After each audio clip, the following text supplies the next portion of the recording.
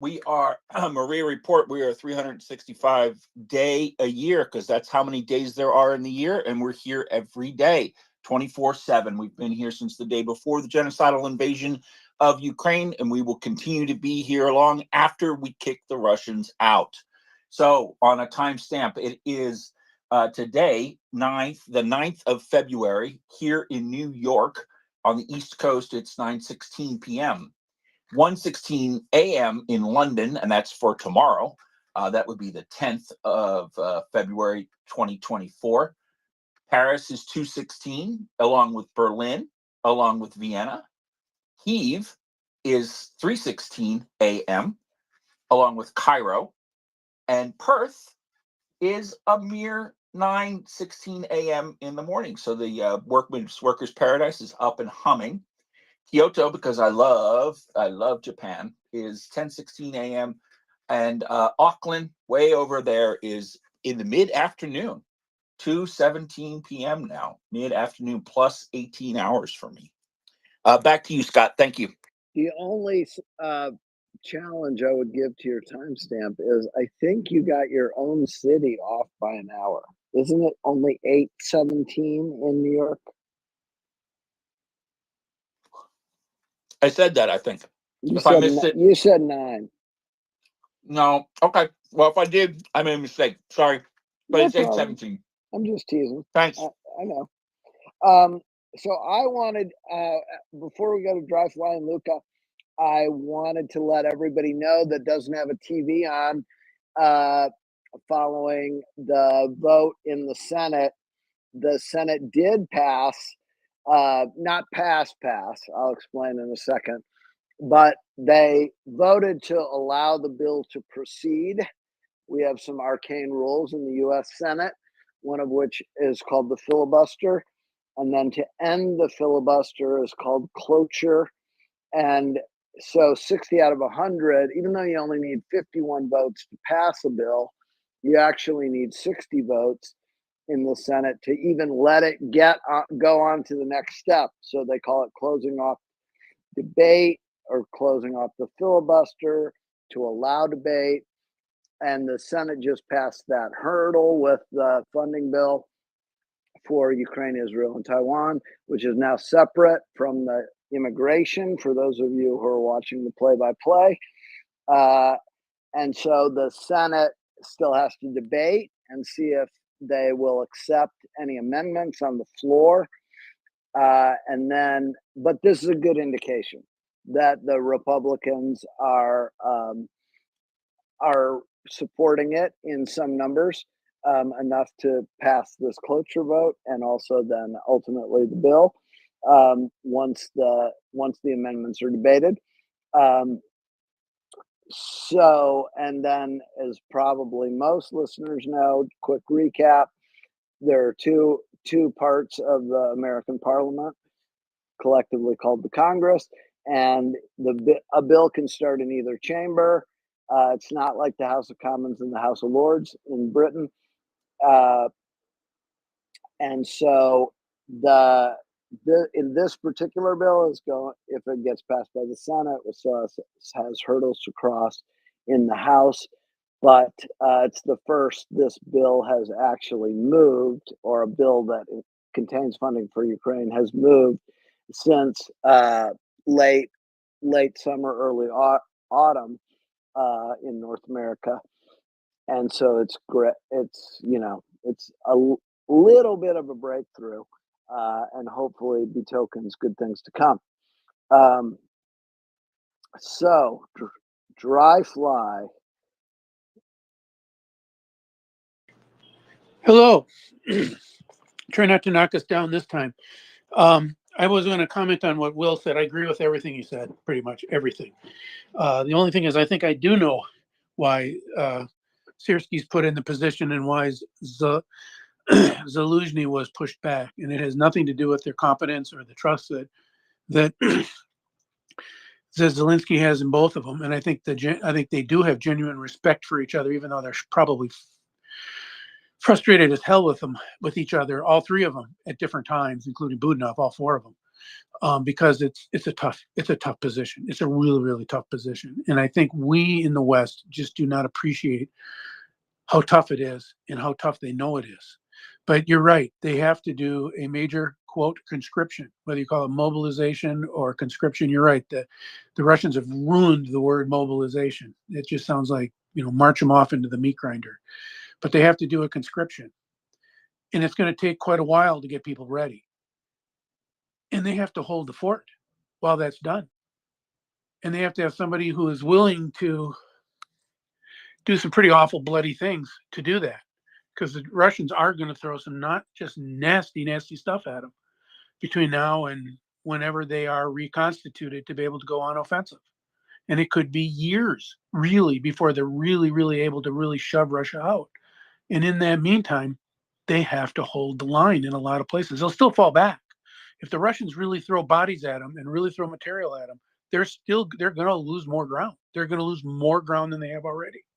And there's going to be more displaced people. That's why the current fundraiser for Maria is such a good fundraiser, because I anticipate there's going to be quite a few. It's a very, very good fundraiser. It was very timely.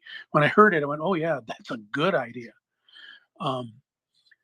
The point is that I think looking at their careers, having watched this for 2 years, and the complaints, I mean, there was a lot of people complained when in the West amongst the military kind of talking heads that we all have seen on Twitter and other places that analyze this and do the OSINT, and, who had this opinion that somehow Sierski was this, this hard-nosed Grant-like butcher, and Shaluzhny was this careful surgeon, was going to cut through and weren't going to be huge casualties. Well, I don't think that that's accurate either way. But I do think that Sierski does have proven track record in some terribly difficult fights going back quite a ways. And that's probably what's going to be needed for the next year. And if you're going to give Ukrainians comfort and confidence, the last thing you want to do is have them, have big movements, big motions, and have them fail. You're going to want somebody who's just going to lock down. I watch ice hockey a lot, and there's a couple different kinds of defensemen. One's called a offensive defenseman, where he pushes the puck up and he scores goals, and he moves fast and he swings and he moves and he's just all over the ice. Then there's what they call the stay-home defenseman, who just locks it down around the goal and doesn't let the other guy score. You just absolutely shut stuff down. You make it so painful for other opponents to go after your people that it makes it hard for them to do it. And I just have the feeling, looking at both of these guys' career, again, I'm not an expert, I'm not there, I don't know them personally, but just looking at their history, from what I can see, Sierski's probably the guy that has to be brought in to do that. They need some shutdown. They need to be able to shut it down, really deny the Russians easy movement forward. They're going to come forward because they're going to have advantages, because we haven't done our job giving them the weapons they need. And while they're pulling their forces together, increasing their force structures, trying to get weapons wherever they can, probably a lot more of it from Europe than we'd ever like to admit here in America, but it's going to happen. They're going to make a lot of their own weapons. If they are going to mobilize, they're going to mobilize their own economy for a war footing, more of a war footing, and they're going to need Western help for that, especially out of Europe, especially money, possibly even from people like us strategically donating to manufacturing operations that'll help them be able to do that, like drones, but others. But yeah, I think Sierski, that's the whole, I think that was what the whole thing was about, is that they need a lockdown general who's going to really make it hard for Russians to move forward in the next 6 months to a year, while they get in a position. And it's not going to be a NATO position, because NATO's never going to give them enough. They're going to have their own recipe. And I have confidence they're going to get it. I have absolute, total confidence that Ukrainians are going to get a recipe that works for them. It's too important to trust the West. It's too important to just trust America. They will solve the issue. They need our help, no doubt about it. But they can't count on it 100%. And so I think Sierski is absolutely the guy for the time right now, because they need someone who is, I mean, it may be some ugly, ugly defenses. I mean, it may be like Bakhmut. It may be Avdiivka gets uglier. Even if they pull back, it could be ugly. But you don't want breakthroughs, and you don't want to make it easy for the Russians. So yeah, I think all of that's in play, and I think Will hit it right that Zaluzhny is going to play a huge role going forward in building the future of the military. But right now they need a shutdown guy that's going to go in there and who's may feel terrible personally about it, but isn't going to let his feelings stop him from throwing people into the fray if that's what's needed to stop the advance. And again, that was Grant's job in the American Civil War. Everyone rips on McClellan for being terrible, but McClellan actually did a major role. He was one of the best training generals the U.S. Army ever had. He was one of the best organizational generals. He was one of the best for logistics. He was just terrible at making the tough decisions to throw his troops into battle after they've already been mauled, which Grant did without blinking an eye. I mean, he did it at a number of different campaigns, both in the West and in the East. Well, that's what Ukraine needs right now. They need guys that even after they get bloodied, they throw them right back in and chase the Russians out.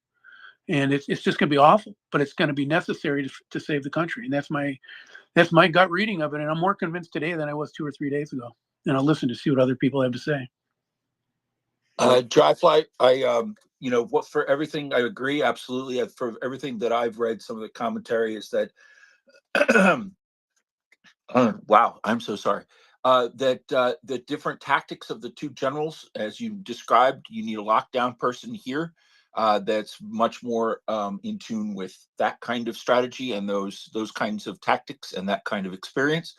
And Zaluzhny was much more about going sort of the NATO style, and his methods and madness was kind of on that realm. So I completely agree with you. I just remember reading some of that commentary, and it made a lot of sense when I read it, and you're reinforcing that for me. So thank you. Back to you, Scott.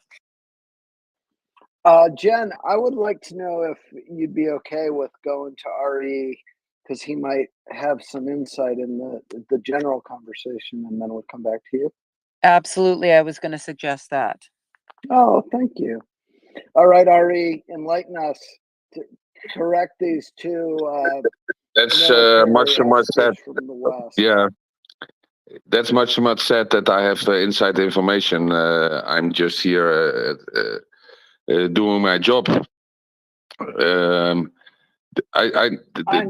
I'm kidding. The thing is, I do value your opinion.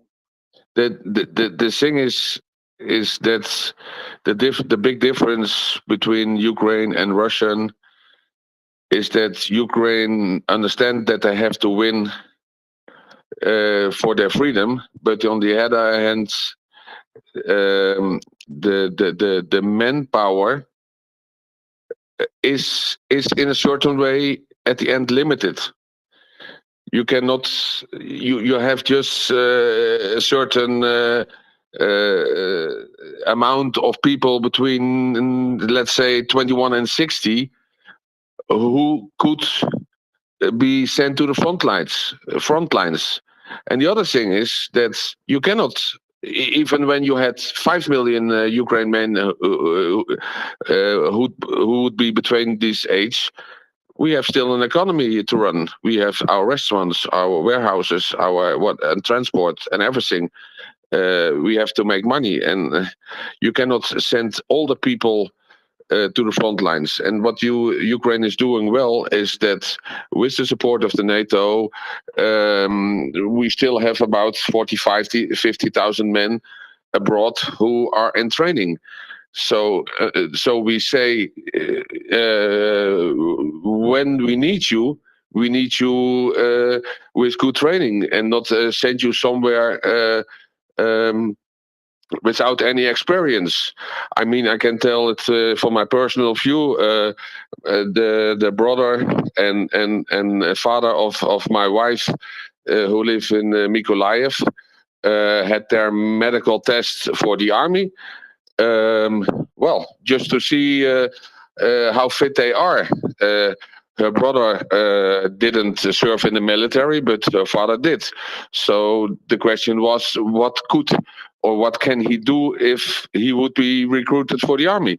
Well, he's at the age of 59, so would you send a guy like this to the front line? So it's not like they're sending now everyone to the front line, and even Russia is speaking every day about we want to mobilize 500,000.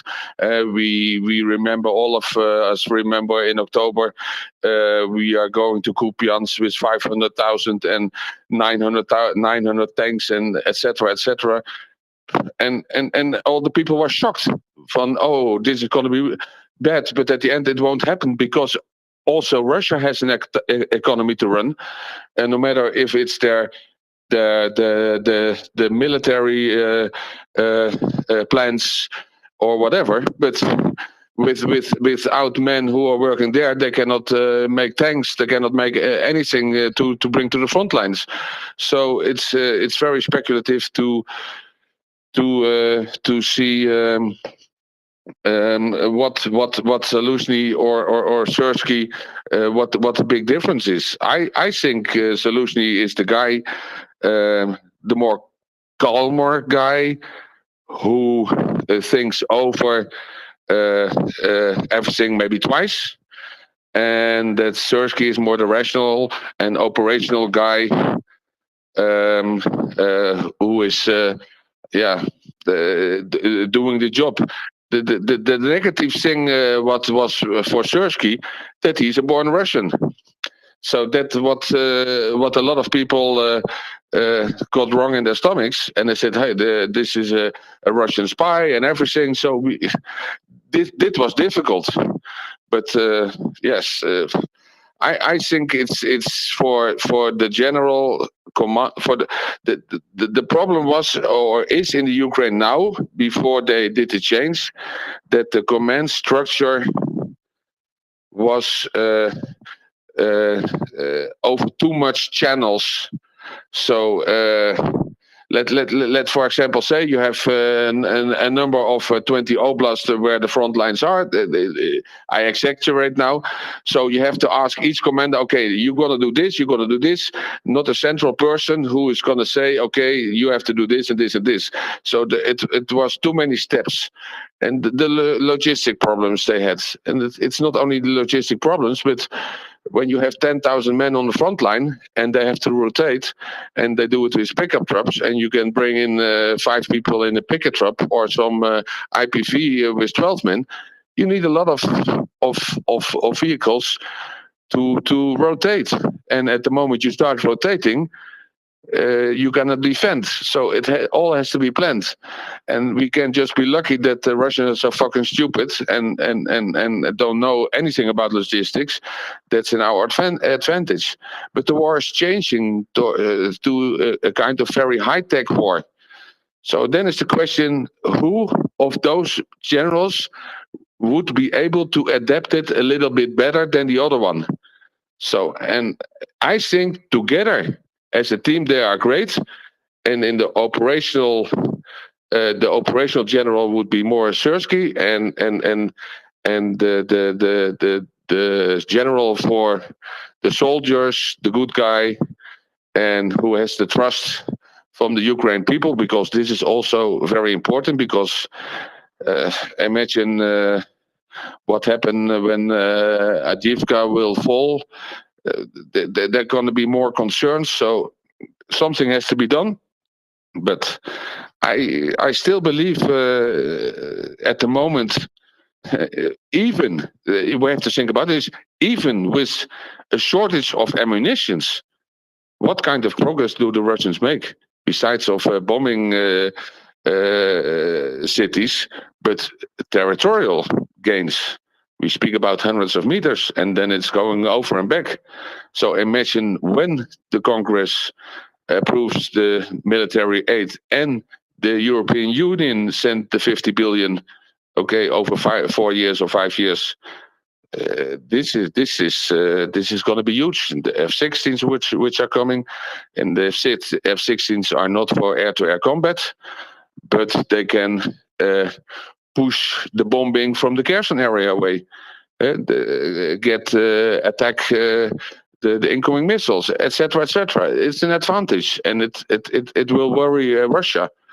But we will see. I think it's not. There's a lot of bad things we see and sad, but we have to think positive.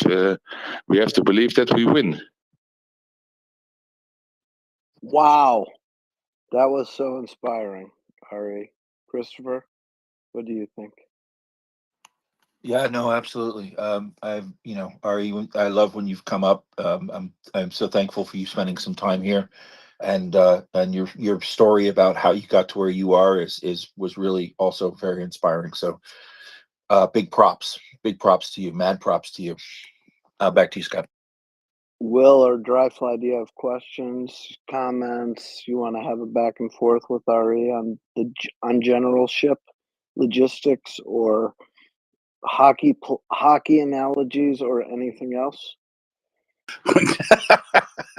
Well, I'm more a fan of the Olsen brothers as far as defense goes in hockey. Ari, I'd be interested in hearing some information. Nothing that's going to give away any details that are sensitive, but in Odessa and Mykolaiv area, have the Shahed drones that have been used there reduced in volume, and is the shoot down rate of those good in that you're being disturbed nightly still, but is the damage being reduced from what the Shaheds are doing in relation to the additional air defense that's been given? And in particular, are they using the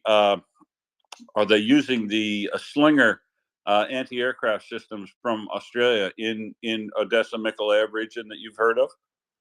There will be 10 Slinger units. Let's say they will arrive, or some are already here. But again, it's the same like Slinger or Skynex, what is of course would be very helpful.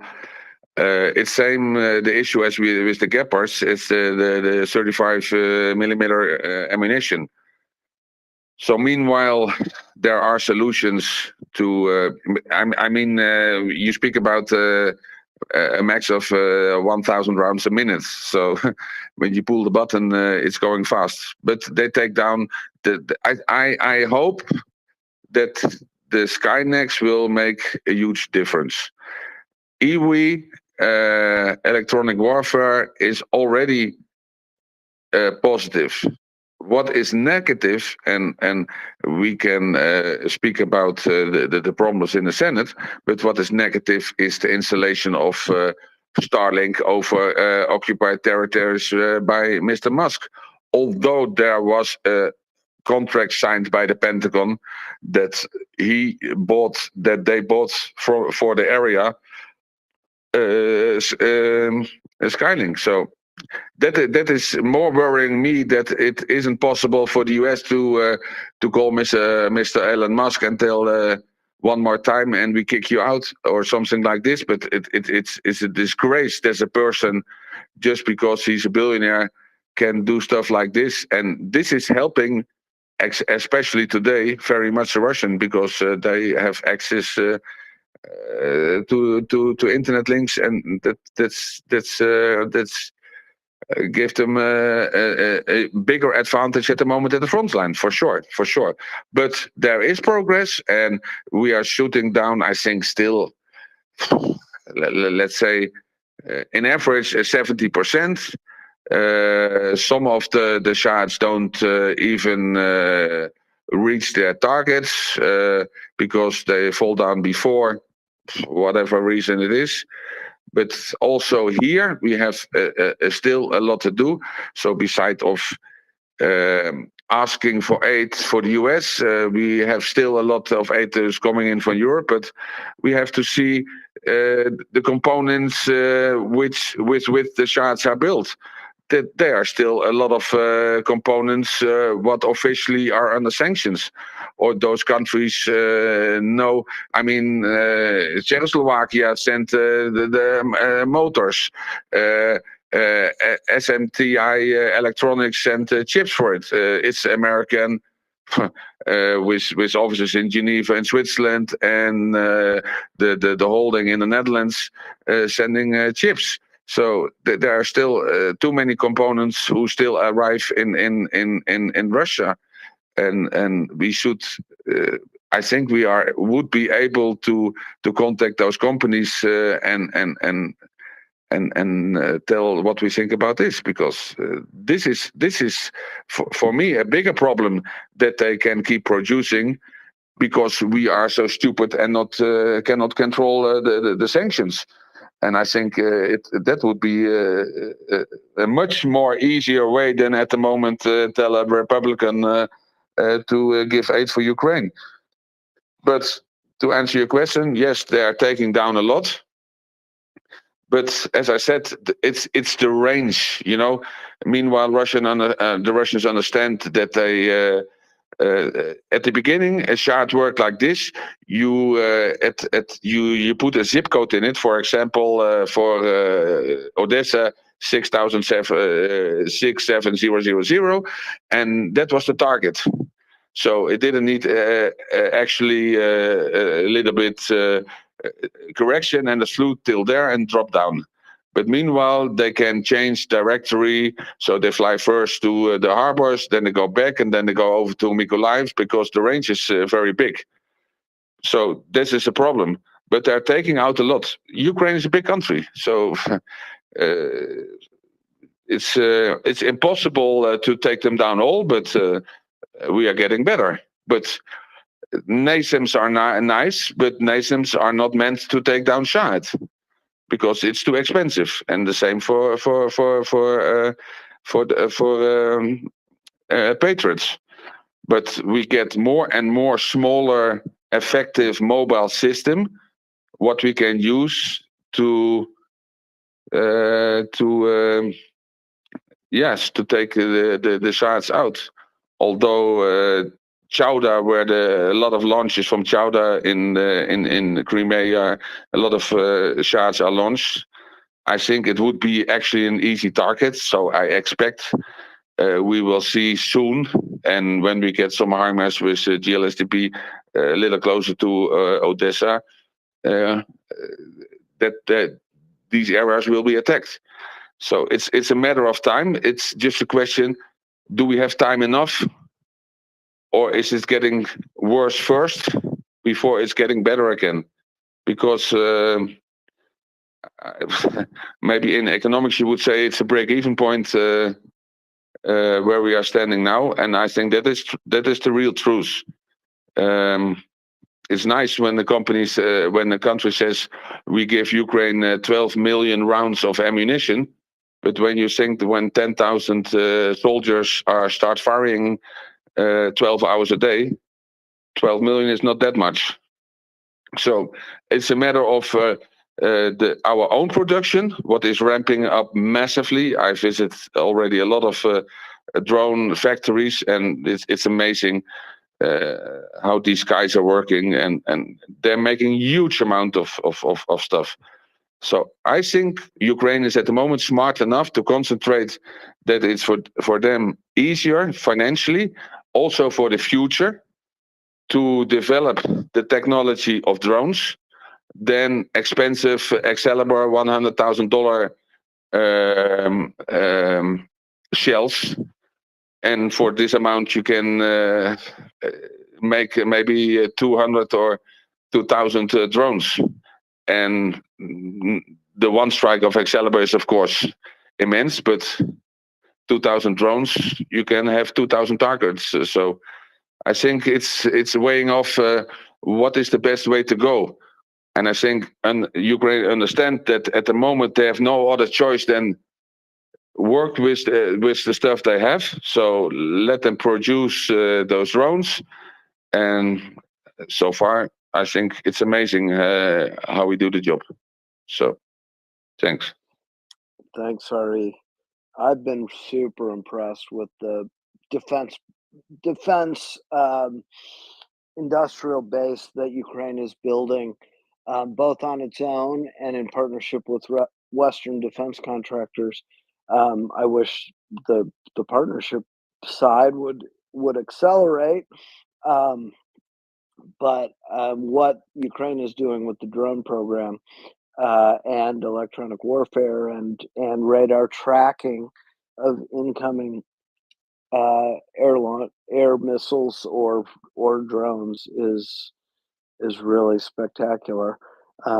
We've been following Fedorov and his Brave One initiative with a lot of interest and seemingly success so far. So thanks so much for that. I was just gonna invite Jen to speak. She was so patient, but she dropped.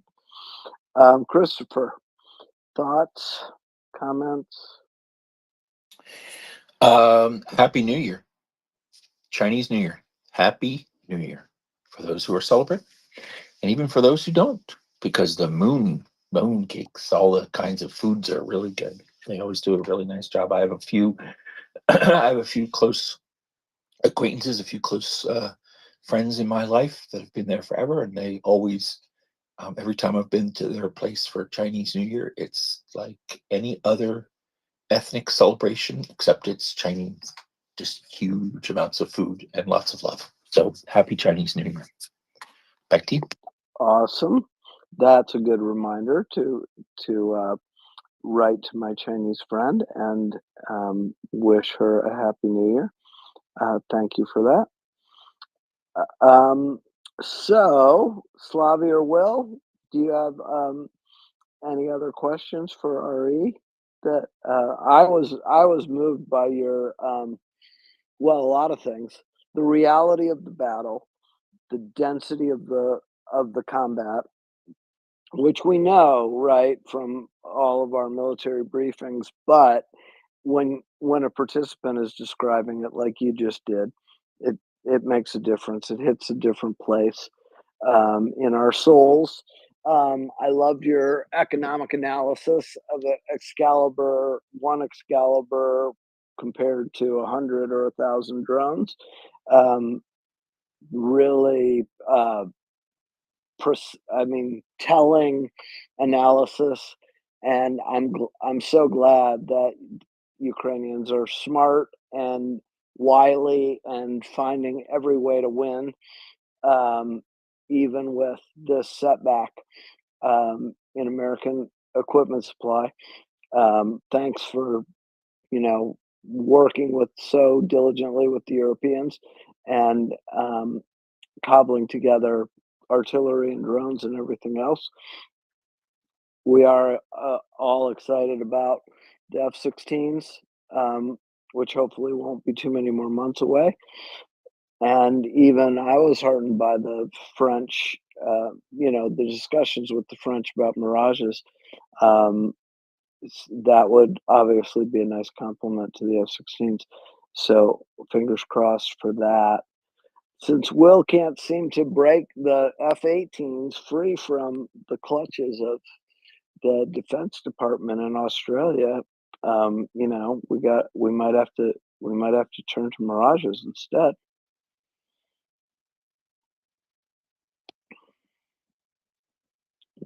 Christopher, Will, or Slavi, or RE, do you want to?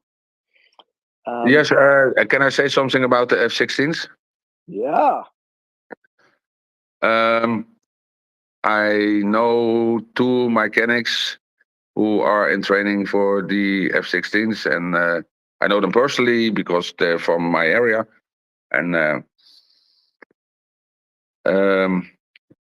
for this case, it's although we hope that they're coming soon, we have to understand the problematic for the area where they have to be stationed. So let's assume that it's one of the best areas. For example, let's say Mykolaiv. They have main and some military airports.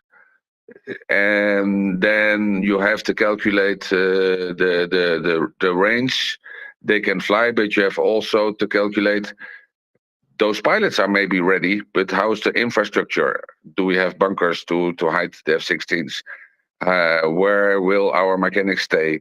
How is the logistic of spare parts? How is the refueling? How do we defend those F-16s when they are landing and starting and etc.? How can we take care of people spying around this place and give the information to the Russians? So there are so many components, and then we have to think how how will we see, or how do there's always a difference. People want to see that they attack Russia. What will not happen? The F-16s will be a part of supporting ground troops and deprive the bombers who will send the gliding bombs to the front lines. We saw a lot of in the internet today.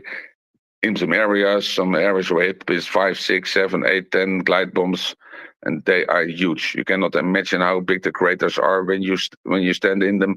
They are 15, 16 meters deep, and it's just terrible. So that will be an advantage because we can push them a little back. But we cannot send a tanker airplane in the air over the Black Sea and refuel our F-16. So the logistics and the operational the issue is I think a bigger issue than training the pilots, because those who fly with a MiG will be very quickly adapted to fly in the F-16s. I believe it's of course newer technology, but it's not the latest technology. The latest technology is what is hanging under their wings, and that will be, I think, very good. But it's not as easy, and of course I want them to see as soon as possible, because we see the problem with the bombing and with glide bombs from the Russians, and I don't say it will stop, but it will be very much less than it is like now. And it will be a big challenge for the Russians to. But it depends also on how many we get, and how many will be in service. When you have 4 or 5 F-16s starting, it's nothing.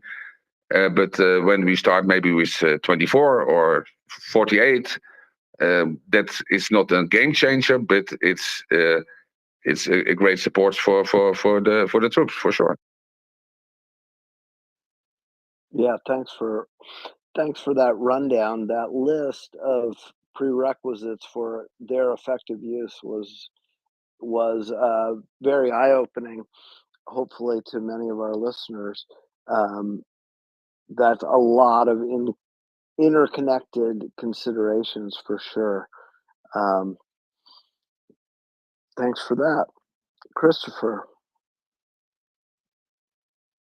Well, I was touring around on the Defense of Ukraine's Twitter feed. And congratulations to Finland. Congratulations to Ukraine, but congratulations to Finland for a 190 million euro military aid package. Thank you to Finland. I don't know what's in it. I haven't gotten that far. It would be curious. I would be curious. So it's Finland sends the 22nd military aid package to Ukraine, valued at up to 190 million euros. Finnish defense minister, and I will totally butcher his name, is Antti, but I can't get his last name, also announced that the country is currently preparing a long-term plan to support Ukraine. In addition, Finland has decided to participate in the artillery and demining coalitions operating under the UDCG. We are grateful to Finland for their steadfast support. Ukraine will win. From @DefenseFinland, which I'm now going to follow. Cool. So that was a little bit of Finnish thing. Back to you. That's great.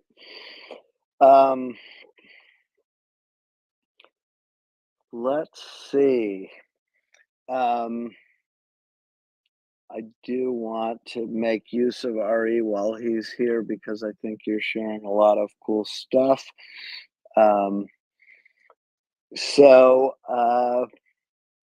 Let's see, what question do I have while I'm waiting for Will and Slavi to come up with new ones?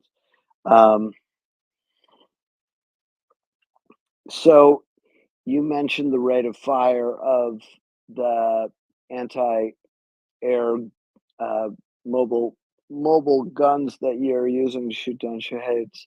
How do you manage the 1,000 rounds, or what was it, 10,000 rounds a minute?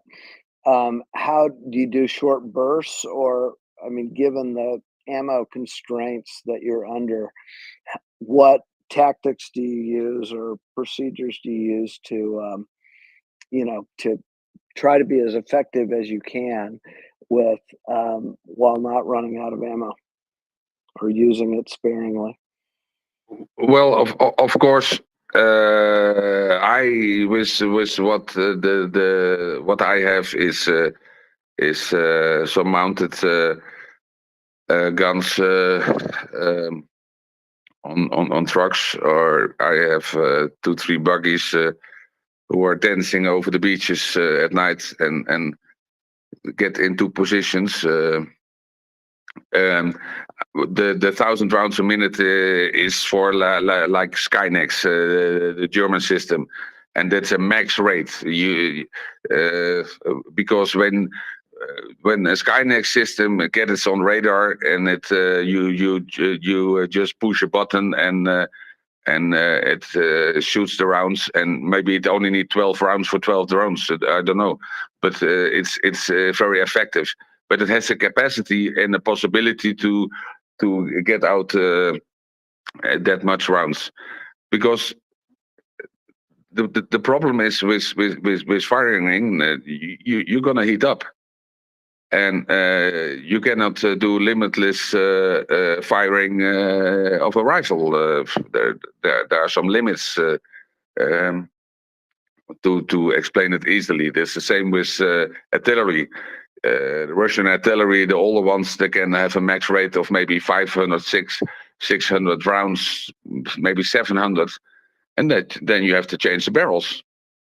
As easy as it is, and as difficult as it is. And for the more modern systems, they can maybe do 1,500, 2,000, but you have to take care of the stuff and loop them and everything. And same with rifles. The bigger problem is the combination of the stress, because you hear it's coming and you visualize where you think the area is, and then you have maybe 2, 3, 4 teams beside each other, and they start firing and hope to hit it, and the guys who are lighting the skies and everything like this, because you hear something and you cannot always track it, because the mobile squads who are around the coastlines taking the shots on the fire, it's very difficult, because sometimes you're out of range. I mean, when it's 2 kilometers to the left and you have no chance, you have first to move forwards, and they're past you miles away before you arrive. So it's a part of the trajectory we see on some. We get some information from, I cannot say wow, but we get some information about the trajectory where they will come in, and what expected the route of these shots are. And then you make a decision, I go here or go there.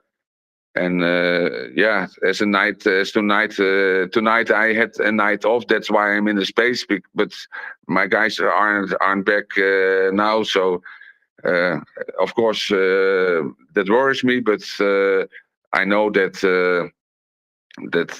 I hope that everything is okay, and that I just read that the air raid is over. But yes, and then they come back and they need an hour or two minimum to come down a little bit, because the stress is crazy.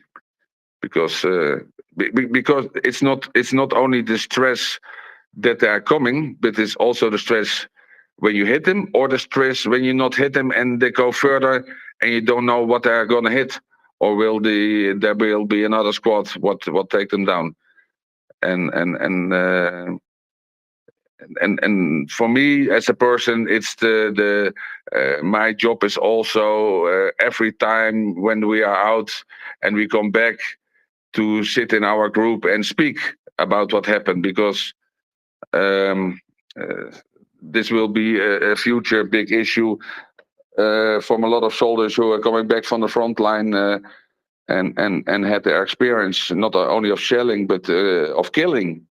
At the end, no matter if it's a Russian, but you kill people, so it's in your mind, and you know what happened. And some feel guilty when they cannot shoot a shot down and it crashes into a high-rise apartment building and 6 people were killed.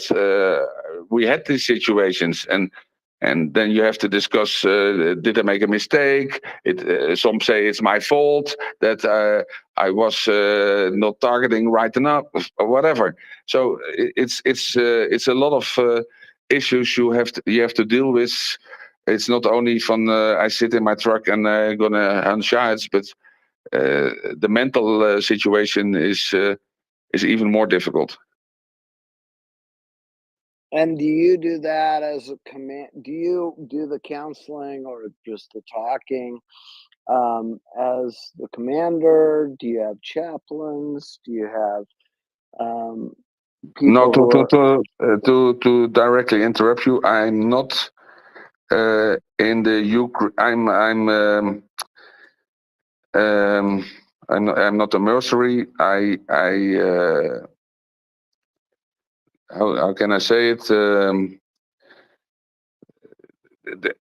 I have a family and a daughter. So when I signed to the Ukraine army, I signed for a period from 3 to 5 years. And as I didn't do this because, well, I was in the Dutch army in my earlier years. I have seen enough, but at the moment the war started, I thought it was my duty to go there. And as we lived in the Odessa area, where I lived with my family, I thought it was my duty to defend the city I love for an invasion of the Russians. And I do it in a sort of agreement, but I didn't want to sign to be, because when you sign, you cannot say, okay, send. I only want to do Odessa. They can send you everywhere. Rossi. Eh? Hello. Hello. You hear me? Yeah, we hear you. I think you might have wanted to interrupt. Okay. So yeah, go ahead. So it's for me.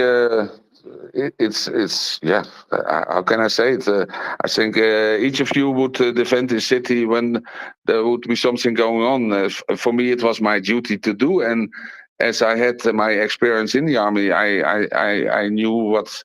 No, I didn't knew, because there's a difference serving the army and do training and being in a real war and seeing what is really going on. It's a difference. But yeah, we are here with about 24 who are doing it in free will, and because they fight for freedom and think it's the right thing to do. But it's of course difficult, because it's most of them have families. I have my family and brought them abroad. Yeah, it's difficult, but what else? We have no other options. Yeah. That's kind of creative of the Ukrainian army to have so you're kind of like, you're so obviously associated and they're giving you good equipment. But so they've made provisions for people who aren't sort of formally part of the armed forces of Ukraine, but still are fighting for them. Um, difficult to say. I came into Ukraine and I did my business in real estate in Odessa, and I was on the sunny side of life. But when the war started, the day I just short story, I went back to the Netherlands to visit my parents, and my wife called from Odessa. The Russians invaded Ukraine. So I said hello to my mom and dad. I hope you are okay. But I turned around and I drove back to Odessa. And I did it because before I left, I already had a feeling at the Odessa airport that something was in the bush. It's just an inside feeling, and when it then was real, the moment it started, you didn't notice it at Odessa, but you read the news and knew it was going on, and the thing at that time is that you didn't knew how it will be. Do we have an army at all? So I called my guys who I know for my time at the army, and all of them said we are coming. So then they came to my house. I live at the seaside, and beside of a real estate, I had one of my big passions, and it was taking care of the dolphins of the Black Sea. So that was for me no question that I have to be there for the people of Odessa to help them. So I do, and I'm still doing to help a church in Odessa for the people who lost jobs and homeless and everything, because we don't have a social care system like in the US or like in the Netherlands or like in Germany. So when the people have no income, they have no money. So I thought, okay, you are financially in a good position, you can do it, and you will help them. But I had also my passion, my dolphins, and they were stressed, and I had to help them. That I thought also this is also part of Odessa. So besides, I'm hunting my sharks after I finish here the space. I will go down to the beach and give them a whistle and hope they will come, because yes, it's part of the daily job. So it's a lot going on, but I never regret I came back here and for the purpose of defending the Ukraine and the people I love, and people who haven't been in Ukraine. I hope everybody will have the possibility to come here once and see how generous and how I cannot even describe that word. It's just you feel welcome every place you come, because it's all for one. When you go down a street and you see a car broken at the side of the street, you don't drive on and say to your wife, "Hey, you see that car?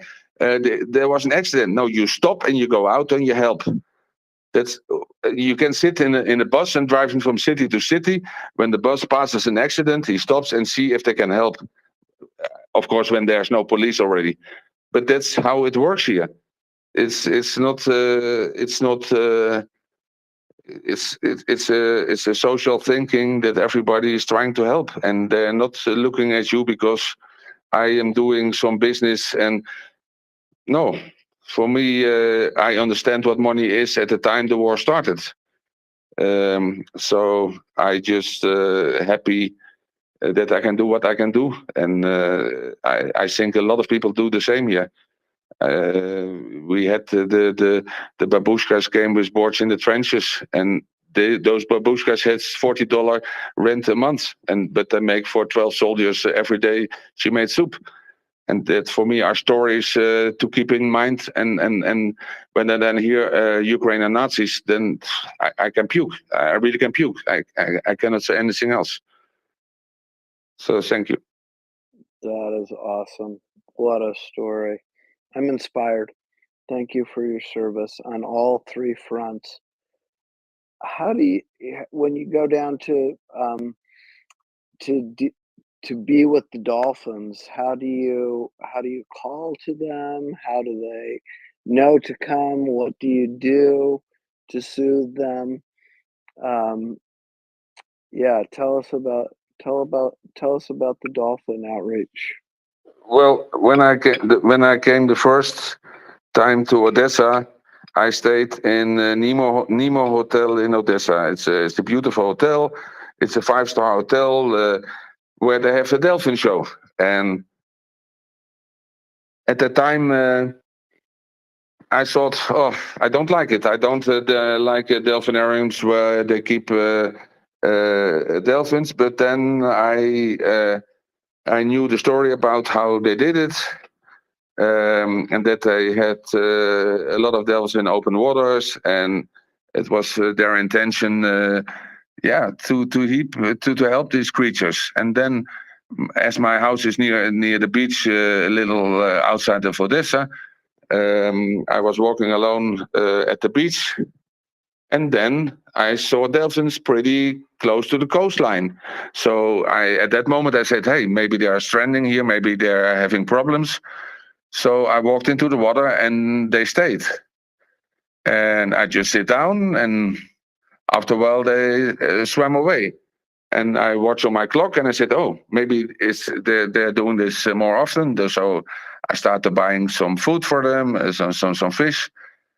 And I understood that it was more like a help, because meanwhile, in the 2 years, about 50 to 70,000 dolphins died because of the whole war in the Black Sea, sonar and everything.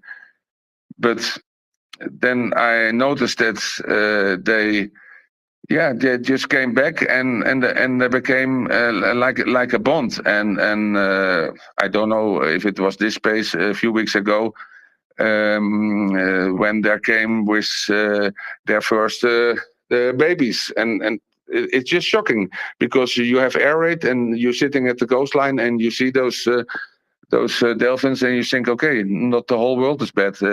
Something has to be good, and you whistle normally. You whistle, and there's a certain frequency. I got this from the Hotel Nemo. They gave it to me. Sometimes I go there with some veterinarians, and they come with me and try to see if they're all right, or that they have some issue. So it became a part of my life. I never thought it would, but I cannot without them anymore, because it keeps me also mentally strong. And shows also a kind of love you get back from those animals in a time where it's hard for everybody. That's a beautiful story. Christopher, do you want to ask Ari some questions? No, I'm just happy listening. I've been in the space before when he's been up, and so I have a good idea about his story. And he does share as much as he can, and that's been terrific. I appreciate it so much. Thank you for asking me, though. We have Elvis's hand is up, though, so Elvis, go ahead. I saw something the other day about Lindsey Graham ranting and raving something about Poland, and apparently I'm sure it had something to do with Ukraine. I mean, he was very vocal on being pro-Ukrainian, and it seems like when push came to shove, he wasn't one of the people that voted for the aid to Ukraine. So it's really, really troubling what's going on with the Republicans. They're really, really politicizing this to a dangerous level.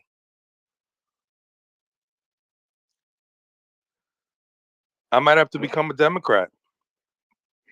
Oh no, don't do that. I might have to become a Democrat. Oh my gosh. That would be terrible.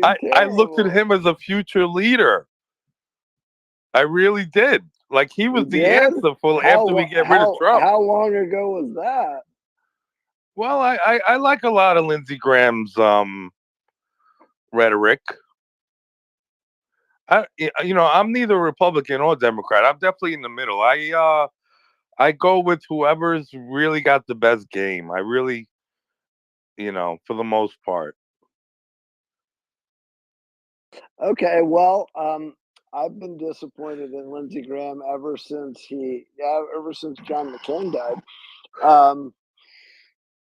and his support of the ex-president. But this will be the most tried. volatile election in our history. I know that, and it's got so much on the line. It really does.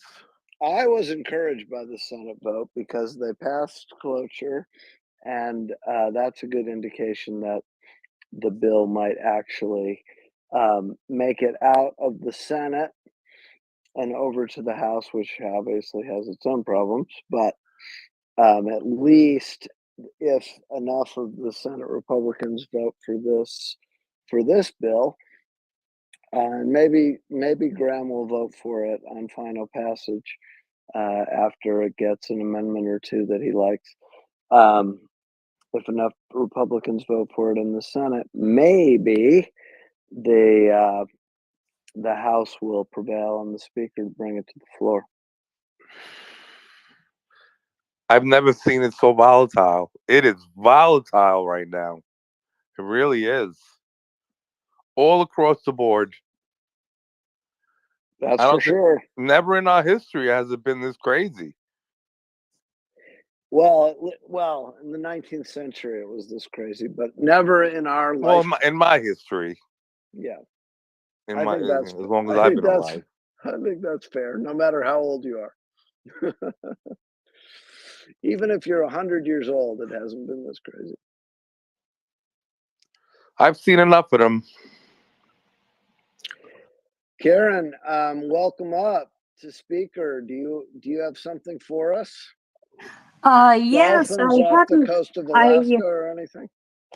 No, but I had a question for Ari, and that was about the military trained dolphins the Russians had in a pen over by Sebastopol. They disappeared all of a sudden, and I was wondering if you've ever been able to rescue any of those dolphins, or are they all dead, or have you seen any dolphins like that with electronic gear on? I know that up by Norway a while back, it was a couple years ago, they found a small whale that was very friendly, and it had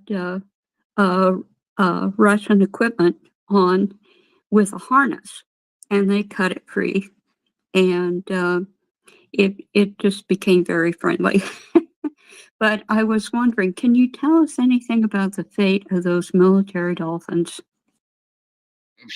It's difficult to say. I think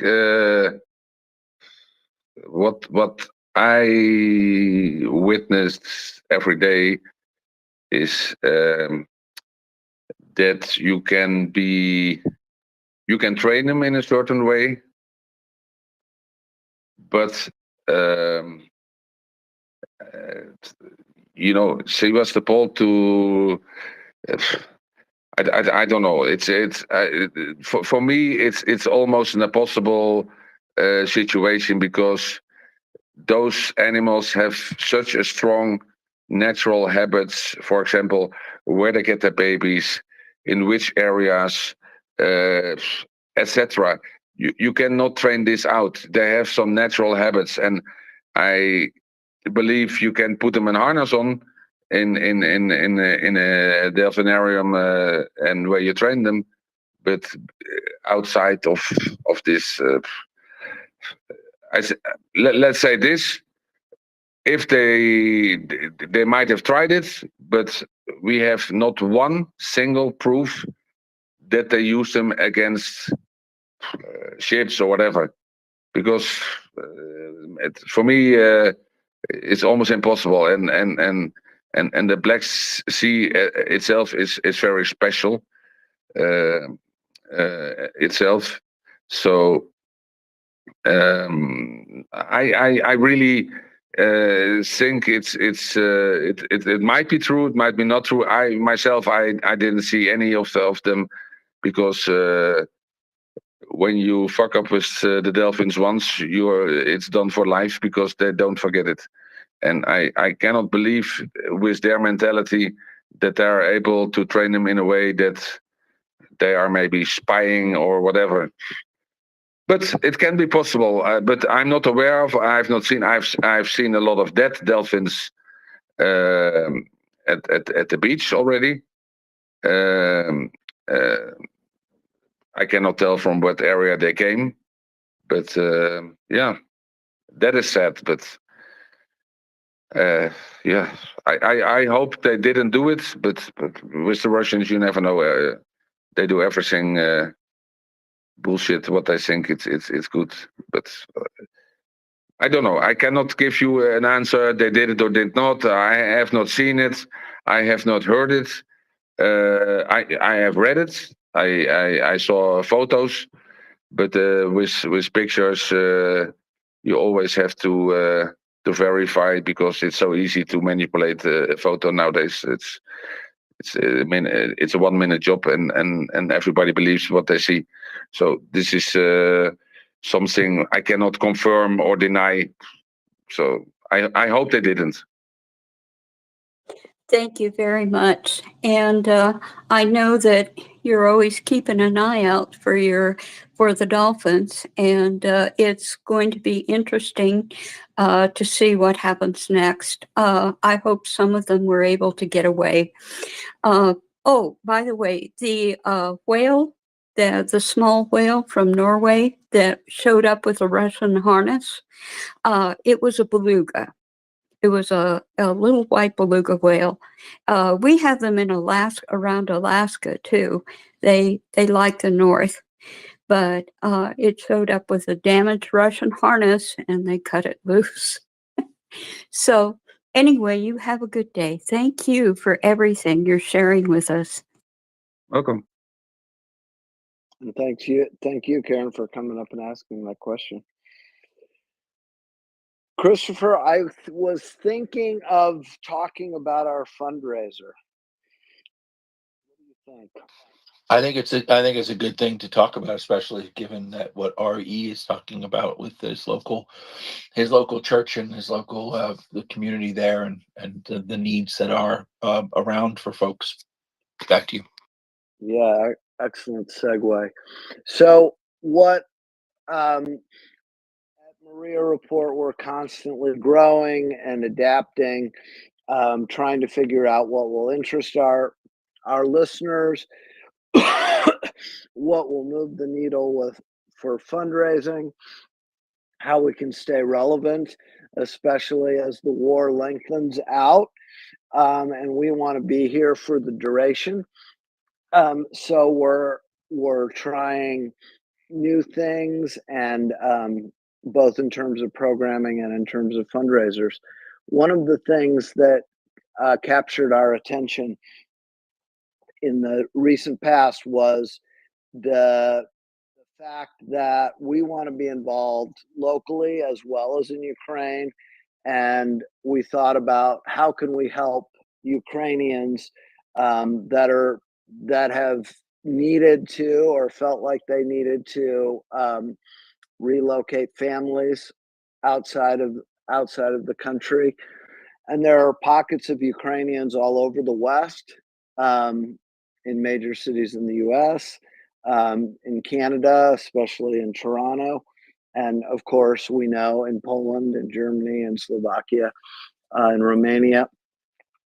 Every country, the UK has been very generous in taking in many Ukrainians. So this fundraiser is really targeted to helping those people Not all of them in all of the West, right? We aren't taking in millions of dollars in these fundraisers, but we're trying to set an example of taking care of people in our communities, and this involves setting them up with housing, finding housing for them, finding furniture for them, clothes, supplies for kids, kitchen supplies, uh, the basics to set up a household that volunteers are finding for, finding flats or houses for rent for them. So that is our initiative, and we feel strongly about how we can make a difference where we are, right? There's an old adage, think globally and act locally.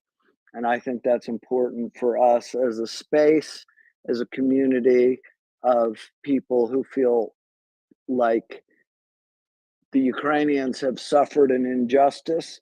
The next segment is going to be understanding genocide and an exploration of how exactly, and we touched on it in this segment, how exactly the Russians are conducting this genocide against Ukraine. But part of that injustice is the displacement of people. We're very cognizant of the internally displaced people within Ukraine that have moved from east to west, the strain on Western cities, but most particularly the people that are now homeless. But this particular one is for refugees in the West, and maybe we'll do a future one for IDPs as well. But we feel strongly about it. We think these people are really benefiting from the charity of their local community, but we want to be a part of the provisioning of goods that can set them up. And obviously, it's not just about stuff; it's also about community and their, having a group of people and finding a job and stuff like that. But one big helpful starting point is getting them set up with the basic necessities of furniture and cooking utensils and stuff like that, as well as some clothes. So that is our effort. And if you feel strongly about that or think that resonates, you can donate some spare dollars or pounds or euros to that effort. And also, if you feel that there's Ukrainians in your community that you would like to do more for, we'd really appreciate hearing about that. Ideas you have about helping Ukraine wherever it is that you live. You can DM me, you can DM other co-hosts, and we just invite you to participate in helping out Ukrainians wherever they might be and whatever circumstances they find themselves. So thank you so much. Over to you, Christopher.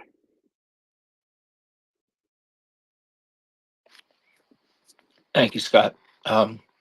Jen C is requesting again, so we'll bring her back up.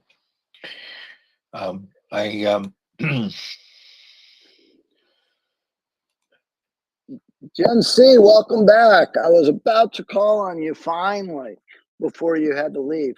So please share with us whatever it was that you were wanting to share before, or something new.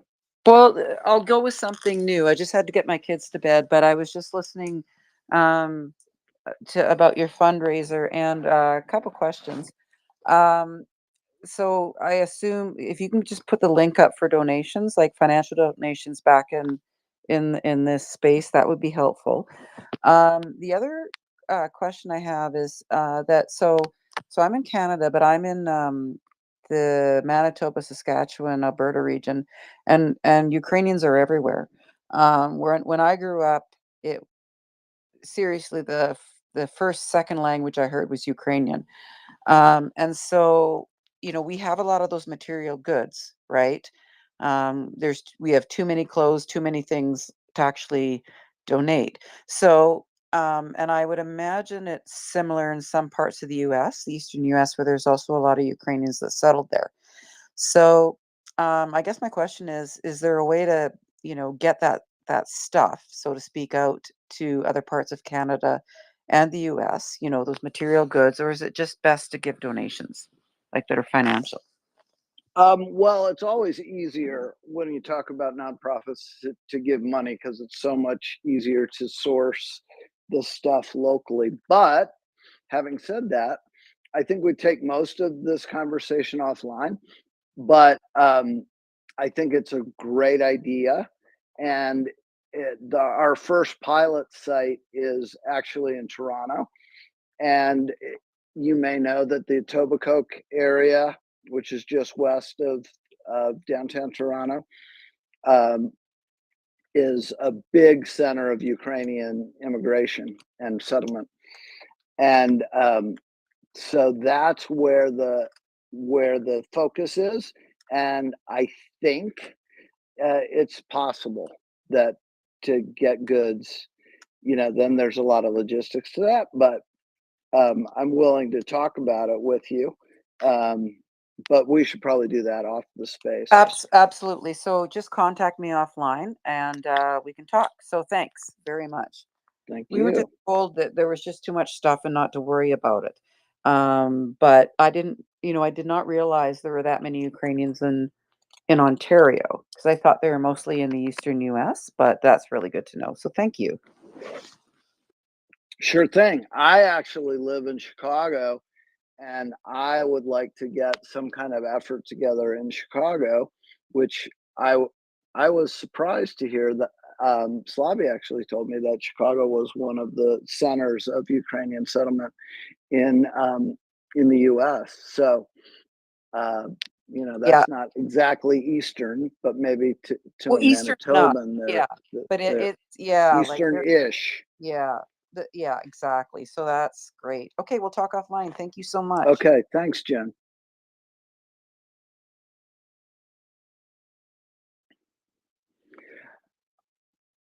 So, Christopher, in the absence of hands, and while Ari is still here, I've got one little thing to share of a newsy nature that fits in with something Ari mentioned a while ago, and it's about telecom and Starlink. So, he already mentioned the frustration with our erstwhile entrepreneur, Mr. Musk. This article says that some Russian and Ukrainian sources have claimed that Russian forces are using Starlink in occupied Ukraine. A Ukrainian language source claimed that Russian forces purchased Starlink access via Dubai. ISW cannot independently confirm any of these claims, but it's said that Starlink stated that its operator aerospace company, SpaceX, does not do any business with the Russian government or the Russian military and has never shipped, marketed, or sold Starlink services or equipment to Russia. It also, Starlink, that is, also stated that it doesn't operate in Dubai and has not authorized any third-party intermediaries, resellers, or distributors of any kind to sell Starlink in Dubai. So, RE, do those denials strike you as authentic or truthful, or do you think games are being played?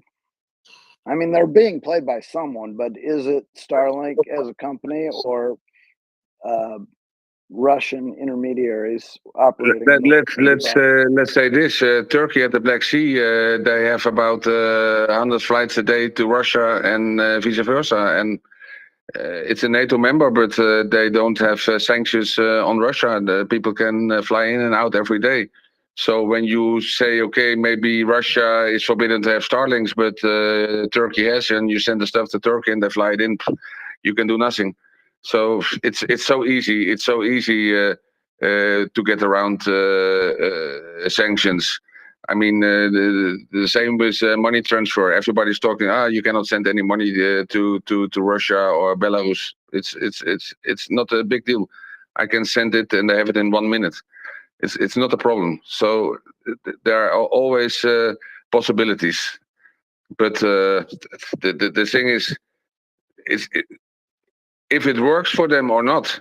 I just think it's disgusting that it's even possible that Elon Musk can do this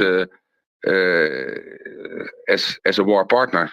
For me, it's a partner, and maybe pro-Russian will tell, yeah, Ukraine gets Starlink too. Yes, okay. It's right, but for me, I think United States should do more to companies to Elon Musk, who's doing this kind of shit. It's a no-go, and but it's not up to me.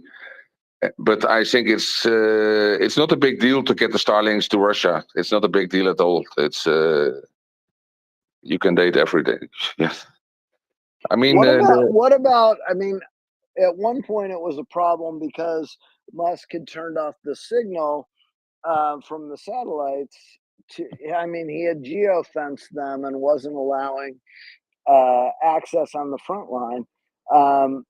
Couldn't if they're that agile at geofencing, it seems like SpaceX could just turn off the signal in occupied Ukraine, X number of kilometers behind the front line.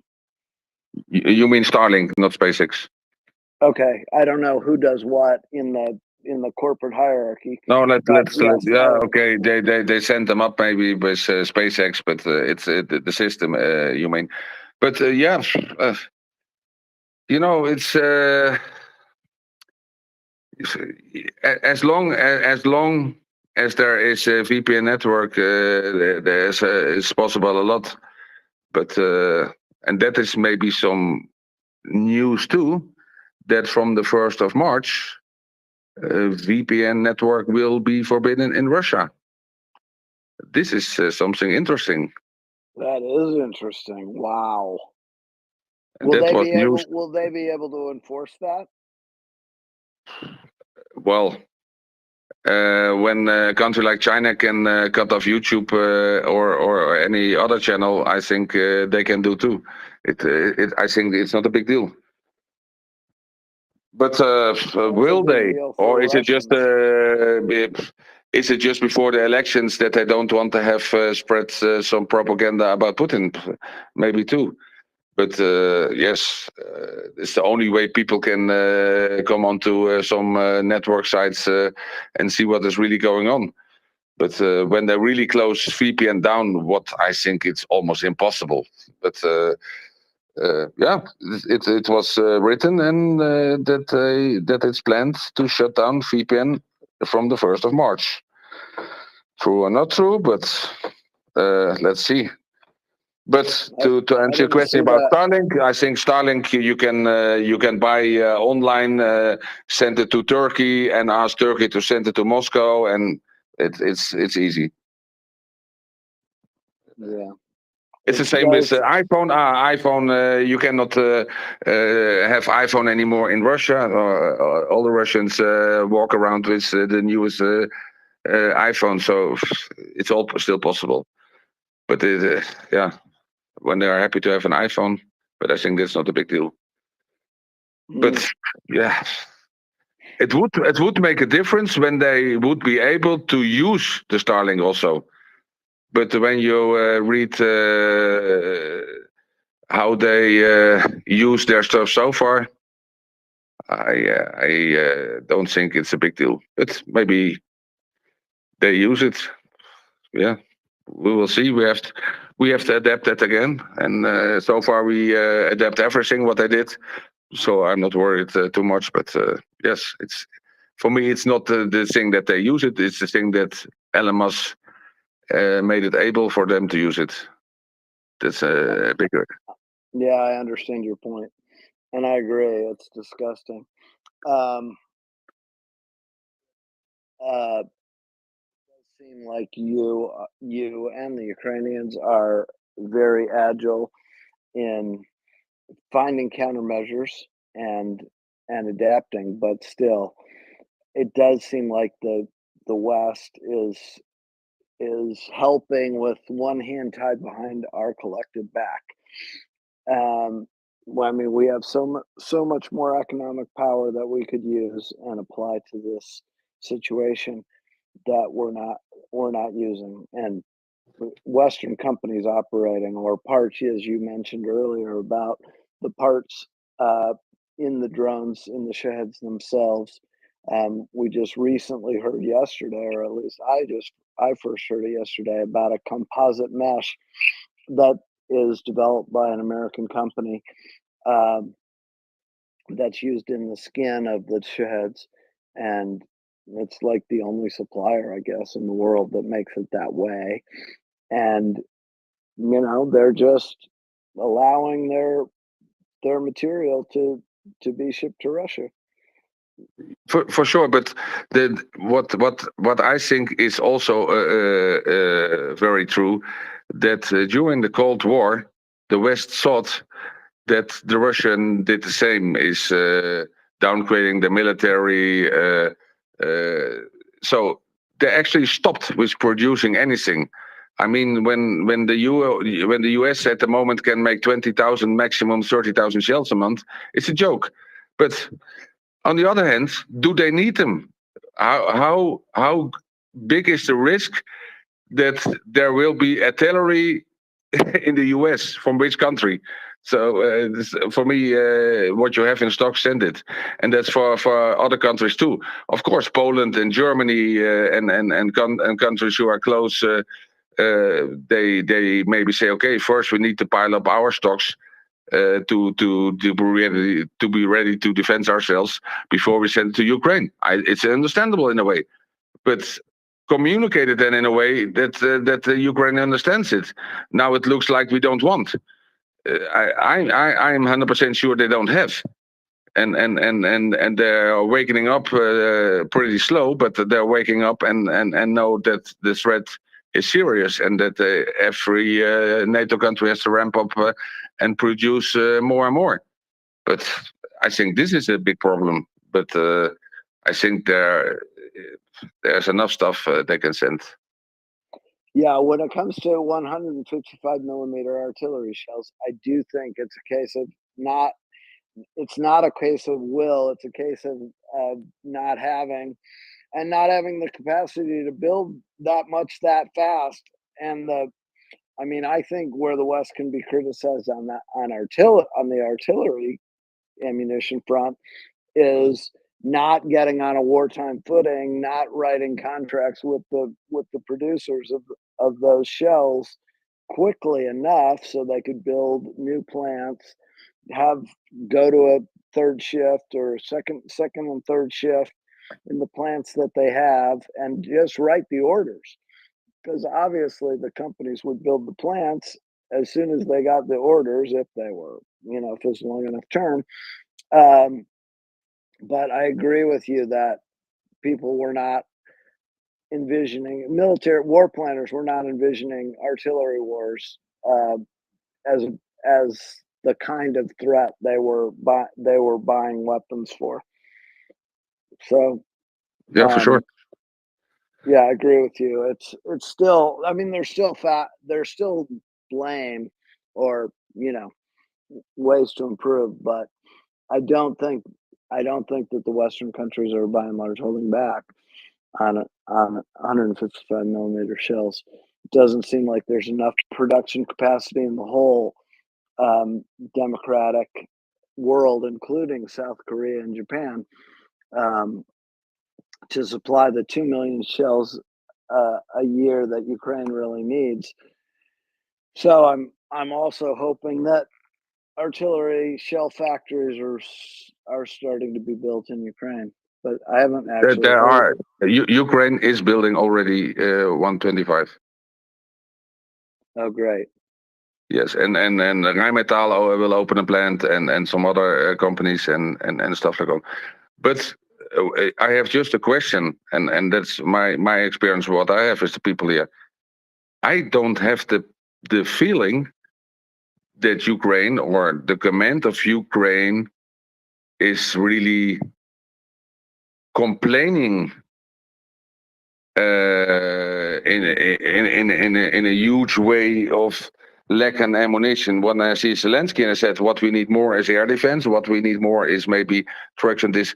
But so far, of course, I say it's also a lot of stuff. What is written is maybe and maybe on purpose exaggerated factor X to make clear that we have to ramp up faster, for sure. But it's the war is so different. In the beginning of when the war started, it was an artillery fight of Russians, and I mean, remember the days that Russians fired 68,000 rounds a day.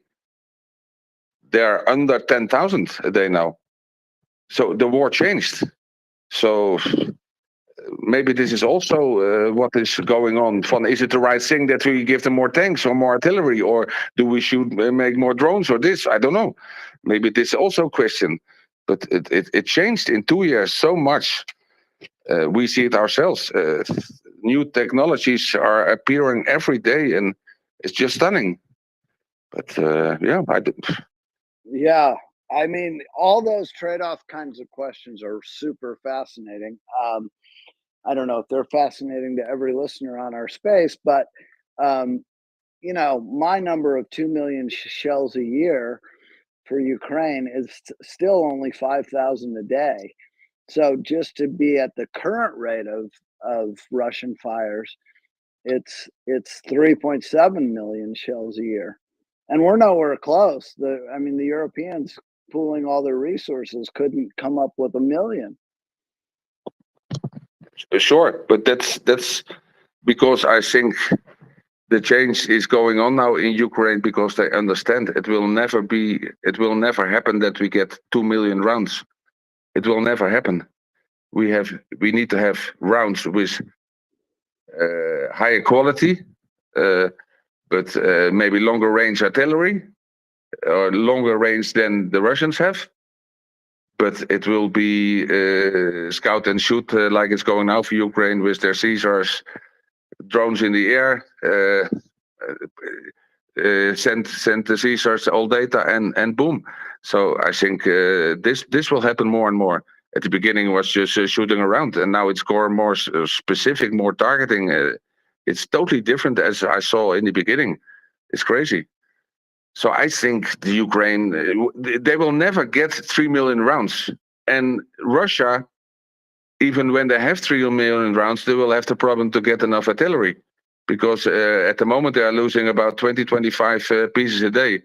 And they cannot produce that much even in a month. So that's another problem. So I think on the long run, it will all shift for both parties. And then is the question who's the smartest and who answered the fastest in the change of war. And I hope it's Ukraine. I do too, brother. I do too. Yeah, it's really, I mean, it's really critical to do that kind of fast adaptation. And quite striking, the numbers that you cited and how much it's changed over the you know, these last 2 years, and how much it will continue to change. I mean, I can't imagine that it won't change a lot in 2024.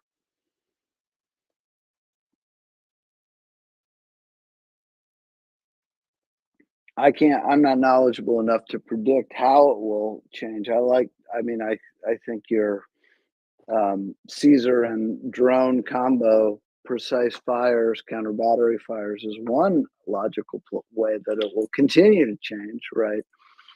On the long term, it will disappear. I'm 100% sure. Because when you have capable drones with who can fly X hundred of kilometers in a height of 10 kilometers and point out the target precisely and drop it, and why will you need them? So I think it will change. You see, it's crazy. Only in the last year, where 2026, I believe, new drone companies registered, part startups, part already existing. So it's ramping up in a way of, and then the IE or IE situation. So it's changing. You already see Ukraine robots who are driving to the front and all by itself and on remote. So you already see them. You see the sea babies, etc. And how fast is this developed? It's crazy. Yeah, they're already on the 5th revision of the sea babies. It's amazing. Yeah, and one big player, let's not forget the sensation Bayraktar, is building a plant what is ready in 1 year.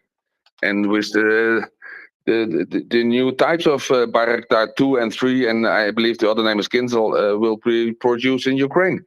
So it's a lot going on.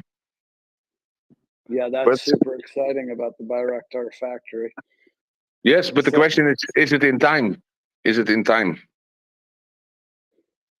I don't know. I hope that the general shift and what, Will and Dryfly were talking about defensive, I don't know, cleverness. Maybe Ukraine can build a Surovikin line of its own. And then meanwhile, get some more missiles, some more air missiles, and continue with the Black Sea, conquering the Black Sea with drones. Yeah. Capable Ukrainian Navy. Yeah, let's see and let's hope. But so far, without an air force, we're doing damn well. Exactly. You've denied the Russia air superiority without an air force. Well, I mean, you do have an air force, but with a lot fewer planes than your adversary. Yeah, for sure. For sure. Well, Christopher, we're rapidly approaching to the time of understanding genocide. Shall we start winding up and saying some goodbyes and getting our colleagues who will lead us forward for the next 3 hours up in the balcony? They should, yeah, absolutely. They should storm the ramparts. Nice, nicely done. I'm putting a link up in my timeline to some commentary from a blogger that talks about the strength of our new general and some things that he has been involved with throughout his career. He's been at war for the last decade, literally. So he was the head of the land forces previously, responsible for the successful Kyiv and Kharkiv operations and some smaller operations. I'm just reading from this blogger's post. He showed abilities to achieve results in both defense and offense. And the operations that he was involved with are probably, according to the blogger, probably the decisive lever that swayed Zelensky to choose this particular candidate. In principle, everything is logical because the man has spent the last 10 years at war, and he knows exactly how the army lives and breathes. He was in 2014, he headed the ATO headquarters and coordinated the withdrawal of Ukrainian defenders from the Debaltseve. In 16, he became the head of the Joint Operations Headquarters of the Armed Forces of Ukraine. And in 2017, that is, he became the commander of the entire anti-terrorist operation in eastern Ukraine. 2 years later, Sersky was appointed the commander of the land forces soon after the chief of the general staff. So no matter how much the Kremlin's propagandists accuse the general of being born in Russia, using that as a cudgel, I guess, the war has shown that he's a true patriot of Ukraine. So,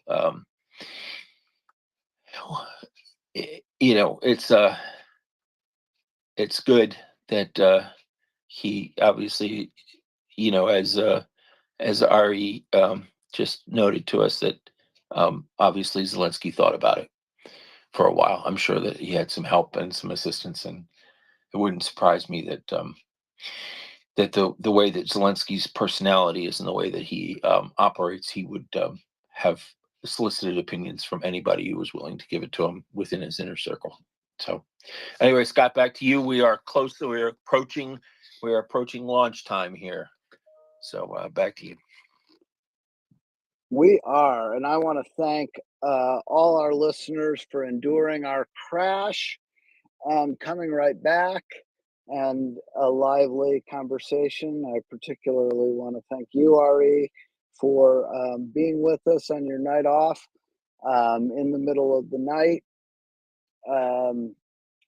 Thanks for your stories, your perspective, your insights, and your heart. And thanks for your service, too. Easy, anytime again.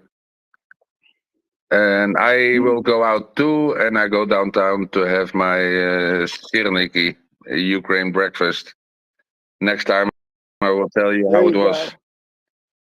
So hopefully you'll see some of your colleagues coming back from their beach coma. My beach, yes, I hope to in an hour or two maybe.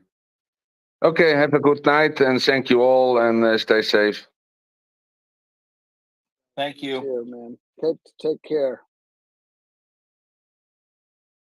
All right, so thank you all for your contributions. Thanks for listening.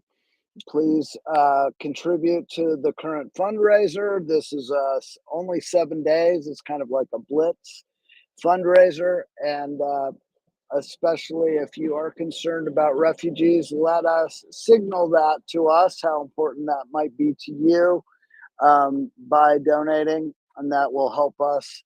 We try to calibrate the proportions of these different causes that we sponsor here at MriyaReport. So that kind of input is really taken seriously by our team.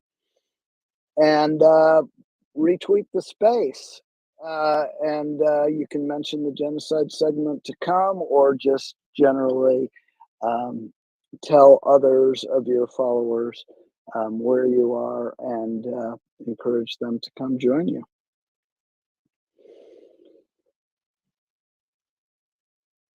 So, Christopher, would you like to go first, and maybe Prince Heather can come up? Nancy needs a couple more minutes, so I'm happy to hang out. Thank you, sir. And say hi. Say hi to Prince. All righty. Yeah, no, I want to. Yeah, well, thank you. Anyway, thank you. I'll stop. I'll stop talking. Thank you. Thank you, Christopher. It was a pleasure being with you, man.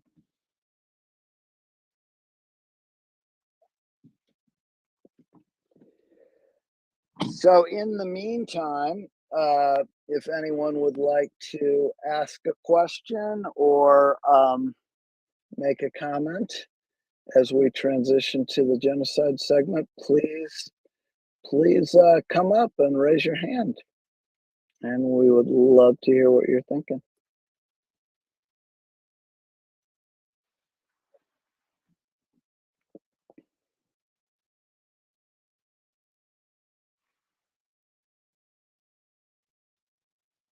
Here's somebody.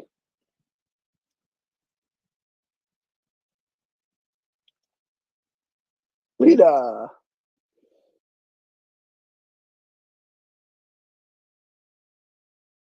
Go ahead, Lita. Thanks for coming up. Hello there, and Slava Ukraini. Heroam Slava.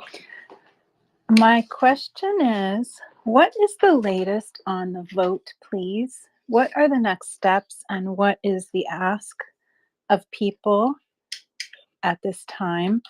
Is it still in the hands of the Senate, and is it that they're resuming at noon tomorrow, or when does it go to the House? Does anybody know? And thank you. The vote was 61 to 19 to allow debate and move the bill out of its filibuster stage and into what they say cloture. And so that's a good sign. Any bill going through the Senate has to pass that hurdle, which is tougher than passing the bill. Now the Senate will allow floor amendments.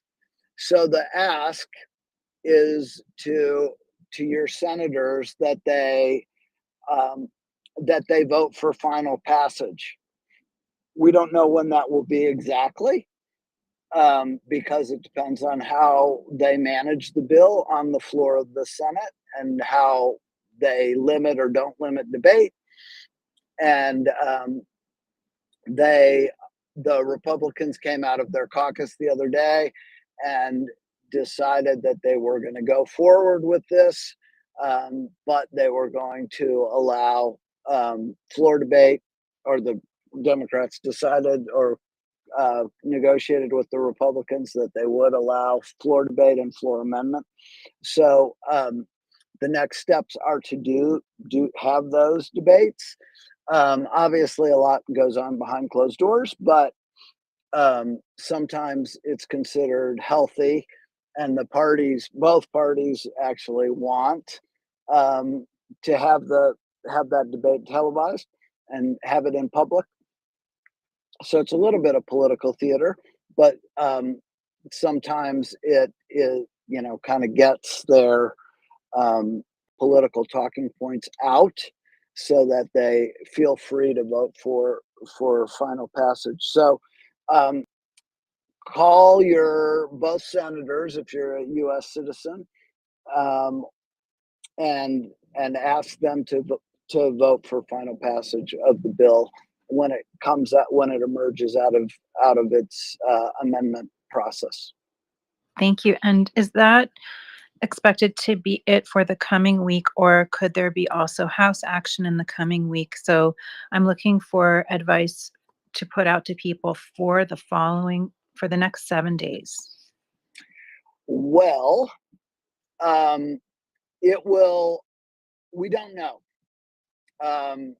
And they might not even know. But it's possible. Usually on a high profile issue like this, they single thread issues through the Senate.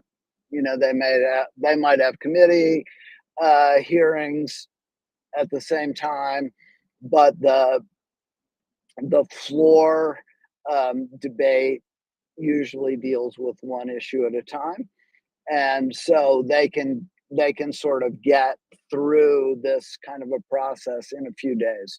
So it's plausible that next week they will take a vote on the final bill, and given the cloture vote, it's quite likely that they'll pass it.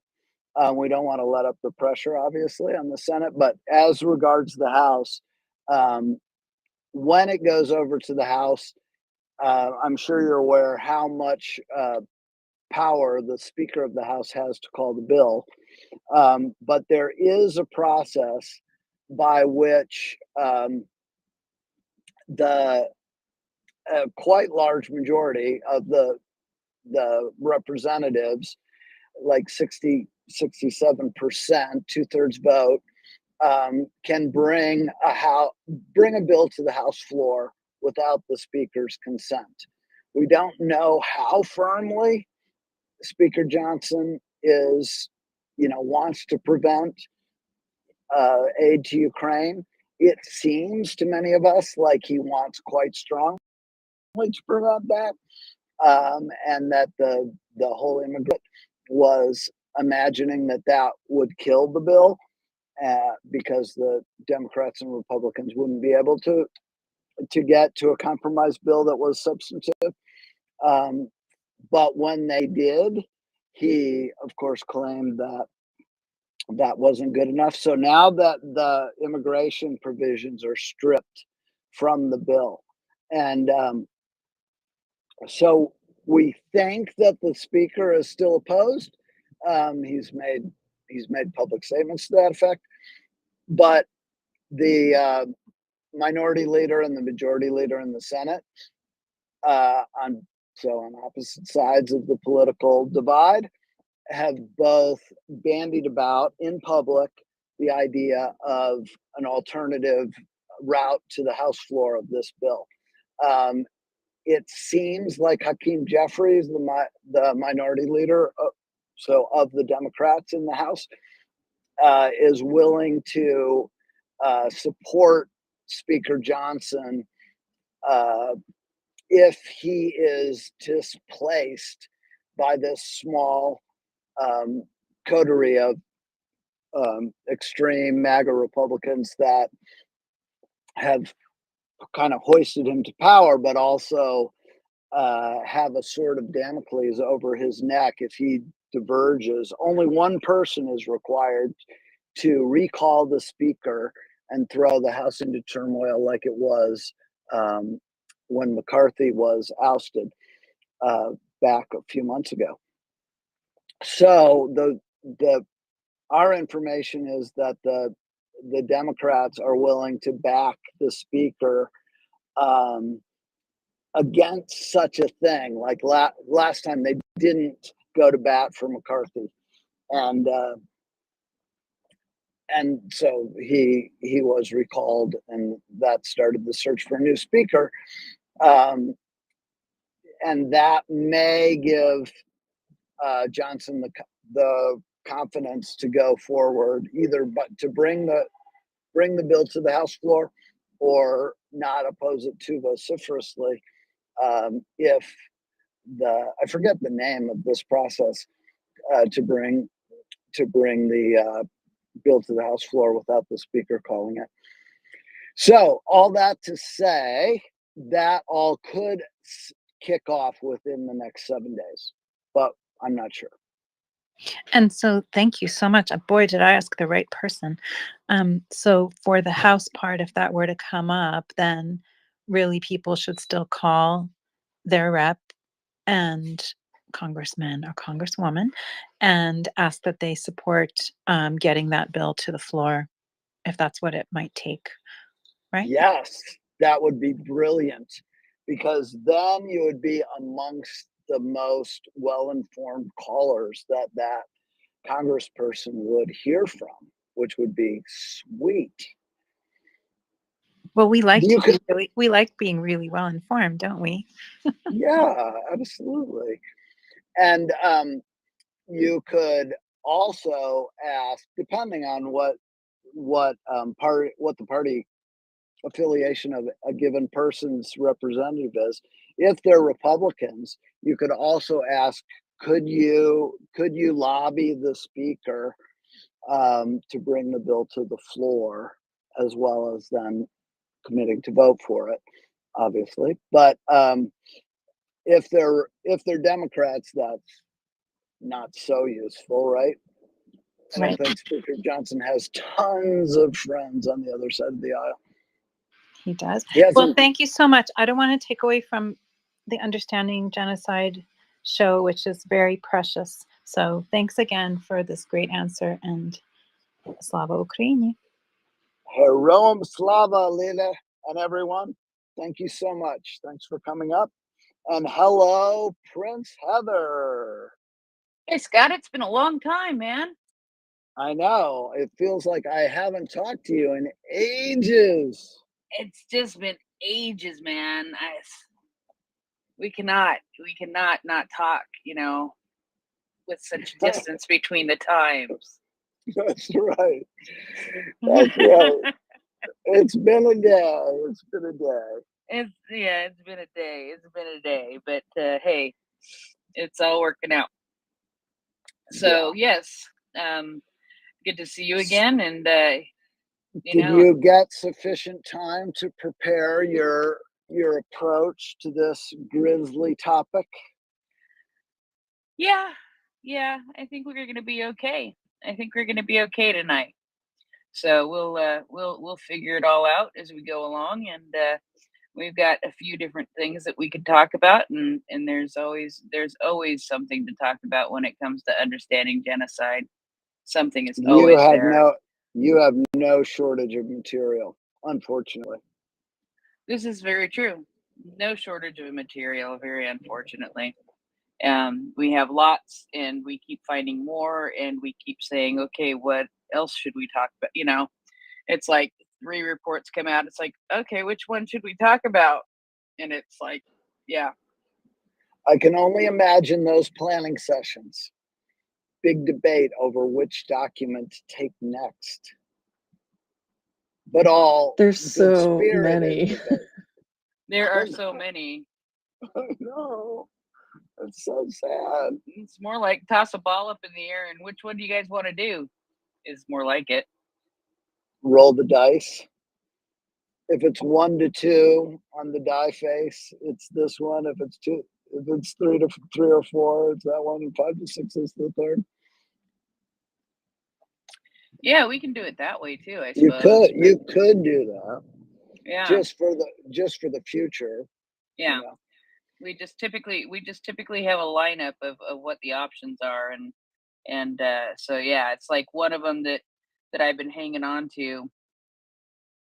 One of them that I've been hanging on to, I looked at today, and it's like, these come out about every 3 months. So this one came out in November. Why are we going to do it now if there's another one going to come out in March? So let's look at something else that we have in the hopper, right? That's the way it should go. Oh, that's good logic. Yeah, that makes sense. That's what you mean by the same organization. Same organization. It's one that comes out every 3 months or so from the UN Human Rights Commission. It's a report on the humanitarian situation in Ukraine. And yeah, they do one. This one ended. Oh, this one was through November 30th. And so, yeah, and the previous one was through August, July 31st. So yeah, but we're going to be coming up on a new one here real soon. And because that last one from August, the one before that, I'm getting there. My brain is functioning.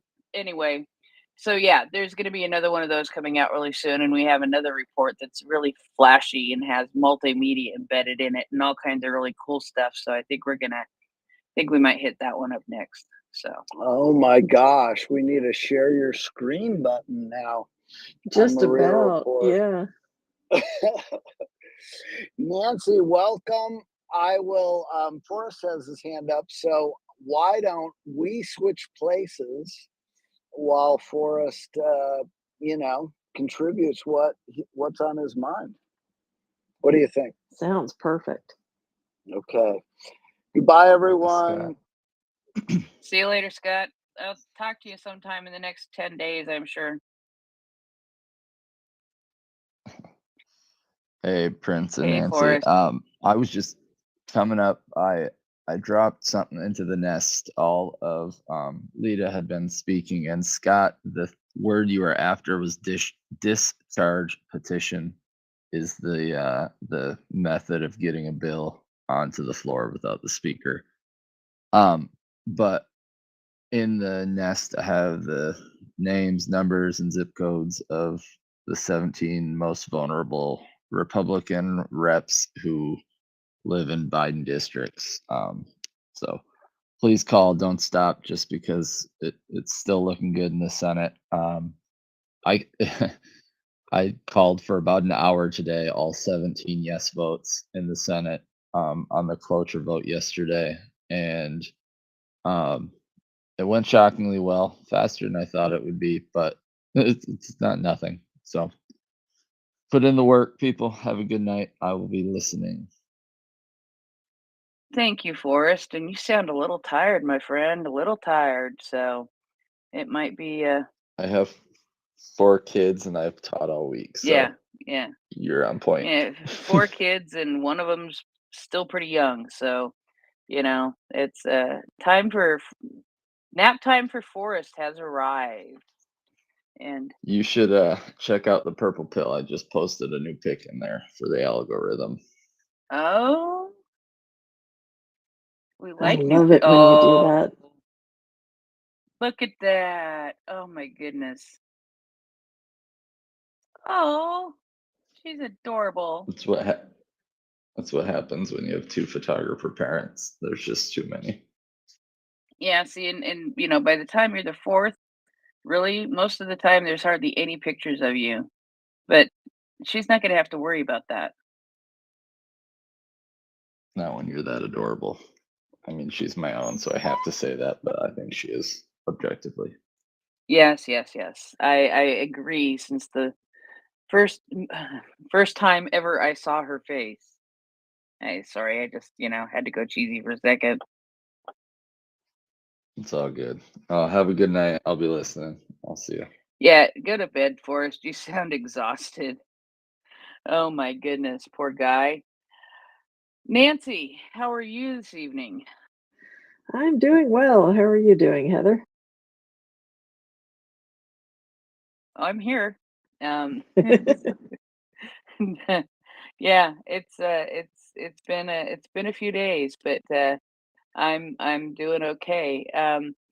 First thing to say is that Gina will be joining us a little bit later. She got a little overwhelmed by some stuff she needed to get done, and she's going to be a little bit late, and that's all good. So we are always very lucky that she joins us, and so we will get that taken care of, and she will show up. And in the meantime, we will find some stuff to talk about, right, Nancy? Yeah, exactly. There's, the good and bad thing is, the bad thing is that we have to continue talking about genocide and pushing our governments to help Ukraine stop it.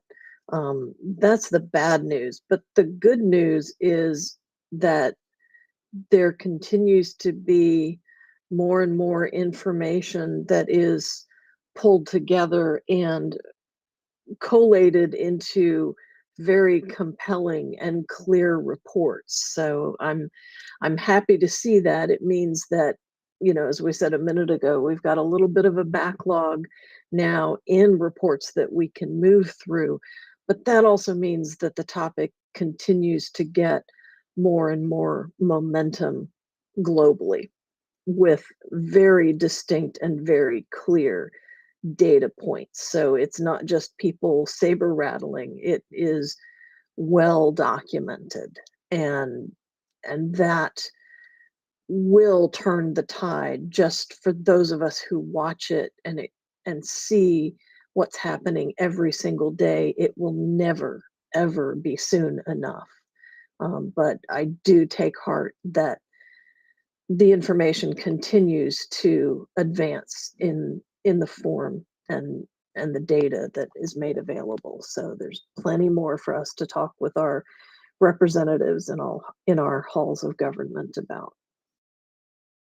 Yeah, absolutely. And one thing I wanted to do this week, that I didn't get a chance to is, it wasn't all that long ago that we went through the conflict-related sexual violence report that came out a while back, and there was a panel discussion from Chatham House this last week, and unfortunately, I require sleep at night, and at odd hours. Let's go that way.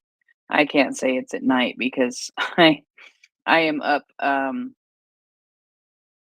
Yeah, I'm up at odd hours, and anyway, but there was my Chatham House, this event that was. I really am sad that I missed it. But what I am going to say is there is a video that is out for it now, and the event was Russia's use of abduction, torture, and sexual violence in war. And I unfortunately, of course, have not been able to get all the way through it yet, because stuff.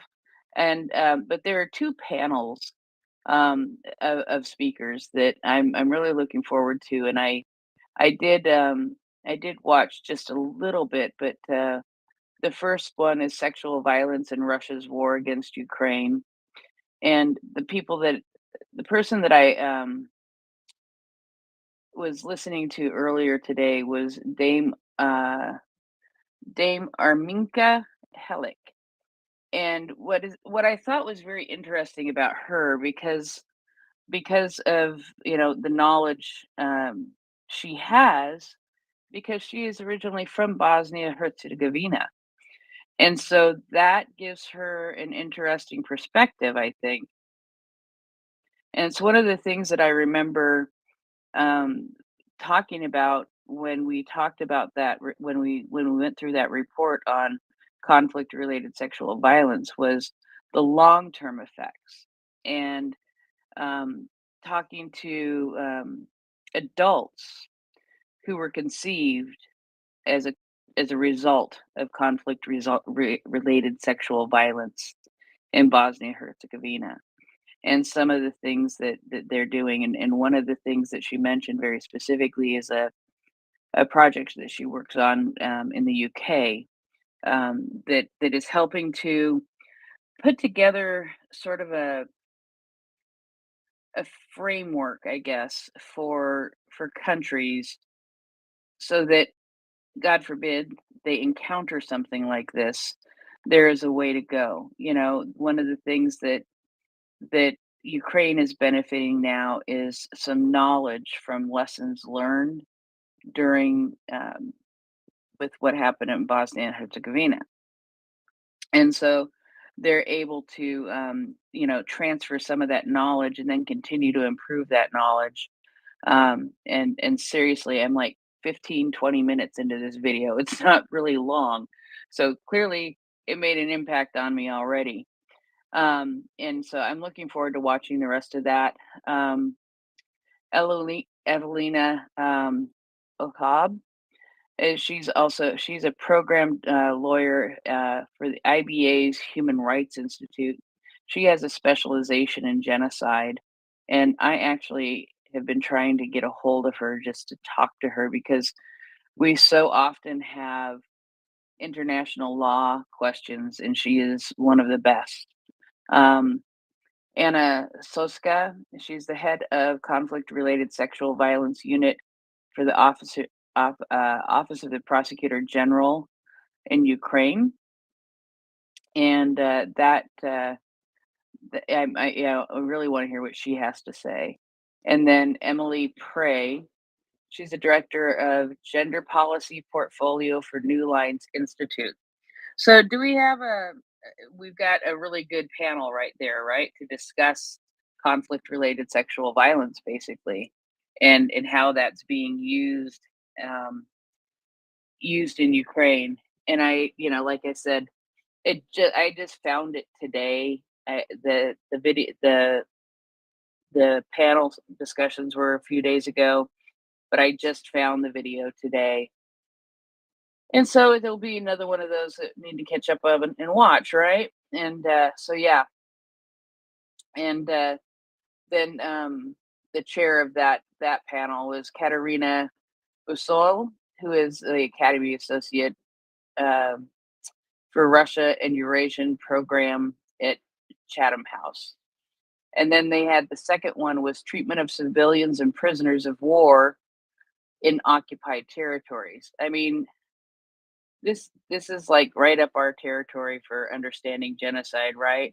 And we went through that report, and I learned a lot from that report.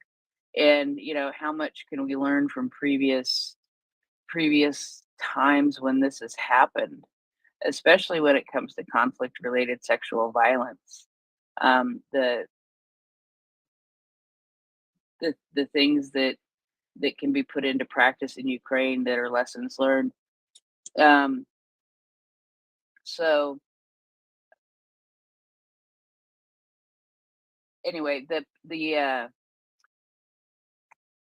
speakers for that one is Danielle Bell. She's the head of the mission of the UNHCR monitoring mission in Ukraine, which is actually the report that I was talking about that we're going to have another one come out really soon for is those are the people who make that report. So obviously very well experienced. They've visited and documented all kinds of torture locations, and war crimes. Dame Melinda Simmons, she's the former British ambassador to Ukraine. She was just actually replaced not all that long ago in 2023. Arif Abraham, he's the founder of Accountability Unit of the Barrister of Doughty Street International. And then there is then there's Shahida Tolagavona. Anyway, sorry, I apologize to you for not being able to pronounce your name. She is a freelance documentary filmmaker, and she is the director of Ukraine's Stolen Children. So I know that I have heard of that documentary. I can't remember if that is the one that is specifically about the kids from Mariupol or not, that the Kyiv Independent did. Either way, I recall having looked at this documentary. They blend together, and I know that. I mean, I hate that it sounds that way, but they really do. So I don't know. I'm not sure exactly where that one comes from. I have to dig more, and I didn't get a chance to. Apologize for that. Then also from that one is the chair is Patricia Lewis. She's a research director for International Security Program for Chatham House. So, a really good lineup of speakers to speak on something that's very important and very integral and very key when it comes to what is happening in Ukraine regarding genocide. And so I don't know if you put that into the thread, into the mega thread, as we call it, because I don't think I sent you a tweet to that. I think I sent you a link directly, but I can get the tweet, I think. And that's the Chatham House the session? Chatham House. Yeah. I've just added that one to the bottom of the thread. We're using the same thread as last week, which is pinned to my profile and is also the, let's see, third tweet in the nest. So we've got our fundraiser, then we've got the information from Forrest on people to call, and then the mega thread is the third tweet in the nest. And it's at the bottom of that thread. The other one that I also added that is fresh out yesterday, and so we haven't had a chance to review it, digest it, and present it to you guys yet. It's in that coming soon group. We've got a whole bunch that's in that coming soon group because these reports are coming out so quickly. But there is a new report, which is a digital multimedia format, which includes a 22-minute video and includes reports and includes a lot of infographics and maps and charts related to, and this is from Human Rights Watch in coordination with the Ukrainian organization Truth Hounds, as well as C2 Research. And those three teams have collaborated to present this information related to the devastation and loss in Mariupol. So it basically is documenting the damage to residential facilities. It's focused on that, including there was not a single hospital in that city that was not damaged during the Russian invasion and the short period of maximum suppression after that. So it goes into very granular detail about those items as well. There's a lot of depth in their material, and I really do like the fact that it is presented a number of different ways. So, I know it's difficult sometimes when you're like, if I can just show you, well, it has the show you part. If I can just tell you and speak to you about it, it's got that part. It's got the video part. It's very robust, and I'd encourage you guys to take a look at that. And Prince, this is probably a good time for us to mention our trigger warning. Do you want to take that, or do you want me to?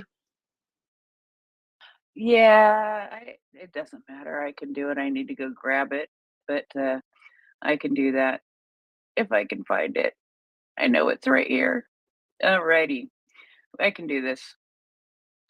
I'm convincing myself as much as anything else, and it I'm sure will not be as complete as Gina, but it will do the trick. And so, we know that we understand, we know and we understand that we talk about difficult topics when we talk about understanding genocide in Ukraine. And probably should have done this before I just started telling you about the about the video today that I found related to conflict-related sexual violence. But can't go back and change it. I can request perhaps that somebody switch it around in the recording, but I think that would be too much of a pain and not worth it. And then it wouldn't flow right. Well, no, you never know what happens. The gnomes are very, very talented in the back. Okay, will the back end really talented gnomes grab a clip of Gina saying all of this? I'm looking for it now. You have a clip of it? I have the transcripts. I'm looking for the Oh. transcript when she said it so that I could read it. I was going to offer. You are just absolutely sweet. But actually, I came up because I lost your notes about the video that you had wanted me to clip. And can you send those again, please? I apologize. I have it up on the. I have it up in good Premiere. Lord. I have it up in Premiere Okay. now. I'm sorry. Yep. I lost it. I'm sorry. Okay, Christopher and I have seemed to have come to the conclusion that sending each other coming up on the space and just telling each other messages is just as effective. Just as effective as sending each other messages. The other night I was trying to call him and I needed to talk to him, and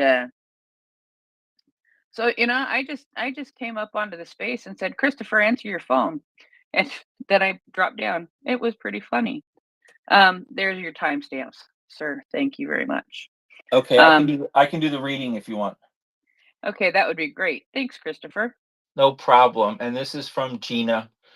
So I wanted to bring those to the conversation tonight, but before we get started, it is true that just the subject alone, if it doesn't get very specific in the context of your daily life in the multiple crises through the world. I spent the early part of the morning writing articles on the Yemen situation. It can, and we have our strengths and thresholds.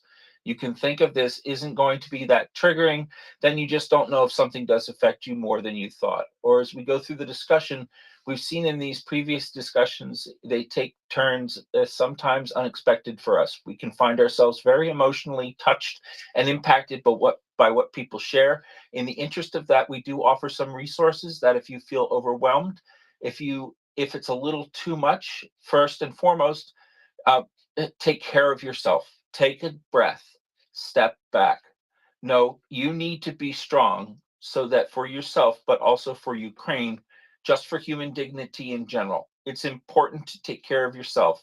In fact, if people in general were focused on taking care of themselves and each other, we wouldn't have the terms like genocide, and we wouldn't have genocides in the first place.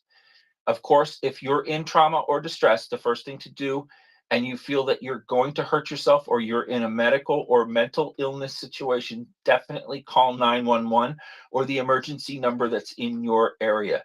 In case of an immediate emergency, whatever emergency number your country of residence. In the United States, I believe this is also for Canada too, we have 3-digit hotline if you feel suicidal. That is the National Suicide Hotline, and that number is 988. You can call that or you can chat. We also have, if any of this material is triggering in terms of it, if you are a survival of sexual trauma, as she was, it doesn't necessarily have to be mentioned, or if something that is a sexual assault. It can simply be a feeling of powerlessness or frustration or rage or anger that can trigger you. It doesn't need to be directly related to another person's story of assault. If you are feeling overwhelmed in that regard, you can call the National Sexual Assault Hotline at 1-800-656-4673. That is also a call or chat option. In Canada, there are a number of mental health resources available at thementalhealthfoundation.ca. There is a specific subset for Ukrainian in English. You can text the word HOPE, the number 4 Ukraine, which is 2393939 in Ukrainian. You can also text to 1-855-450-2266. You can also text the Russian spelling of Ukraine to that same number, which again is 1-855-450-266. In French, you can text ESPOIR, ESOIR, the number 4 Ukraine to 1-855-450-266. You can also call Talk Suicide in Canada at 1-833-456-4566. That seems to be the number. That's a 24/7 number. You can also call 988 in Canada as well. They did switch over to that. There's a Kids Help phone that in Canada can be reached at 1-800-668-6868. The Hope for Wellness hotline is 1-855-242-3310. Residents of Quebec can call 866-277-3553 for support with feelings of suicide. If you have additional resources that you think would be helpful for us, please do let us know so that we can add them to the thread. As many of us here know, the war has also placed a tremendous focus on mental health.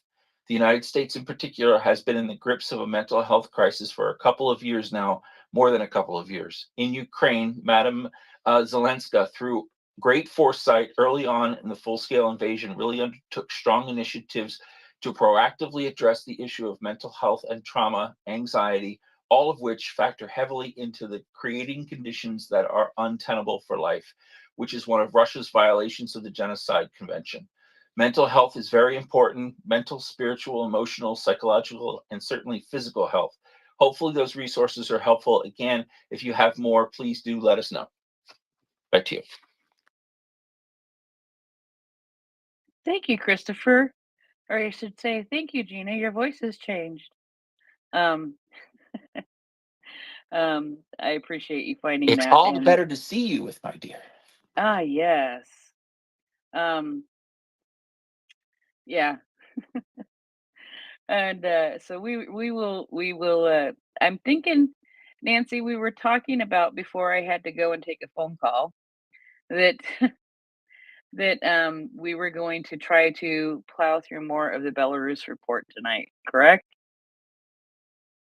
Yep, I think that is our plan. We're since we have a number of them that are queued up, but the Belarus report has had so much detail that we wanted to continue through the timeline and some of the highlights that we didn't fully touch as we were going through the executive summary, because again, that report is extremely important foundationally, and we are seeing more momentum in this arena around the children. So I think it's important for us to continue this part and step through what we can and see where the questions in the group takes us. And I will apologize. We had one listener who I was working to bring up to speaker, and it looks like they may need to recycle. So if there is a, let's see, it is a pissed off NAFO Cat Division listener, please try and come up again or send me a DM and I'll send you a manual invite behind scenes. We got to protect our NAFO Cats division, you know. Yes, I know I know there is a pissed off kitty out there somewhere. So anyway, in honor of Gina, since she's not here, I think that we will start with the cover. Because the cover is extremely offensive. And one of the worst things about the cover is seeing these kids with their faces blurred out, all standing, holding hands with a guy in a military uniform and a cartoonish hat. And he's got like the military hat on it and everything. I'm sorry, I'm, old, so, it reminds me of going to Chuck E. Cheese or something. It actually almost looks like one of the chipmunks, from Alvin and the Chipmunks, doesn't it? Anyway, but to use such a figure to try to make kids feel comfortable is just, it's absolutely abhorrent, and it's got to be one of those things that's just one of those ways to start trying to sucker those kids in. And the reality is that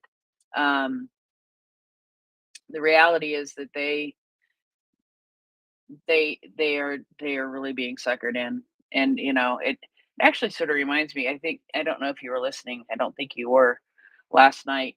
Who was I co-hosting with? Oh man. Last night when I was co-hosting, we got to talking about the frame of mind. Oh, it was with David. The frame of mind of Russians and how they have been so indoctrinated, and it's the only thing that they've known, and now they're trying to make Ukrainian children in that same image. They're trying to erase who they are as Ukrainian children, and they are trying to make them little Russians. And reality is they are also using Belarus to try to do that also. And so looking at what is happening with kids being taken to Belarus is also extremely important. There's some vague, talked about it a little bit last week because Nathaniel Raymond was part of a video of a conference that I watched last week, and he was pointing out some things about taking the kids to Belarus and the kids being taken to Ukraine, and what the number of those kids are and how difficult it is to find, which actually makes me think about something else I found. I think I sent it to you, Nancy. And you know what? We're going to take a little sideline here. Give me just a second. You know what it is? Nancy, do you know what it is? Oh, there has been so much. I'm trying to remember which one. Tell me. This is the story from the Netherlands. Oh, yes. Yes. So yeah, and I think it's not a very long story. So I think just going through this would be really, really interesting. So Dutch, this story was passed on to me by somebody there in the Netherlands, and so Dutch police have found the locations of missing Ukrainian children. And as we go through this is what sort of makes me, this is, I think, how they're finding some of these kids in Belarus and how they're finding some of these kids in Russia. Where are they? And I think that some of this technology is being used because, man, they did good, and they don't tell you everything. But Dutch police, together with Europol, have been able to identify the whereabouts of 8 Ukrainian children who were probably abducted to Russian territory. More than 60 digital investigators from various countries searched online, open sources for information about children who had gone missing. Due to safety of the digitally traced Ukrainian children, the research team will not reveal who they are and where they are. It can be stated that, for example, orphans have been forcibly moved to territory occupied by Russia, the police wrote in an explanation. These children have also been used for Russian propaganda purposes, which is something we've seen. A grandma who identified, it was from the conference last week. A grandma who identified her grandson due to a propaganda video. That's how she found her grandson. She found him in a propaganda video and said, "Oh, I got to go get him," and worked really hard and was able to go get him. So sometimes Russia's propaganda works against them. Geolocation. The police used advanced facial recognition, among other things, to find recent images of the children. Experts in the field of geolocation determining an exact location of images based on satellite images, for example, that help to determine the whereabouts. It also was investigated whether there might be several children at the same location. A photo shows more than just the child's face, of course. You also see the background. It could be a building, it could be a garbage can. The position of the sun could play a role. All of that can help you to determine the exact location, says Vincent Kaleeson of the International Crimes Team. All information found about the children has been shared with the Ukrainian authorities. They must inform the relatives of the children and start criminal investigation into the suspects who may be behind the deportation. We hope that the Ukrainian authorities can do something with this, that they can get these children back based on this information. But without knowing where these children are, you cannot enter into negotiations, said Chilenis. According to Ukraine, thousands of Ukrainian children have been abducted to Russia. Independent researchers, and these are the ones from the Yale labs who did the report that we're talking about. They determined that there are at least 6,000. Now we know that Ukraine has confirmed 19,546, and we also know that that number is much higher. Last week, Nathaniel Raymond said 20 to 30,000. I also believe that's a very low estimate, and I think that he believes that's a pretty low estimate also. So we're never really going to know the number of children deported into Russia until we can get Russia back on its own territory and start figuring this out. So anyway, just a note about the number there. By kidnapping the children, Russia is probably guilty of a war crime. I don't think there's any probably about it. That might have been my own personal editorial. Last year, the International Criminal Court issued an arrest warrant for Russian President Vladimir Putin for war crimes in Ukraine. The ICC cites the deportation of children from Ukraine to Russia as the main reason. So, like I said, it's a very short article, and they did leave out Maria Lvova-Belova. So that's all. That was, I thought, a really, really interesting story that really just popped up. Actually, I never would have found it if it weren't somebody from the Netherlands that sent it to me. I don't know if you noticed that, Nancy, but somebody from the Netherlands sent that, and was able to get a hold of that and take a look at it. And that's just a little short ditty to say, what it makes me feel like, what it makes me think is that there's hope, right? There's hope. There are technologies out there, and we've talked about this. There are technologies out there that are going to be able to help to identify these children. And this is a good example. It's 8 children. There may be more in the area where they are, but there's 8 children that they were able to find using facial recognition, geolocation, and several other things. And of course, I'm sure comparing it to the kids that they know are missing because of that 19,546. They do have images of all 19,546 of those kids. And that's why they can confirm that those children have been that those children are missing, that those children have been taken, because of reports filed by their parents and grandparents and maybe aunts and uncles and brothers and sisters. But that's how they are able to identify them as a missing or a deported child. Excuse me.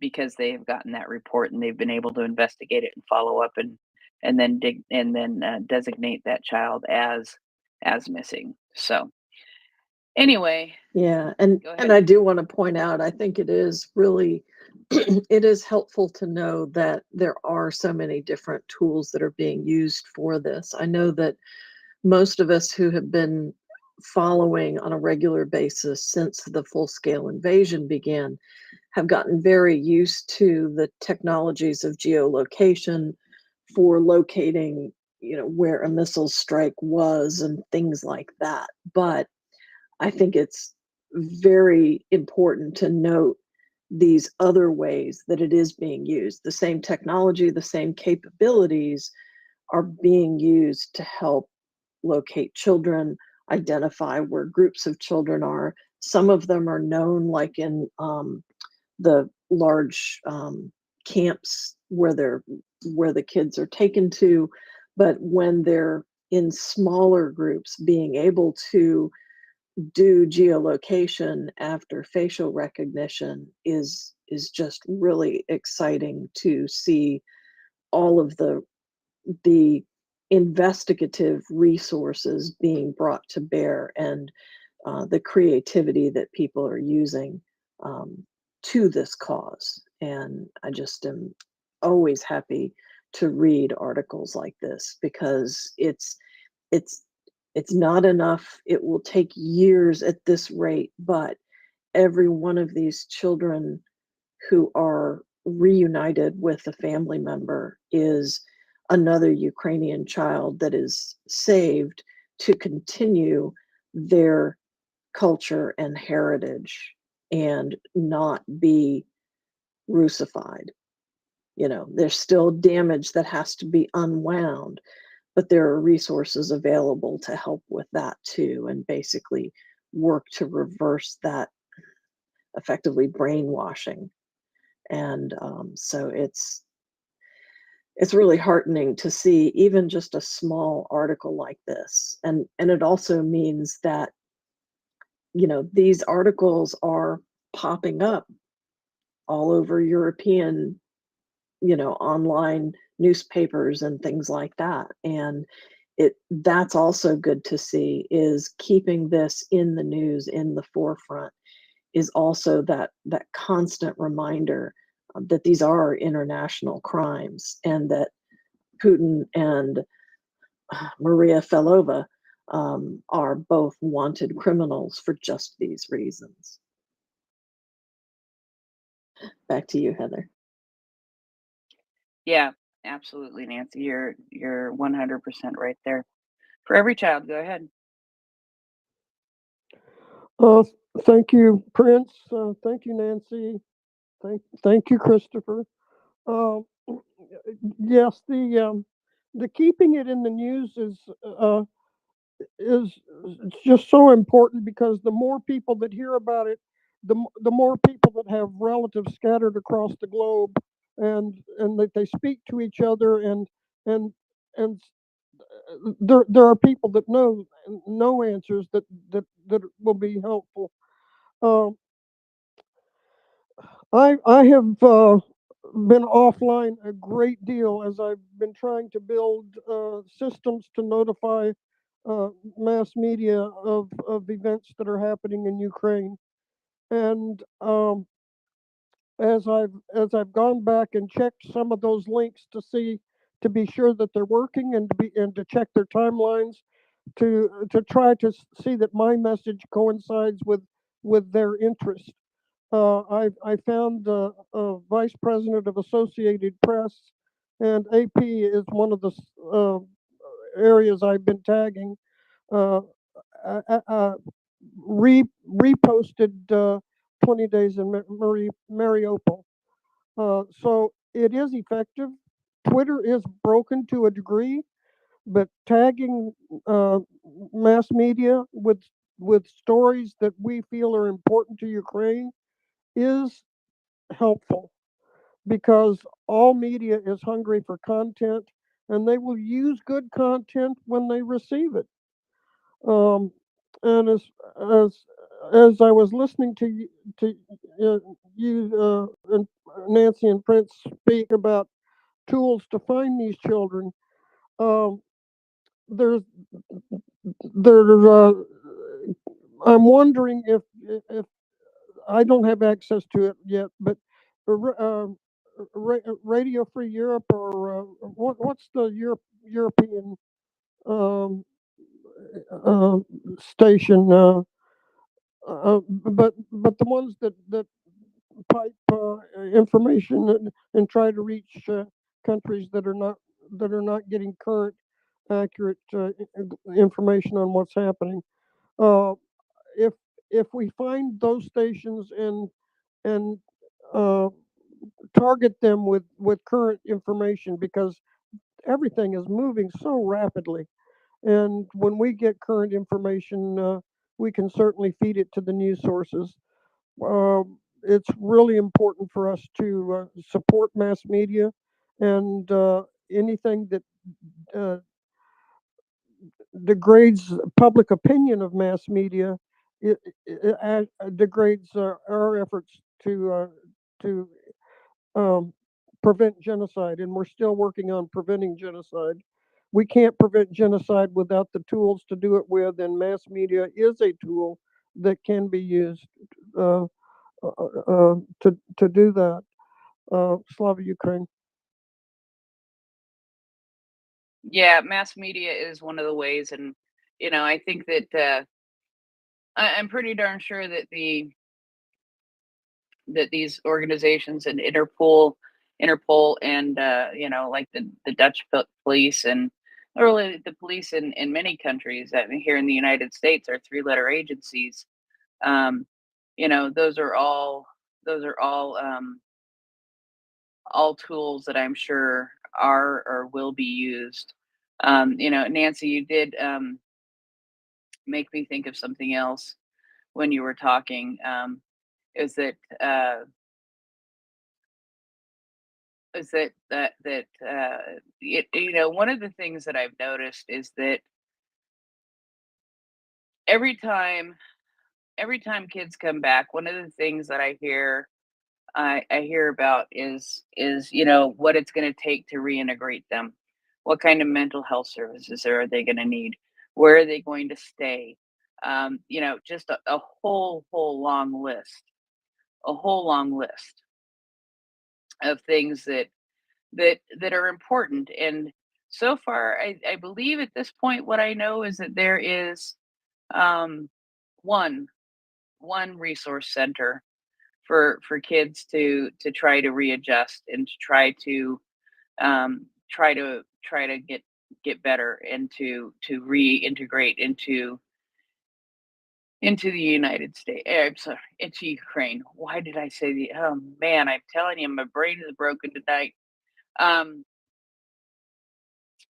and that's one of the things that I remember hearing from Miriam too, is their desire to to build more of these, you know, have more of these in different parts of the country, which makes sense because you don't want a kid who's from you know, I don't know, Chernihiv Oblast or Odessa to have to, you know, spend all this time in Lviv getting used to being back into the country and, you know, undoing all of the Russification that was done to them.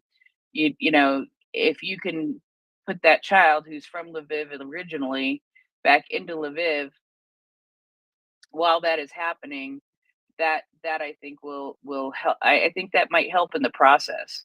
You know, an environment that feels like home, looks like home, may not be exactly home, but someplace that they may be able to be more comfortable and adjust in. So it's just something to a mind to, something to think about as we talk about these things, because reintegrating those kids, there's a lot of services needed, there's a lot of care needed, and there's a lot of support that is needed, not just for the kid but for their family also.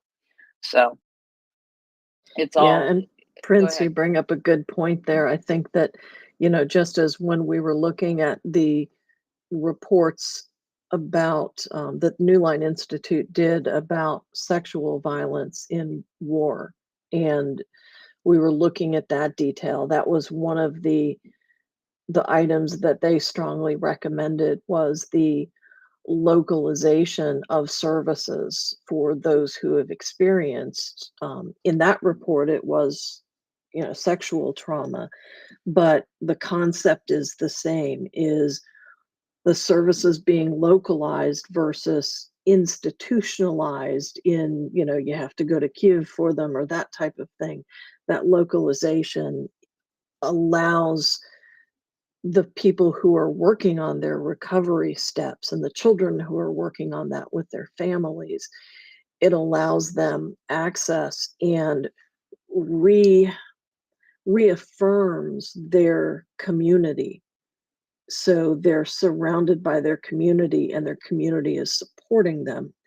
And, you know, as we discussed in some of the earliest reports when we kicked off this series, that is one of the pain points of genocide and why the Russians do this, why it's used as a tool of war, is to disassociate people from their social fabric. So the more localized those services can be, the faster the reknitting of that social fabric can be.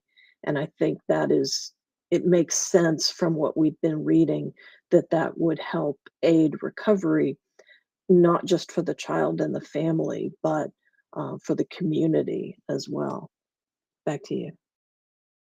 Yeah, absolutely. So where were we in the report, Nancy? Do you remember? If you don't, I do. That's fine. I'm just testing your brain, Nancy. Just testing.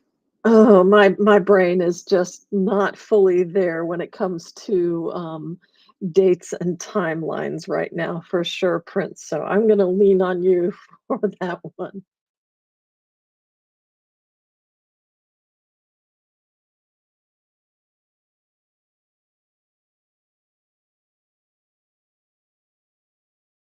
And I see it is time to welcome Gina as well. Welcome, Gina.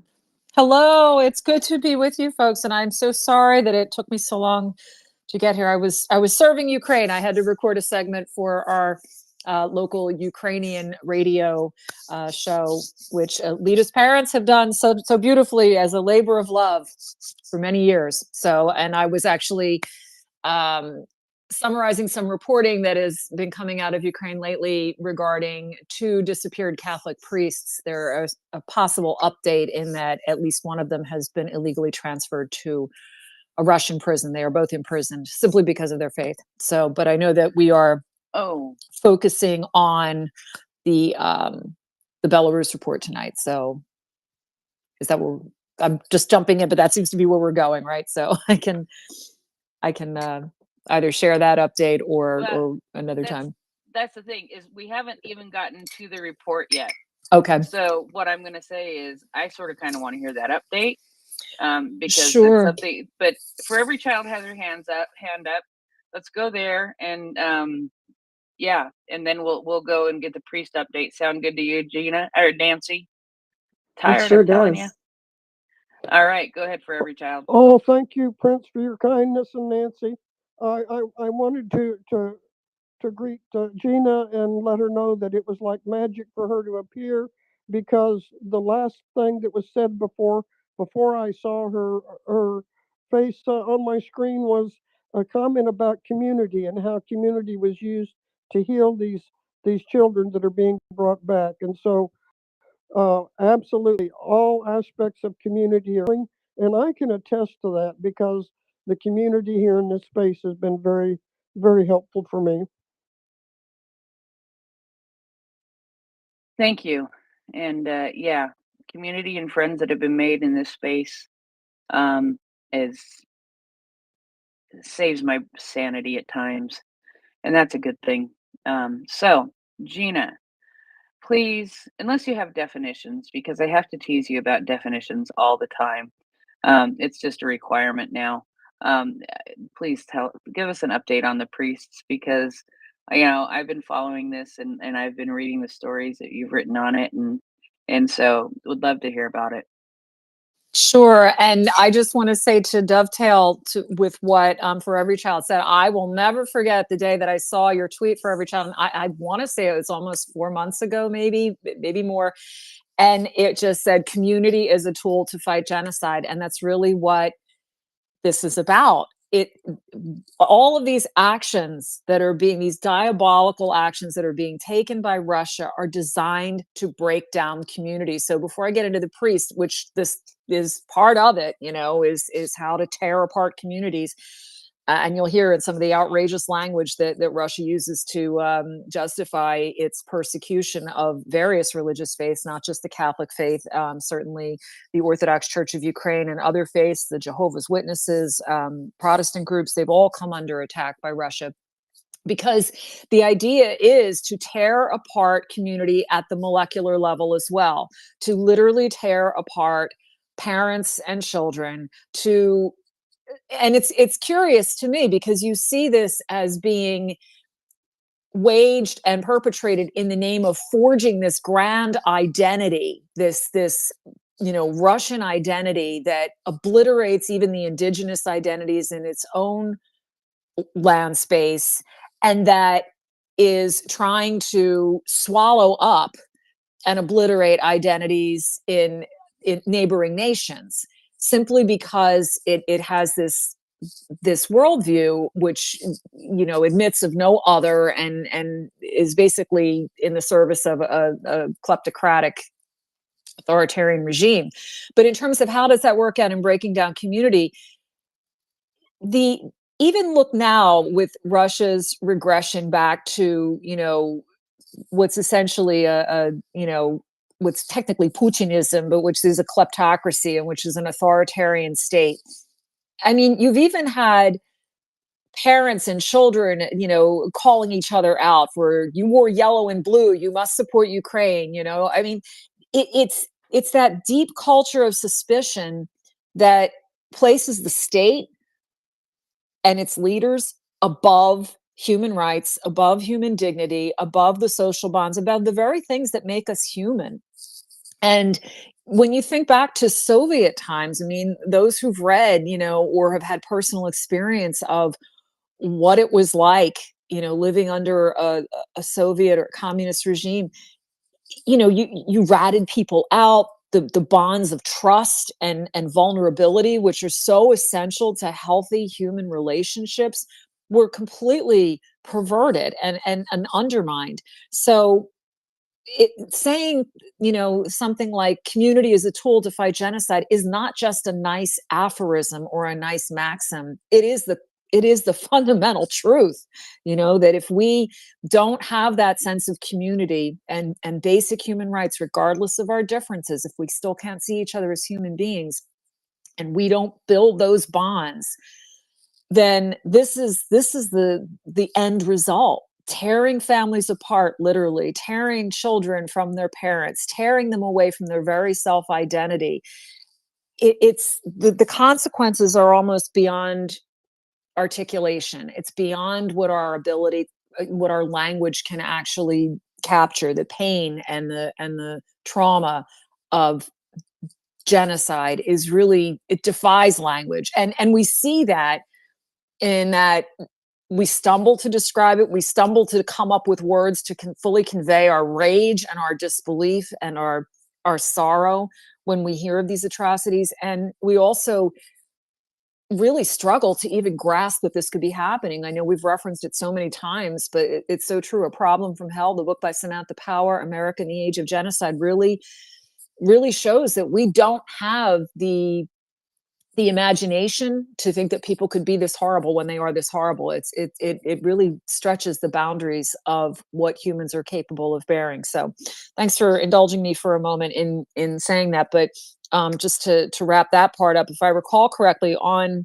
tyranny, which I know was discussed in the book club by Timothy Snyder on tyranny, that short book, that's such a wonderful book, he talks about doing things at a very micro level to preserve community, society, democracy. And if I recall, even things like getting to know your neighbors, being able to say good morning to people, on the street. And I know that, some of us I myself don't live in the greatest section of the city, and my city's a troubled one in many respects, but somehow, even in the midst of our fear, we have to be able to establish authentic communications with other human beings, so that we don't dehumanize, so that we don't other, so that we don't isolate, and so that we ultimately don't end up killing each other. So all of that said, do you want me to go into the update on the two priests? Yes, please. All right. So if you haven't had a chance to go onto the Forum 18 website, Forum 18 is a news service that partners with the Norwegian Helsinki Committee to defend religious freedom, thought, and freedom of thought and conscience. And Felix Corley, who is one of he's the principal investigator and writer for this site. Wonderful person. I've spoken to him a couple of times. I've had the pleasure of interviewing him. He's getting a call from me. He's a little bit ahead of me in my time zone. He'll be getting a call from me this weekend or early next week about this story. But back in November of 2022, and I'd written a few pieces about this and had consulted Felix on this because he's really been following it. We had two Ukrainian Greek Catholic priests who were seized from their church in Berdyansk, in occupied Zaporizhia, I believe that is. And they had refused to leave their church. They weren't going to leave their flock. And their names are Father Ivan Levitsky and Father Bohdan Haleta. And they were taken in November of 2022. A few weeks later, his Beatitude, Sviatoslav Shevchuk, who is the head of all Ukrainian Greek Catholics worldwide, did receive information that the priests were being tortured mercilessly. And when I interviewed his Beatitude in June in Kyiv in his offices, one of my final questions as I was leaving, I said, your Beatitude, do you have any update on the priests? And he looked so sad and he said, we have had nothing yet. So, but apparently there are indications that at least they are still alive. However, Father Levitsky has been moved apparently to an investigation prison in Russia's Rostov region. And that's an illegal move. You can't be doing that. I mean, he shouldn't have been arrested in the first place, of course, but you can't be transporting them out of the country. Father Bohdan apparently is still he's in a prison in Russian occupied Crimea. And the groups that are looking into this are Evan Zakharov of the Kharkiv Human Rights Protection Group, which I follow on X. It's a great group to follow. I think a lot of us do follow it.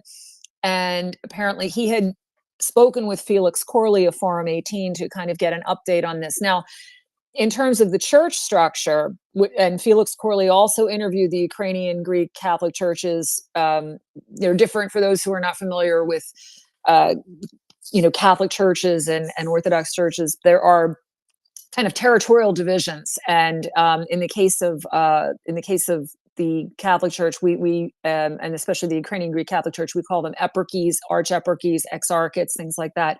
And so these two priests are part of the Ukrainian Greek Catholic Church's Donetsk Exarchate. That's the division that they belong to.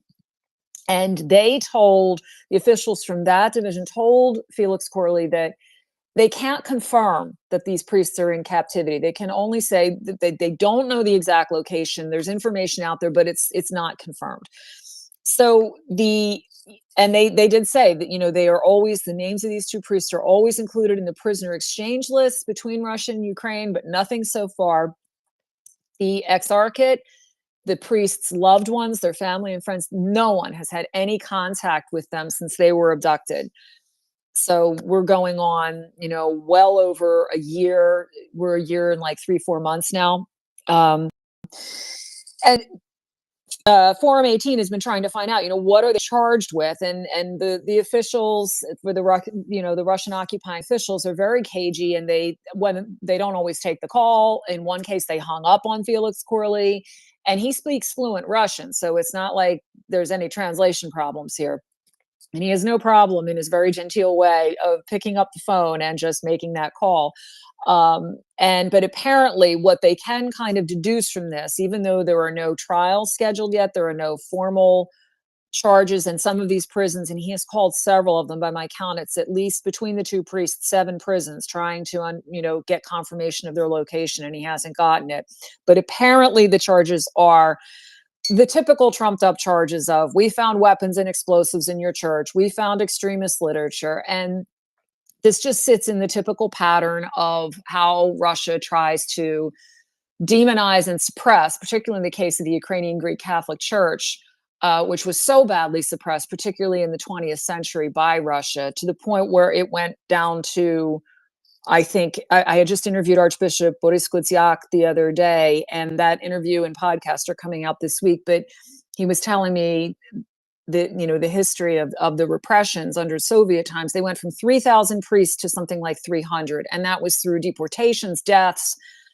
And the church went completely underground. It wasn't until, I believe it was 1989, 1988, 89 is when it started coming back out of the ground. I know my Ukrainian Catholic friends in the space can correct me on that date, but I believe that's when it officially emerged from the ground. So again, the Russian authorities see the Ukrainian Greek Catholic Church and any other faith tradition that they can't keep under their thumb as being a threat. They've in their own country completely co-opted the Russian Orthodox Church in service of the state, administratively. I'm not saying that there aren't faithful people in that church that may individually have some experience of God, but it gets pretty compromised when the head, Patriarch Kirill, is saying that by slaughtering Ukrainians, you wash away your own sins. So I think you can do the math on that one. But going back to this with the 2 captured priests, again, we don't have any charges that were listed. We don't have an exact location, although the Kharkiv Human Rights Group feels that it has kind of identified that, generally where they are. To put this in a bigger context, back in December, and I'd spoken about this before, and I'd written an article about it, the Ukrainian Greek Catholic Church discovered that a year prior, the Russian occupation official in occupied Zaporizhia's military civil administration had issued an order. His name is Yevgeny Balitsky, and he had declared the church was banned. And he said that its property should be transferred to his administration. And while he was at it, he decided to ban the Knights of Columbus, which is a global Catholic fraternal organization that does incredible amounts of good work for so many hurting people throughout the world. And in Ukraine alone, particularly the Polish chapter, I had just interviewed the head of one of the heads of the Polish Knights of Columbus. They have these different chapters they call councils throughout the world. And they began in the United States, but they have just grown exponentially over the decades. But these Polish Knights of Columbus, and there are Knights of Columbus, in Ukraine itself, they're going to the front lines to deliver aid. They're risking their lives to deliver aid. But this group, which has brought in millions in aid and also done tremendous work on the Polish side in welcoming Ukrainian refugees, was apparently, according to this decree outlawing them, aligned with, let me see if I can get the quote. Oh, yes. Associated, this is a quote in English, associated with the intelligence services of the United States and the Vatican. Okay. I mean, which is just ridiculous, but we know that. The other group that was outlawed by this Belitsky was Caritas, and Caritas is the official humanitarian arm of the Worldwide Catholic Church. It's actually a global federation of Catholic aid agencies, and in the various countries they have different names. In Ukraine, there are two Caritas organizations. One is for the Ukrainian Greek Catholic Church, and the other is for the Roman Catholic Church, which are different parts of the Worldwide Catholic Church. So, I mean, these are aid organizations. And as a matter of fact, Caritas lost one of its warehouses thanks to a Russian attack on Lviv, several weeks back. So, again, trumped up charges. And the church has also been accused by this Belitsky as fomenting participation in extremist organizations, propaganda of neo-Nazi ideas, just absolutely bizarre. And in the case of the priests, I'm trying to pull up the quote that they were accused of having these weapons and such in their church, which of course was strongly denied by their superiors. This is not the case. They also, the order also said that, I'm sorry, it wasn't just that church. It was that all Ukrainian Greek Catholic churches and buildings stored explosive devices and firearms, weapons, and distributed literature calling for the violation of the territorial integrity of the Russian Federation. I mean, this is just, if this weren't so deadly, it would be laughably absurd. But that's just the problem, is that this sounds so ridiculous, and yet it's deadly, because this is how they really think, or how they really justify what they're doing. And again, in light of recent events where Tucker Carlson is cozying up to the Kremlin and openly lying in his quote unquote coverage, which is not coverage but propaganda. And I say that as a journalist. And Mr. Carlson, I don't know if any of your people listen, but I have asked you questions online before, and asked you prior to this interview if you would address things like the International Criminal Court warrant against Putin, the two reports from the New Lines Institute and the Raoul Wallenberg Center on the finding of genocide and the escalation of genocide. I have asked him, to discuss the Budapest Memorandum. I have asked him questions, and he has not once responded. And that's certainly your prerogative, but I will go on record as saying that your journalism is, as a journalist herself, that's a very questionable term at best to use for what you're doing. And I recommend that you refresh yourself with the career of Walter Duranty, who covered up or tried to minimize the Holodomor to curry favor with Stalin. Enough said on that point. Going back to these priests who are patiently and bravely suffering because of their faith and because of their dedication to their people. Again, this sits in a wider pattern of persecution against the Catholic Church. And for those, and I've got people like this in my own life who unfortunately are buying into this narrative of this, Russia is pure and the West is decadent, and Russia's upholding traditional values, and the West needs to align with Russia to reclaim its moral greatness. I mean, nothing can be further from the truth here, because Russia's religious morality, broadly speaking, is really very much a Potemkin village. I mean, all of the social statistics show that rates of alcoholism, divorce, an unaddressed HIV problem, that, I'm not saying that as a moral judgment. I'm just saying there's a public health issue that you're not even caring for your own people and addressing that, and saying that you're such a wonderful, pure nation.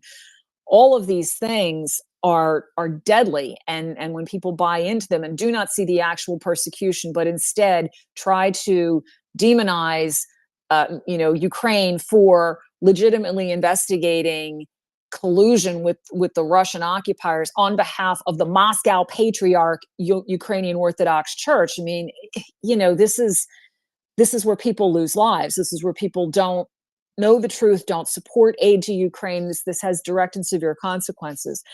Interestingly enough, and this is closing out this latest update on these priests, again, bigger context here, Russian occupiers are cracking down on other faith communities in Ukraine. So for those in other Western nations, and particularly the United States, those who are evangelical or Protestant or fundamentalist and are unaware of just how much Russia opposes Protestants and oppresses Protestant denominations as well, and other faiths. The Jehovah's Witnesses are actually outlawed, and again, like the Protestant communities fare terribly under Russian occupation, and in Russia itself, where religious activities are now very highly regulated as the country trends back towards its authoritarian days and is well on the way to recapturing them. Back in the end of July, or January 28th, again, according to Forum 18, the armed men in occupied Luhansk raided a Sunday morning worship service. And this was a Council of Churches Baptist congregation in a town called, and I hope I don't mispronounce this too badly, I'm using the Ukrainian name, not the Russian name, Sorokine. And when Forum 18 went to ask about that raid, the head of the occupying police force just flat out hung up. So, interestingly enough, and for reasons that I have to follow up with Felix about, because I don't quite understand why these two churches got a recognition, but back last month, the occupying authorities in Luhansk did allow two Pentecostal churches to register with them, because religious activity has to be, in Russia itself, registered with the government. So, and it specifies what you can't do. I mean, you might have your worship service, but you can't go out and proselytize. You can't go out and witness. There's none of that. It's all very tightly controlled.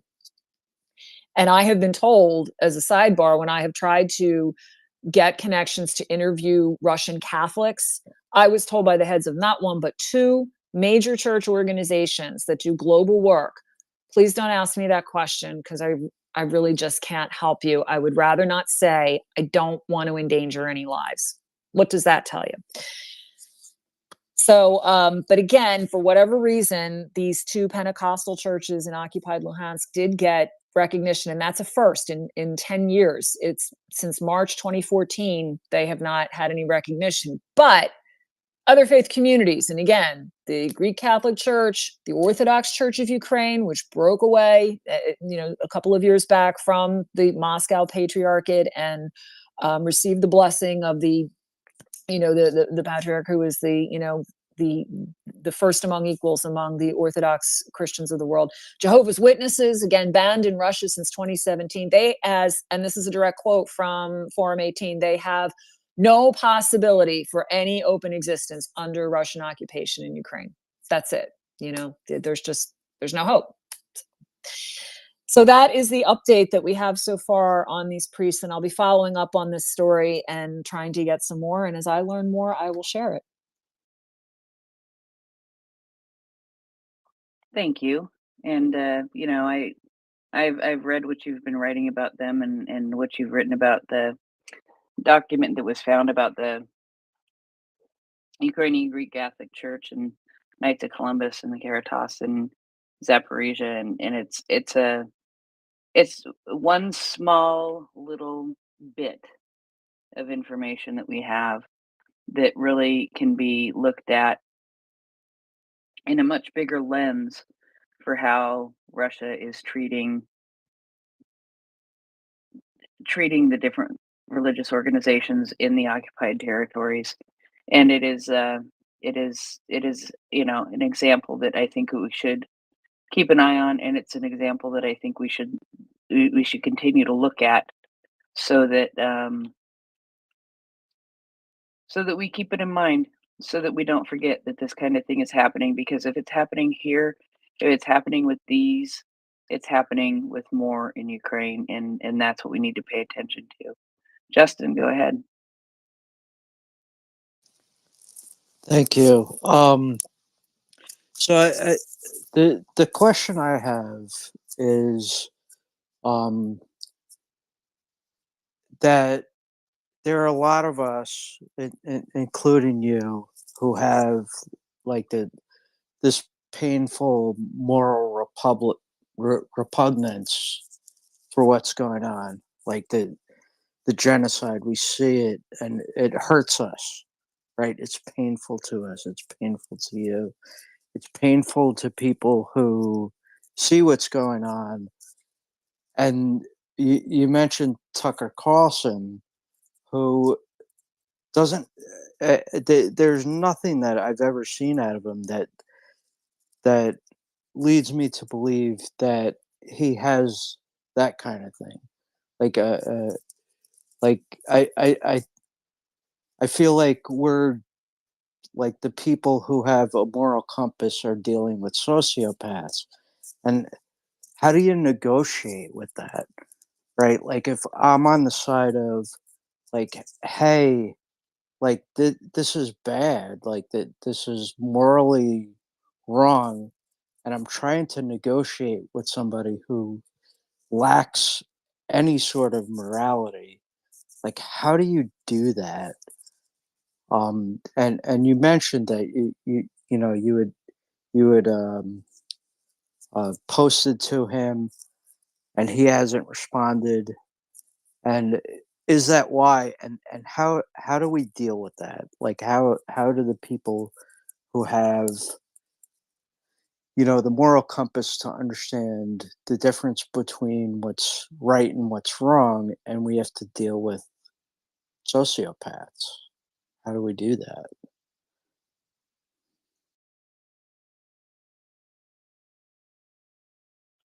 That's above my degree level. We're trying to figure that out. How do we do that? The thing is that I don't know that you can, and I think that's why we're here fighting what we're fighting. But Gina's got more degrees than I do, so got a teaser. Go ahead. And before we go to Go Gina, ahead. I'll jump Go in ahead. and say that what we did learn from World War II is that you can't negotiate with immoral sociopaths through appeasement. It just doesn't work. It just makes it worse. At best, at absolute best, it might kick a can down the road, but we're clearly seeing here that it doesn't do that, because all it does is sacrifice the lives and societies of tens of thousands at least for the sake of what, making things just get shoved under the rug for another 2 years until they can 2, 5, whatever years, until they can regain strength and go right at it again. Yeah. But Gina, I'm sure you'll provide the more educated answer versus my gut instinct based on what we've seen. No, I think that's a question that we all struggle with. And I certainly have no, I certainly have no definitive answers. I can offer some things that come to mind. And, one thing is that just to look at what the Genocide Convention is requiring us to do, prevent and punish. That means that, unfortunately, some of it is punish, meaning it's after the fact, meaning that people have already been hurt, people have already been killed, and we didn't get a chance to stop it. So I think that the language of the convention does recognize that sometimes you're coming after the damage has been done or it's in the process of being done. That's not an excuse to run away from it and let it be finished before you decide to do anything. But then there also is the prevention, and the genocide scholars that I've been talking to really are emphasizing prevention. So how do you prevent someone like a Putin from doing this again? Well, for starters, you can't let human rights be abrogated anywhere. you have to look at this as being kind of this is a continuum, and that, as Reverend Dr. Martin Luther King Jr. said, injustice anywhere is a threat to justice everywhere. And no dictator ever gets to where he, and it's mostly he, unfortunately, though there have been she's in history, gets there, especially in modern times, through complete self-effort. They're always enabled by people, always. Everything, there is no such thing as atrocity in a vacuum. I mean, yes, there are people that, to back it up a bit, and we see, and I don't want to go too far afield, and I apologize, it's been a long day, so if I'm kind of drawing examples from other areas that take us off course, please don't hesitate to jump in and tell me I'm taking it too far afield. But I look, for example, at in the United States, when in the past several years, we've just had these horrific mass shootings. And most of the shootings that happen, we don't know about anymore because, they just, we're numb to them. They don't get reported. The Gun Violence Archive does a fantastic job at collating data and tracking them. But, unfortunately, we just have had this happen time and time and time again, especially in recent years. It's not that it didn't happen before in human history, but it's really, it's really, really gotten ridiculous. And I'll be very honest. I just had someone shot around the corner from my house in broad daylight a couple of days ago. So this is a lived reality for me. As far as I know, he's still alive, but I literally had a detective knocking on my door in the middle of my workday, asking me if I had time to talk and any security camera footage I could share. So, but here's the thing. We have to stay connected, and we have to stay accountable, and we have to hold others accountable, and we have to treat other human beings with dignity. That's how psychopaths, if in fact that is what Mr. Putin is. I don't know. I'm not a clinician. I can't diagnose that. I just don't. And I'm certainly not inclined to fly over there and diagnose him. I'm probably going to interrogate him, but it wouldn't be about his mental health. It would be about a lot of other things. But even in that case, when a person genuinely has a mental illness or an emotional disturbance, human dignity and human compassion would call for getting that person help. It's not to unduly stigmatize people who have genuine struggles, but the idea is when someone's wounded, you help them. So in terms of, prevent, and I guess that speaks more to prevention, preventing someone becoming, I don't know what happened in Putin's life that made him this delusional and hateful. I really don't, I mean, I've heard things, but I'm not his biographer, and I just, can't speak to that. But clearly there's something very wrong with a person that thinks that this is acceptable. In terms of when the battle lines are hardened, so to speak, and I mean, I don't think we're necessarily going to fly in an intervention team over there and say, Vova, you really just need to sit down with us and let's find out about the inner you and your wounds. I just don't have a feeling that would work with him right now. And frankly, my interest is more in trying to prevent more Ukrainians from being slaughtered, and then we can deal with his complexes later. But unfortunately, I submit that this is where decisive action by parties like the United States and the other, 152 signatories of the genocide, or nations party to the Genocide Convention, comes into play. Unfortunately, we live in a world where, military, I mean, as a Catholic, I do subscribe to a doctrine of a just war. And I have friends who are first responders and police friends who help them, and nun friends who help soldiers in Ukraine try to come to grips with, I have to take a life to save a life. That's not an easy place to be. It's a part of our brokenness in this world. So there are times when, yes, the use of force, if it's proportional, if it's justified, and in this case, certainly Ukraine's right to self-defense is not in question here at all. But increasingly, if Putin is going to accelerate this war in this revanchist way and start running over other countries' borders, what are they to do? Are they to just simply submit before someone who is completely out of control? So those are the answers. I mean, I think that the best thing is to prevent. And if it's punishment, sadly, and I know this is something Pope Francis rails about, and I get it. He has a real concern for the arms manufacturers of the world and how many, profit and that's all true. There are also, I've known people who worked in the defense industry, and so I'm not going to lump them all into the same category. The upshot of it is, unfortunately, sometimes we do have to do what those soldiers who go to my one nun friend who is living in the city of Zaporizhia and goes out to the front lines has to tell them. She said, you are doing this out of love. You are doing this because you love your families, because you love your children, and you are not wanting to take these lives, but they have come here and you are putting yourself between your family and that threat. And that to me is one of the most powerful ways that I can it's not a theoretical when I see that little sister who is about to get an award in a couple of weeks here in the United States. And I see her, and I've met her before in person. I've interviewed her remotely and in person, and I can see her, and I have a standing invite to go out there that I'm going to take her up on, God willing. But I can see her saying that to those soldiers. And that gives me, because she is such a woman of faith and courage and kindness, that gives me a handhold to grasp that reality.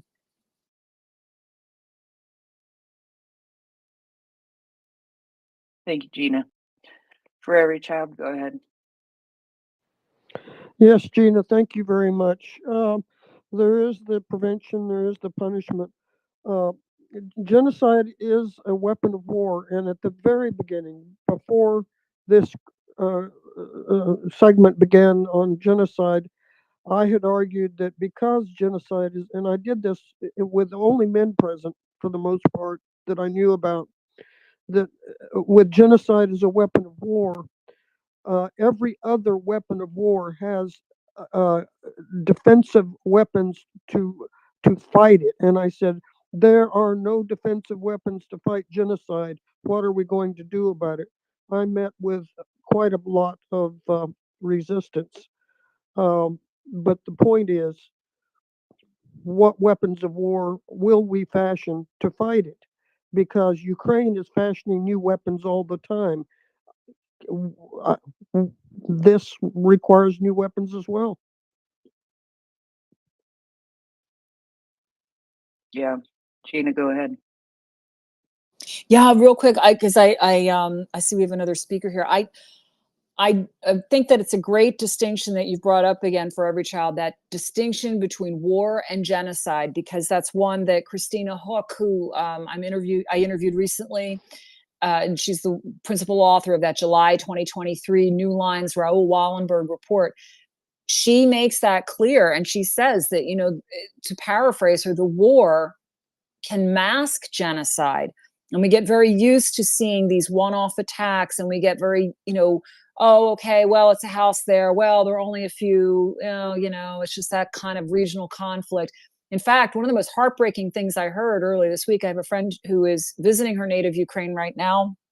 She is currently works here in the United States, but she goes back quite frequently. And in fact, she was my guide when I was there. She arranged my trip and was my translator and journalist fixer. I mean, she's just an amazing woman and a journalist in her own right, Mariana Karapinka. And she messaged me, and it was just a bad night with the raise. And she said, well, it's a good day when only a few people are killed. That's how we feel right now. It's a good day when it's only a few people who are killed. That's unacceptable. I mean, that should not be happening. America's issue with not, after all these genocides in the 20th century and now into the 21st century, again, I keep referencing it, but Samantha Power's book, A Problem from Hell, just shows how time and time and time again, the US developed a strategy of ignore, delay, don't focus so much on the genocide. Oh, well, maybe we'll give you some humanitarian aid, maybe a little military aid. No politician ever took a hit for not doing the right thing. And there were no political consequences in the electorate either. I mean, that's down to an electorate that basically says, oh, we just, as long as it's not us over there. And that's we were one of the latest nations. Raphael Lemkin could not believe that we weren't signing on to the Genocide Convention right away. And it took Senator William Proxmire hundreds of hours in the Senate just making speeches, just hammering this home. You've got to ratify this. You've got to ratify this. You've got to ratify this. But we just do not.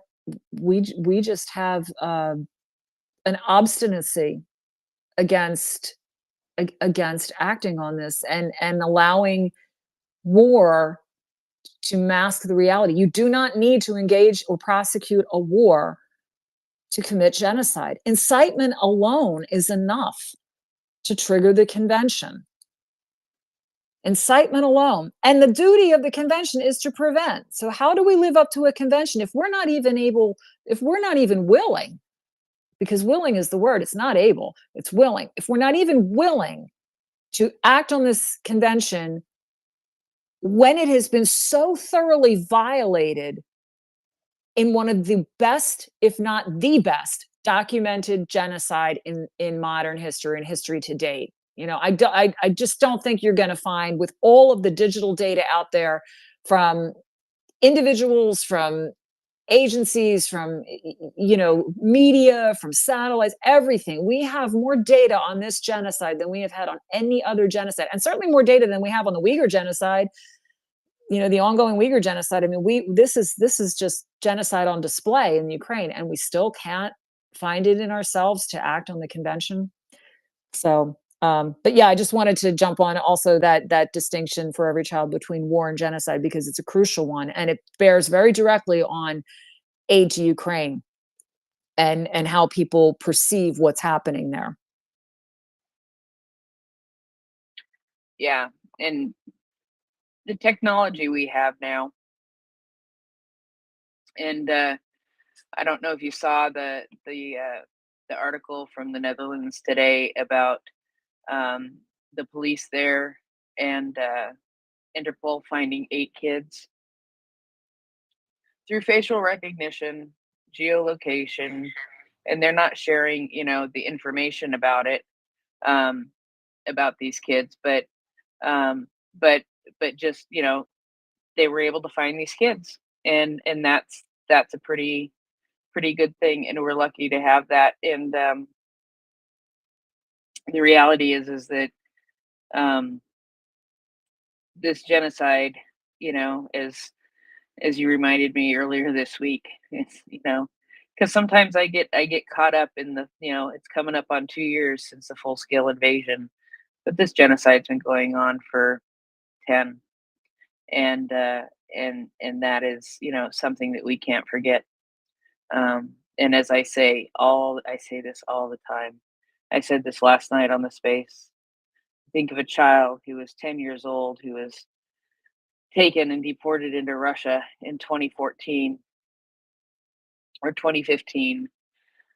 And they are now 10 years later, having been indoctrinated, and who knows how they were treated, depending, you know, if they were put in an institution or if they were put in a camp or if they were adopted into a family. It doesn't matter how these kids are being Russified. And so now, 10 years later, those kids are more than likely fighting on the front line against their own countrymen. And some of them may not even remember, depending on the trauma that they had been through. So that, you know, and we have to look at that. I mean, we've been watching this genocide. You know, I have to confess, I wasn't watching this genocide happen for 10 years. I had my eyes open, you know, for the full scale invasion, and it has caught my attention and caught my heart in a way that is hard to describe, just for me personally. But anyway, let's go to Ukraine war. Go ahead, Ukraine.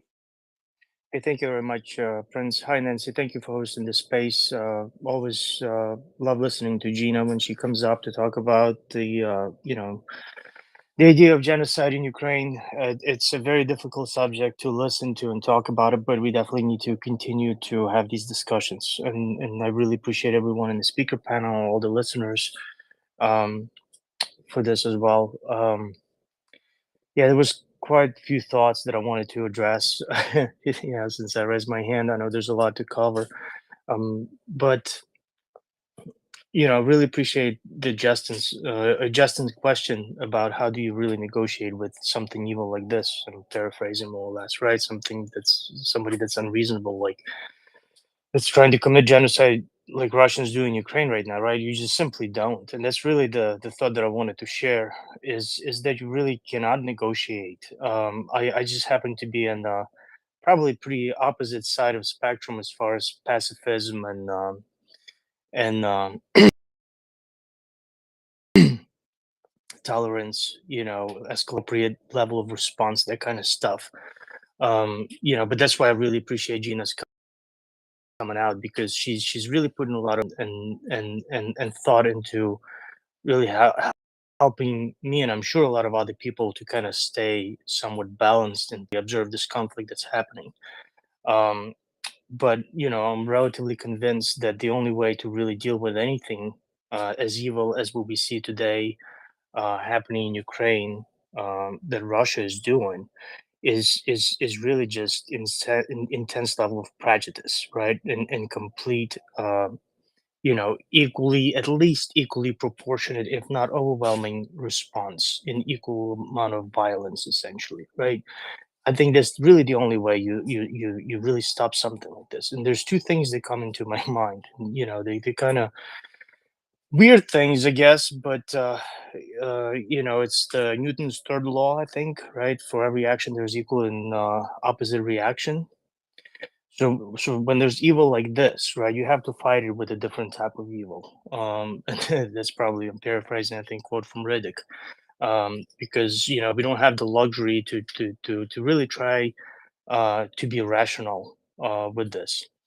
And there's only one other things that I really wanted to hear mention, and here maybe Gina would be able to comment on this, because I know you mentioned, Gina, that you were specifically talking about Putin, right? Because he had some kind of issues, mental disorders, whatever influenced him, that ultimately led to this, to his decision to start this thing. But when every time when I type some kind of comment or response or whatever, right, about Putin is actually a wanted war criminal, I always find myself struggling with another thought that's countering this, right? Because it's not Putin who is committing these war crimes. It's not Putin who's causing these mass graves to appear on the outskirts of city of Mariupol. It's not him who's physically kidnapping Ukrainian children. It's not him who's torturing Ukrainian POWs, raping Ukrainian women. Excuse me. It's the Russians. So is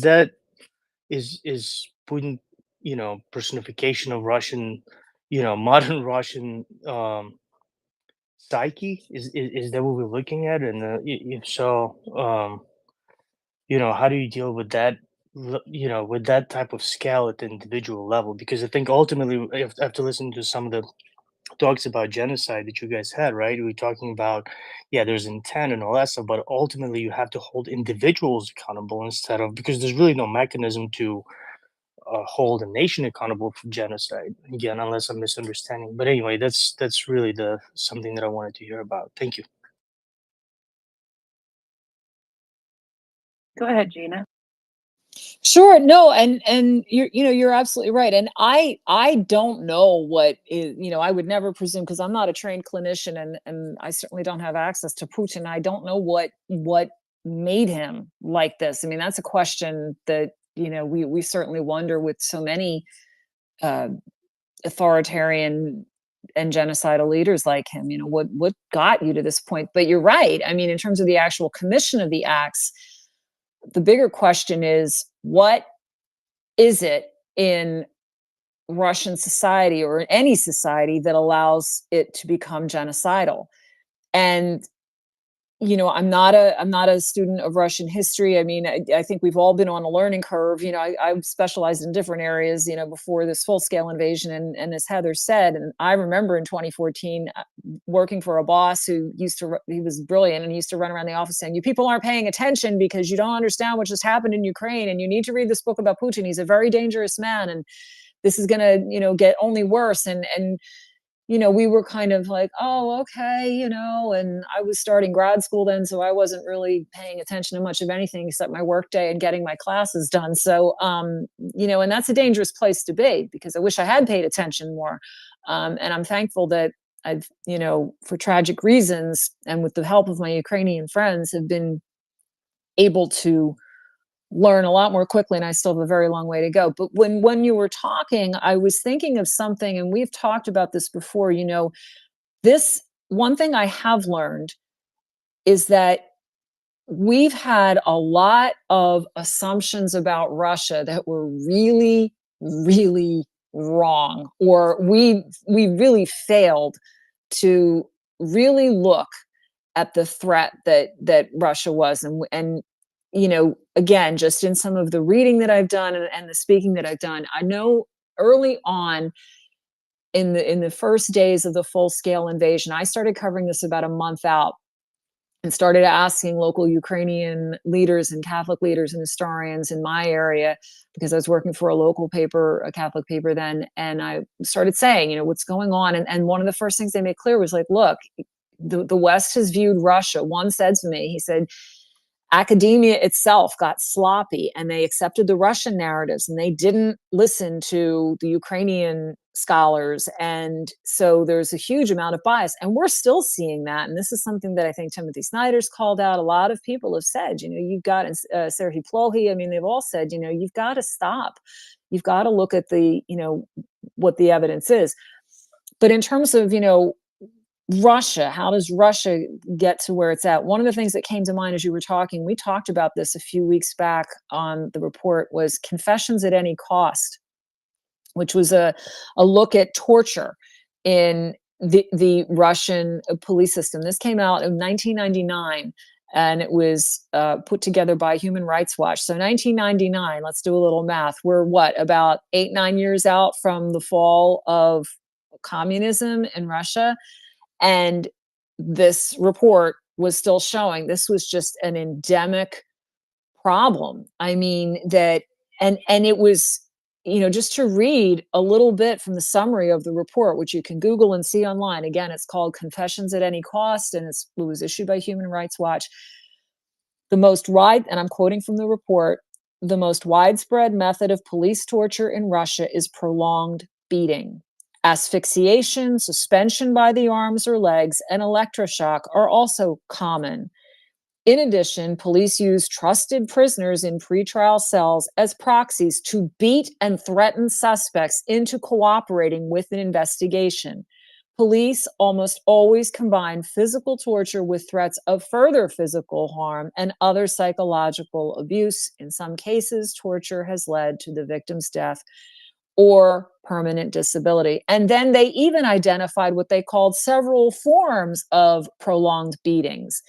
They actually had different techniques, and they gave them names, and using machines of torture.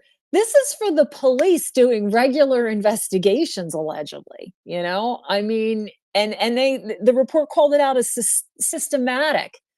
It wasn't a one-off. It wasn't, and I'm not holding up. Look, I know that in many other nations, we've had issues with, police brutality. I have covered people, who said to me, people of color who have shared their experiences with me, and living where I do. I mean, I've seen this play out, but they are not supposed to be the norm. They're supposed to be called out when law enforcement or any person in authority abuses their power. We call it out, and we hold them accountable, and we say that's not the norm. Unfortunately, the data is showing that in Russia, it very much is the norm. To give another example, when I was in Kyiv and I interviewed Archbishop Yevstrati Zorya of the Orthodox Church of Ukraine, he gave me a long interview and gave me a lot of insight into how it works in Russia. And one of the lines that really stuck with me was, he said, if you went to Russia, he said, if you lived in Russia and you were a Russian citizen and you were wronged and you tried to get your rights, upheld in a court of law, he said, you wouldn't. You'd have to bribe someone. So by many of the reports that I'm hearing, and again, I'm not ruling out the people that there are, the possibility that there are good people in Russia. I mean, that's just a law of averages, across the planet, even in the worst of, places. We never want to, because then we're guilty of that same flaw in thinking that leads people to just dismiss wholesale populations. People are people, they're individuals, and even in horrible moments like this, I can say with Anne Frank, who lost her life in a genocide, that deep down I still believe people are really good. But this is incredibly systematic in Russia. There's a lot of, dysfunction's a mild word for it, in terms of human rights being upheld on a regular basis.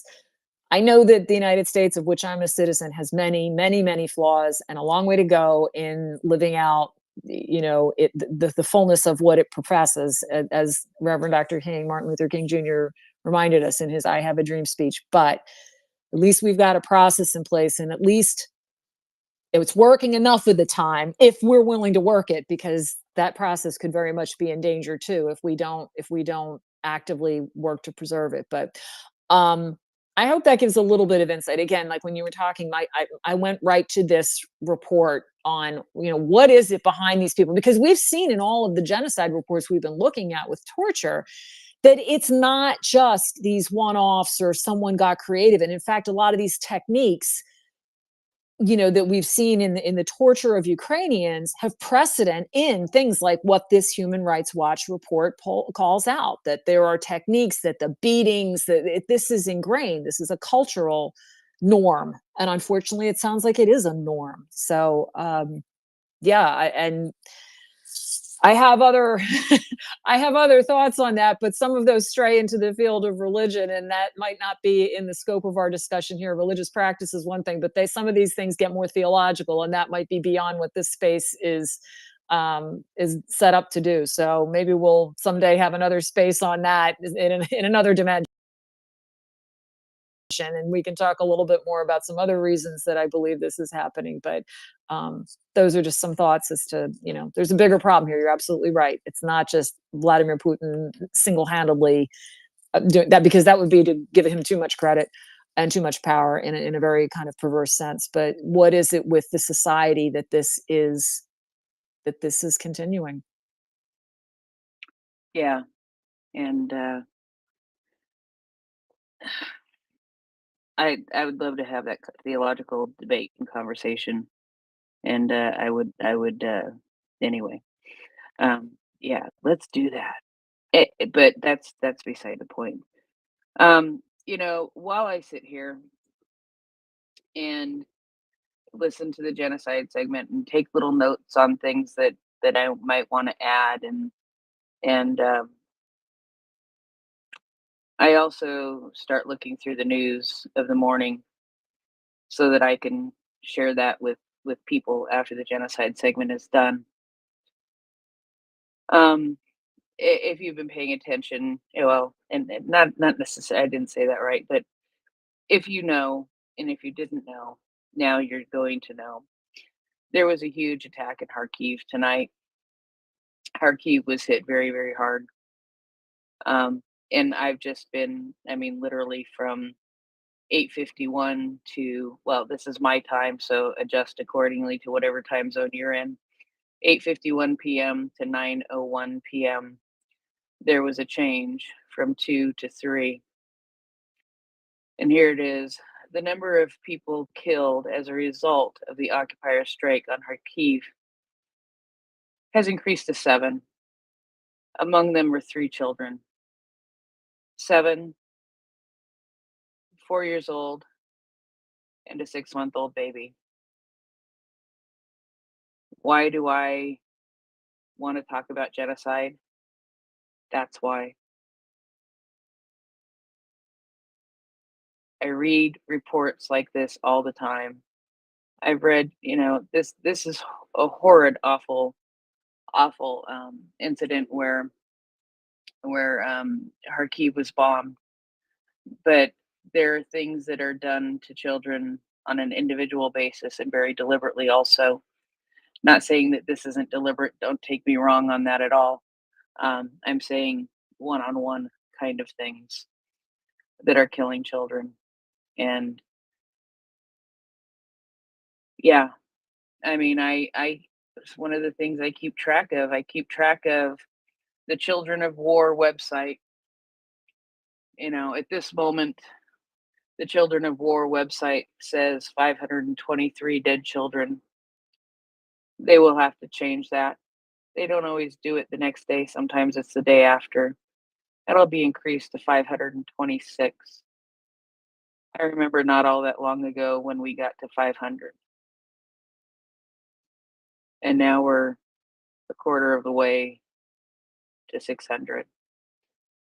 And so when people ask me, you know, why do you want to talk about something so morbid as genocide? It's because of that. Because I want that to stop. Because I want that to be prosecuted. Because I want that never to happen again in the world. You know, my sister was older, but I watched my mom after my sister died, and the pain is unreal. And no child should be killed in a war the way these kids are being killed. So I'm sorry for just taking that little side rail.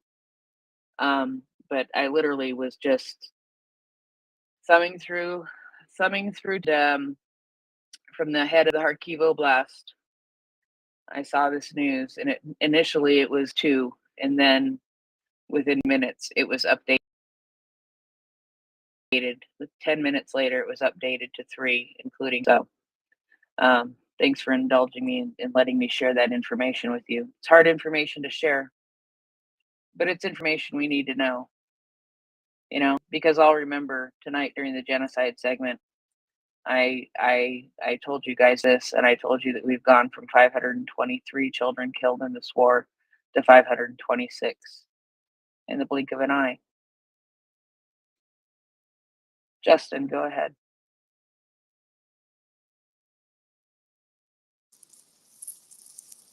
Thank you. Yeah, God. I think that for me, the thing that we have to deal with as humanity is why does this keep happening? Right? Like we can look back at history and look back at the horrific things that have happened, and we're horrified by it, and it's happening today. Like we're watching it happen today, and we sit back and we think, or I can't say we think, but we try and justify it under whatever paradigm we choose to justify it under. It's happening today. I am probably I think I might be one of the most anti-war people on the planet, and my position is send every weapon possible to Ukraine, send them nuclear weapons, send them. And people ask me, wait, you said you're anti-war, and you want to send them weapons, and that's the thing. Like I don't understand how we got trapped into this thing where anti-war means not defending yourself against aggressive war. I am anti-aggressive war.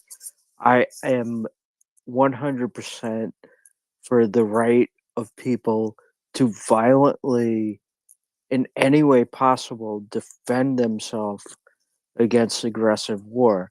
That is anti-war. Why? I just don't understand why people can't understand that. That's all I had to say. Yeah, I think that the quote goes along the lines of "Never again is happening again." Gina, go ahead. Well, I was going to say that one thing that comes to mind here, again, it's not a, I don't have any comprehensive solutions, obviously, but one thing that comes to mind is why something, for example, like Holocaust remembrance is so important, or, as I call it by the Hebrew term, the Shoah. That's hugely important. And equally important is calling out when people deny that it ever happened in the first place. And I really have a problem with people say, well, that's my opinion. Or, I mean, we've seen some very dangerous platforming as, in recent years, of denials of atrocities.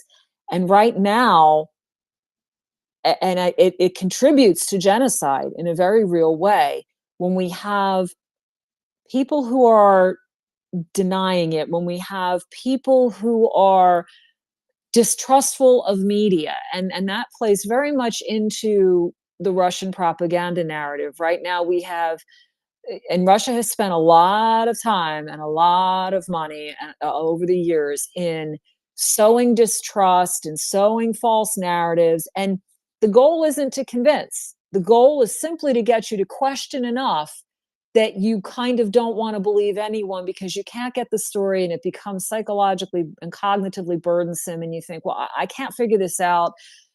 I just don't trust any of them. And then you start, kind of reacting in a very visceral way to news. Well, that sounds right. I'm going to go with that. And you can't really articulate why it sounds right, especially if the person is not a trained journalist or doesn't have a whole lot of expertise in that field, but is saying things that get your attention. And maybe it's, getting a lot of affirmation on social media. So the point is that, again, I think that remembrance, self-awareness, being able to reckon with the atrocities in our own past that have not been adequately addressed. I mean, these can all go a long way in certainly in prevention. And in terms of active genocide, there is a and maybe on an upcoming session we can look at it in a little bit more detail. The book Confronting Evil, which is by James Waller, a very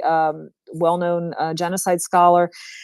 And this book discusses, the subtitle is Engaging Our Responsibility to Prevent Genocide. And he talks about the various strategic options that are available to prevent, or when a genocide is in process, and then the aftermath. So maybe we could look next time, at some of those midstream, what he calls the midstream prevention strategies. And there's upstream prevention strategies, midstream prevention strategies. That's worth a look, because that's what we're in. We're in a genocide right now that's been going on for 10 years and that has escalated horrifically in the last 2 years and shows no sign of stopping. And we're at this moment where, in the United States, we've got such political polarization and division, and not without Russian influence. I mean, we were all very naive to think that, because they are working quite actively to undermine support. That's one of their stated goals, is to displace the West from the geopolitical stage as much as possible. And we have to figure out, what do we do at this point? So maybe looking at some of the strategies and the options based on Waller's research would be a worthwhile idea. I don't know what you think about that, Prince and Nancy, but that could lead to some good discussions, I think, and people's creativity and input. Yeah, no, I think about that for a minute, because I like the idea from the things that you have told me, and the things that we've talked about on the space, as far as what you've already been able to grasp, or not grasp, but get from that book. It's like I wanna read it, but I've already got a pile of books and more books coming, and yeah, so it's just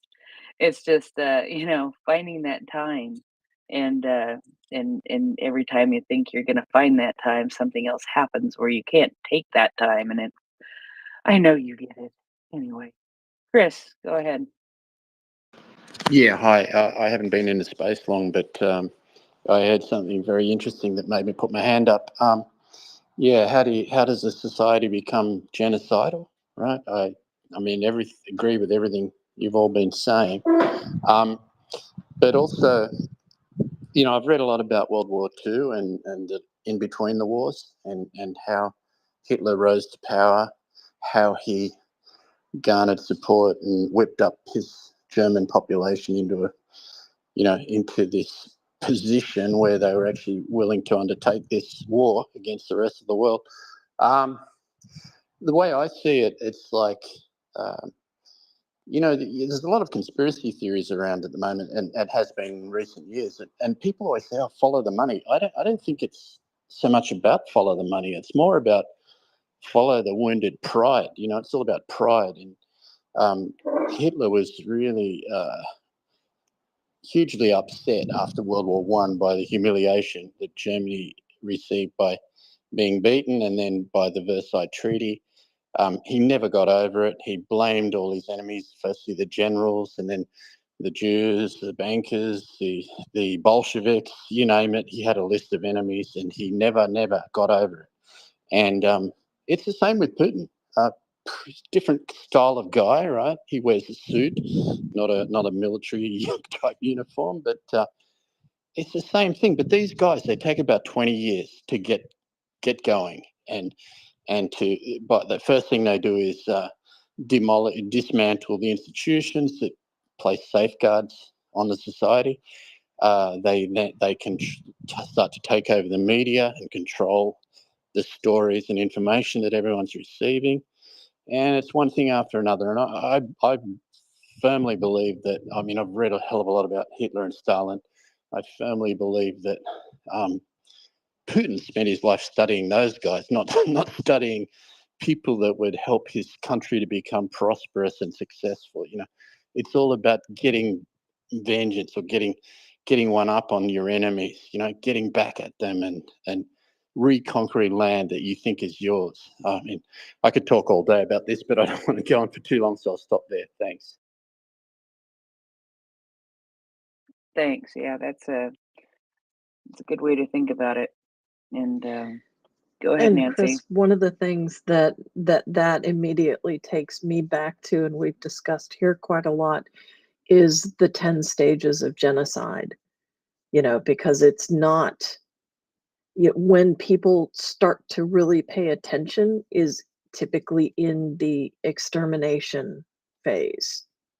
And genocide is started so much earlier than that.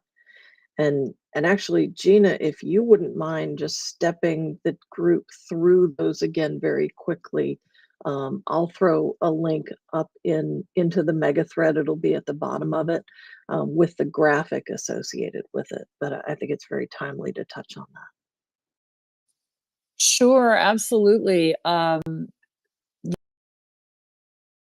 These are the 10 stages by Dr. Gregory Stanton. And as he says in the introduction to this, that it is a process, because that's why we miss it. A lot of times humans, we're not looking at processes. If you think about how we are as creatures, we live among a lot of processes that we never pay attention to. The very, fact of our bodies. I mean, you can't even count the number of processes that take place in your own body, and you kind of just move blithely through your day, even if your body has various challenges or, and all of our bodies have limitations, but we're not really good at looking at a process until it hits a crisis point. And that just seems to be a flaw of our nature in a lot. And the people that, are able to look at processes and identify them analytically and kind of get ahead of them and learn how to manage them tend to do really well in the world, and especially in fields like, management consulting. So, but in terms of looking at the process here, those 10 stages of genocide start with classification. And classification is something that's, innate to us, and we do have some ways to kind of, look for patterns and structure things. But as Stanton puts it, in these 10 stages of genocide, you know, the bipolar societies, as he puts it, that lack mixed categories are the most likely to have genocide. And that's really, as I read it, a failure to see people as dimensional. And I have to be honest, we're seeing that more and more in the United States. Everything is, I don't want to generalize too much, but there is a very disturbing trend, and it's been around for several years now, of this us them mentality. As an example, one of the things, and I still do cover it, although I covered it a little bit more when in my previous job, because I've been dispatched to other things. I have other writers that I work with who do more on this topic. But when this was before COVID, covering a lot of immigration crises that were taking place under the Trump administration and how they were playing out in my city, I remember interviewing a friend of mine who's a nun. She is now down on the border in Texas, ministering to migrants. She has a lot of experience. She's missioned for years in South America, so fluent in Spanish. I mean, she's very, very wonderful woman who's very well, positioned in her work and qualified for it. But she was at an event that I was at before she moved to Texas, and she told me that based on a lot of the way the language that was taking place around immigrants, the things that were being done to them and or not being done for them, there were genocide scholars who were saying this is a pre-genocidal phase we're starting to witness. And I remember her shock when she was telling me that. She said, I could not believe that I heard that. So again, and it's at a lower level, but I would submit that kind of language of the us them, right? The classification is your first stage. The second stage, symbolization in these 10 stages of genocide. And that's where you've got the classification, and now you're going to start giving them symbols for it. So, some of the examples, certainly in Nazi Germany, the yellow star for Jews, would be one that probably comes to mind the most readily. Other symbols have been the blue scarf for people from the Eastern Zone in Khmer Rouge, Cambodia, according to Stanton. The third stage then is discrimination. So now the dominant group is going to start enacting laws or customs, or they're going to use political power, and they're going to start denying rights. So now you don't have the full right. You can't be a citizen. You can't vote. You can't get access to this. And, you can see the path starting to widen, because many of the things that are getting denied are things that human beings shouldn't even have to argue over. Just basic human rights and basic necessities of life. And so then what ends up happening, according to Stanton, in this third stage of discrimination is the ideology, I'm quoting directly here, the ideology advocates monopolization or expansion of power by the dominant group, and it legitimizes the victimization of the weaker groups. So now this is really starting to take shape. Now it's not just a question of maybe an internal opinion, but it's really getting externalized, and it's on this path. And now it's starting to have specific political impact and denial of rights, that sort of thing. Interestingly enough, in this, he also makes a note that advocates of exclusionary ideologies are often charismatic, expressing resentments of their followers, attracting support from the masses. And I would kind of invite you to just sit with that a bit and maybe think of that and how that is playing out. I mean, we certainly see it on display in Russia.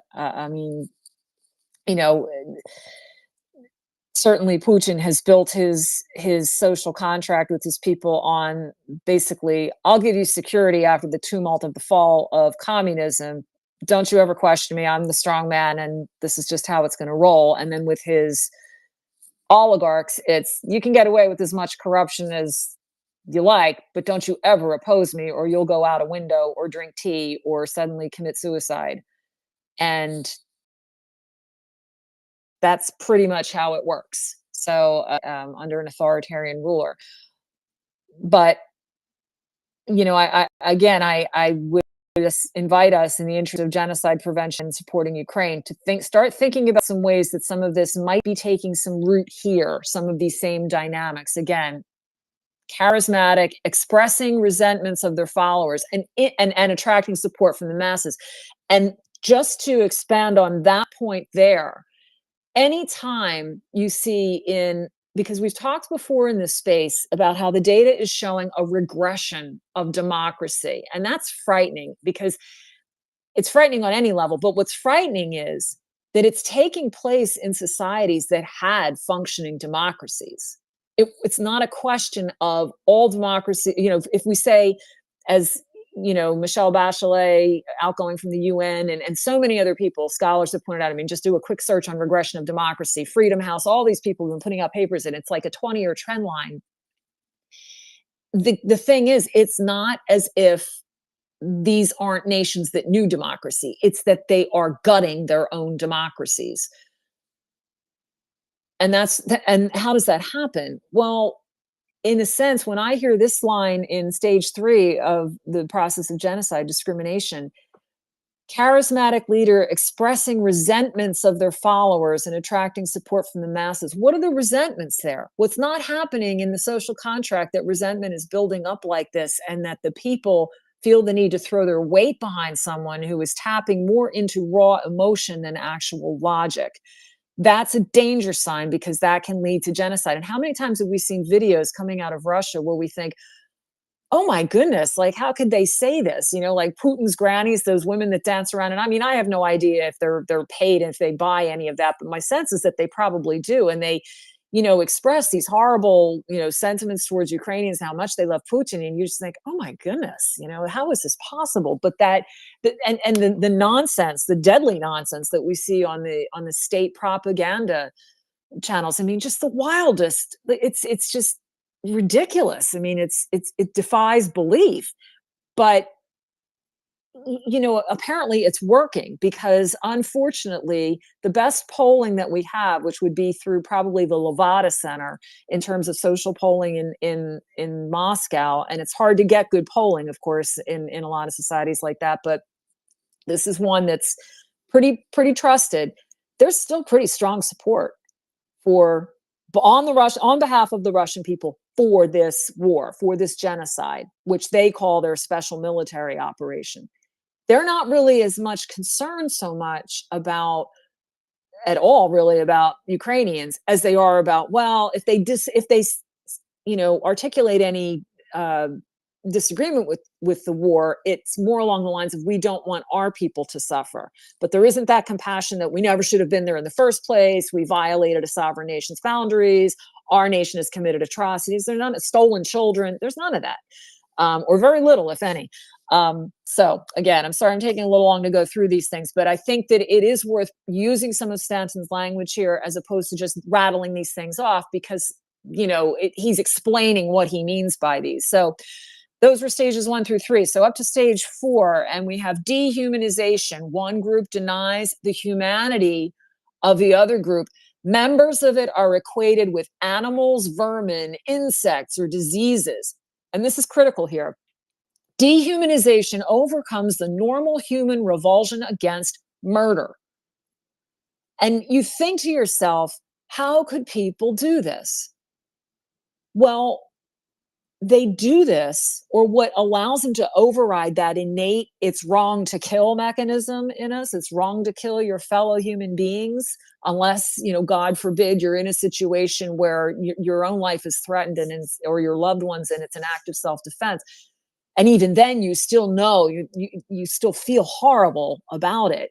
And I'm sure we've all met like law enforcement officers who have had to make that call, and they've hated to do it, and it weighs on them. And even though they know they had to take a life to save life, it's still very hard. That's because this is how we're wired.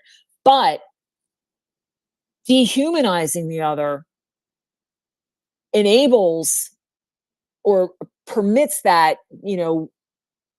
that atrocity. And we've, in looking at the atrocities that the Russian forces have committed in Ukraine, we've been stunned that children could be sexually violated, that people could be mutilated as they've been tortured, killed. It just, it leaves me, I write for a living and I'm without words. And you think, how could they do that? How could they do that? And the dehumanization is one of the major levers here. So that's a critical, I see that as a critical node in this process. Stage 5, organization. And that's another key. Genocide, as Stanton points out, is always organized, usually by the state, often using militias to provide deniability of state responsibility. Remember the Wagner group, right? You know, I mean, they were considered, you know, the worst of the worst at one point in there. And the state, you know, there's that distance there that they can, you know, make use of it. And then when it doesn't become useful anymore, they disband or co-opt it as they see fit. In the Sudanese government, the other example would be the support and the arming of the Janjaweed in Darfur, jihadist terrorist groups, mobs, those sorts of things. So Stanton actually recommends that to combat this stage, membership in genocidal militias should be outlawed. Their leaders should be denied visas for foreign travel, and they're frozen in their assets. The UN should impose arms embargoes on governments and citizens of countries involved in genocidal massacres and create commissions to investigate violations. The next stage, stage 6, polarization. Extremists drive the groups apart. Polarizing propaganda. Motivations for targeting a large group are indoctrinated through mass media. Here's another interesting point in here. He has a line in this stage that says, extremist terrorism targets moderates, intimidating and silencing the center. And I think that's important. When we fail to see people as dimensional, when we fail to see identity as multivalent, I mean, people could be, you know, a fan of one sports team, a subscriber to one religious belief, a fan of that kind of music, married to a person from that, you know, racial or ethnic group. I mean, people are complex, and we should allow them to be complex. And we shouldn't say, because your last name is this, you must think X, Y, Z. You know, this is just wrong thinking. And all, you know, to say all people who vote like this are horrible and all people who say that are horrible or eat that or look like that. I mean, and the level that we're seeing this right now is just mind-boggling, because it's a very base, crude way of looking at reality and at fellow human beings, to not recognize them in all of their dignity, in all of their complexity, all of their dimensionality, and to stop placing preconditions on them that, you know, someone could say, they can surprise you by saying, oh, I vote this way, but on this issue I'm this way, you know. And we see this in our political process right now. We've got people in Washington that right now can't agree on life-saving aid under the obligations of international law that we owe Ukraine. This is a genocide. And in any attempts to deny that, I'll be more than happy to counter that with the evidence that we've already been discussing in these past several sessions. But there are people who are opposing aid to Ukraine simply because they don't like the people on the other side of the aisle. And that's costing lives. So that's a mindset that's got to get called out, and called out fast. And it will come to haunt us if we don't deal with this now. And it will result in, unfortunately, the deaths of more Ukrainians if we don't deal with this now. So stage 7, and again, I apologize for going through these, but I didn't want to just rattle them off without getting into what, you know, Stanton's actually saying about these stages. Preparation, plans are made for genocidal killings. National or perpetrator group leaders plan the final solution to the Jewish, Armenian, Tutsi, or other targeted group question, and they often use euphemisms to cloak their intentions, such as referring to their goals as ethnic cleansing, purification, or counterterrorism. And while they're doing that, they indoctrinate the populace with the fear of the victim group. They invoke the, if we don't kill them, they will kill us. Well, we heard that in, Putin. I mean, well, I had no choice. I had to go in. I mean, which is just nonsense. But, that there it is. Again, that planning, that systematic approach. Stage 8, persecution. Victims are identified and separated out because of their ethnic or religious identity. Death lists are drawn up. In state-sponsored genocide, members of victim groups may be forced to wear identifying symbols. Their property is often expropriated, segregated into ghettos, deported into concentration camps, confined to a famine-struck region and starved, deliberately deprived of resources such as food and water. Children are forcibly taken from their parents. And extrajudicial killings, torture, forced displacement, the massacres begin. And it's at this stage that, at persecution, that Stanton says a genocide emergency must be declared.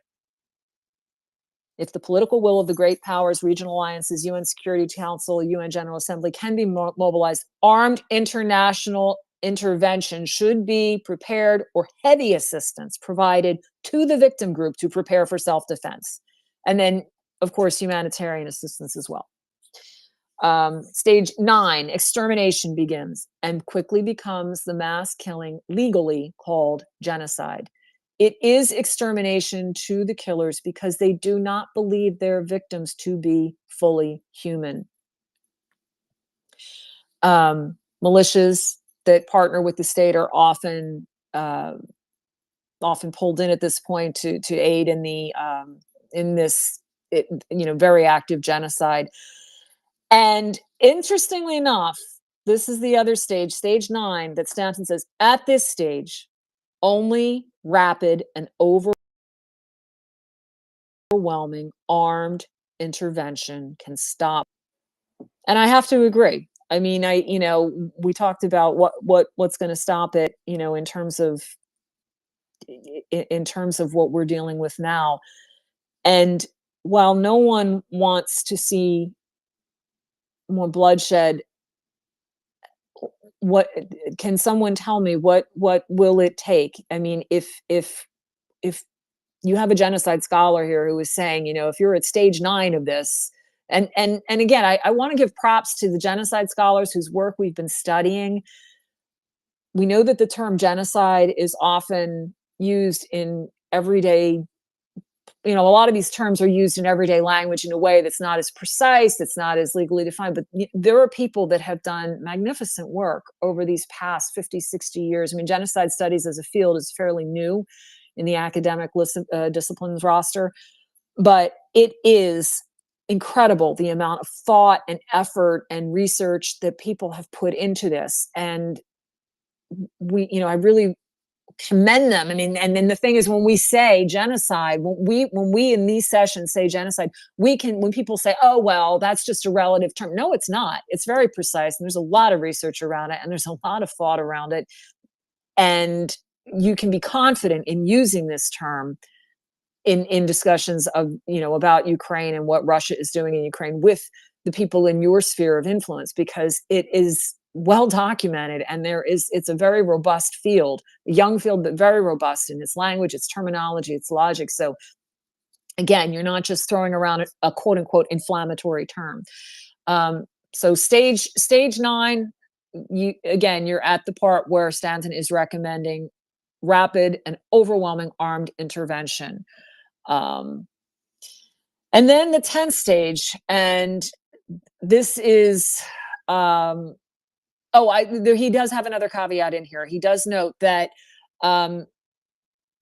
this is interesting, if the UN Security Council is paralyzed, regional alliances must act anyway under Chapter 7 of the UN Charter, or the UN General Assembly should authorize action under the Uniting for Peace resolution, which has been used 13 times for such armed intervention. Since 2005, the international responsibility to protect transcends the narrow interests of individual nation states. If strong nations will not provide troops to intervene directly, they should provide the airlift, equipment, and financial means necessary for regional states to intervene.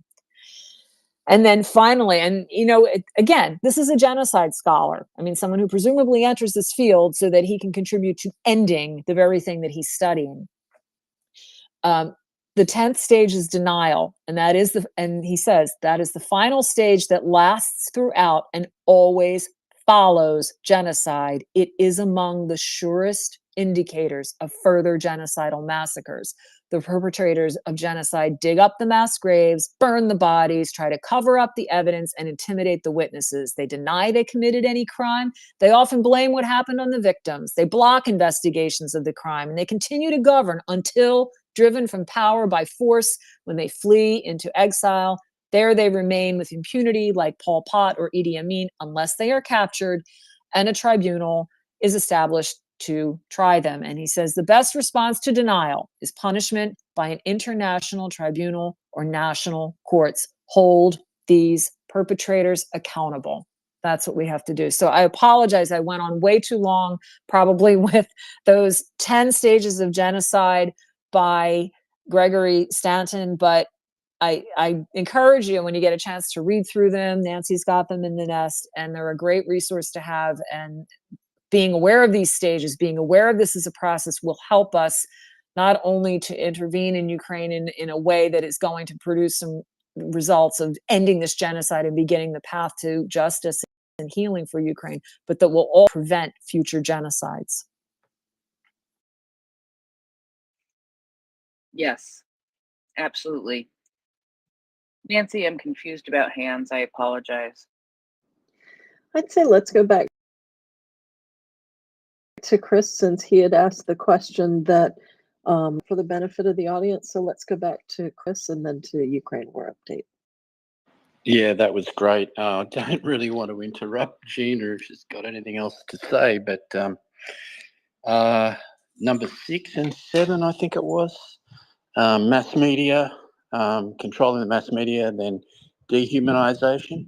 I mean, I just want to talk a little bit about democracy. I think it's so important. It takes about, in my opinion, 20 years or so to do this, which is the life of a soldier, like a young soldier who's 19 or 20 or whatever. These kids that are raised in a authoritarian state and know nothing else but the mass media rubbish they're getting from their central government, they grow up with these ideas and they think of the other people as not quite human or something much worse than human, or something to be eradicated or exterminated. And so the problem is, if you don't have a democracy, you can't get rid of the bad guys. They stick around and they build up their power. They go on and on and on for decades, and eventually they have a business model. The business model is they always have to have an enemy to pretend that they're protecting their people from that enemy. And rather than actually trying to improve their country, they focus most of their efforts on trying to destroy or undermine their enemy. Now, you did say something about division in the United States. I mean, the way I see it, Putin's an expert at this, helping you guys to get you guys fighting each other over every topic under the sun, any controversial topic. That's why, if you look through my timeline, you won't see me talking about all those controversial issues, gun rights, abortion rights, trans issues, or whatever. Because mainly, and COVID, I mean, mainly because a lot of them are kind of ethical issues. They're not really political issues. They shouldn't really be political issues in the first place. It shouldn't be one side against the other.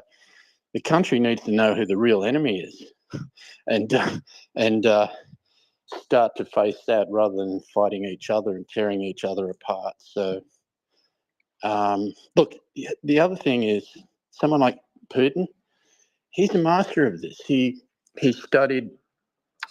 watched spy movies when he was a kid. He loved that. He loved the idea of being a spy. He's into spycraft. He's into deception and being cunning and tricking the other guy.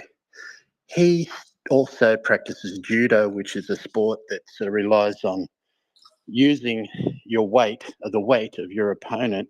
So you might be a smaller, lighter guy, but you can use the weight of your opponent against him, right? So you find out the weakness or the vulnerabilities in the opponent, and then you use that against them. And one of the weaknesses, it's also the great strength of our societies in the West, is free speech. So he's just weaponized that against us in so many ways, funding and supporting conspiracy theories. And I mean, like I said before, I could talk all night, but I'll stop there. Thanks.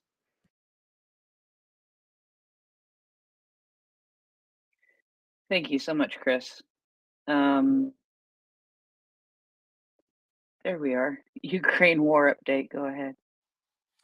Thank you very much, Prince. No, I just wanted to thank Gina one more time for unpacking the 10 stages of genocide, and I really appreciate her articulate way to conceptualize and this very difficult topic, right? And also discuss in detail the relevance of every stage, right? And pointing directly to very distinct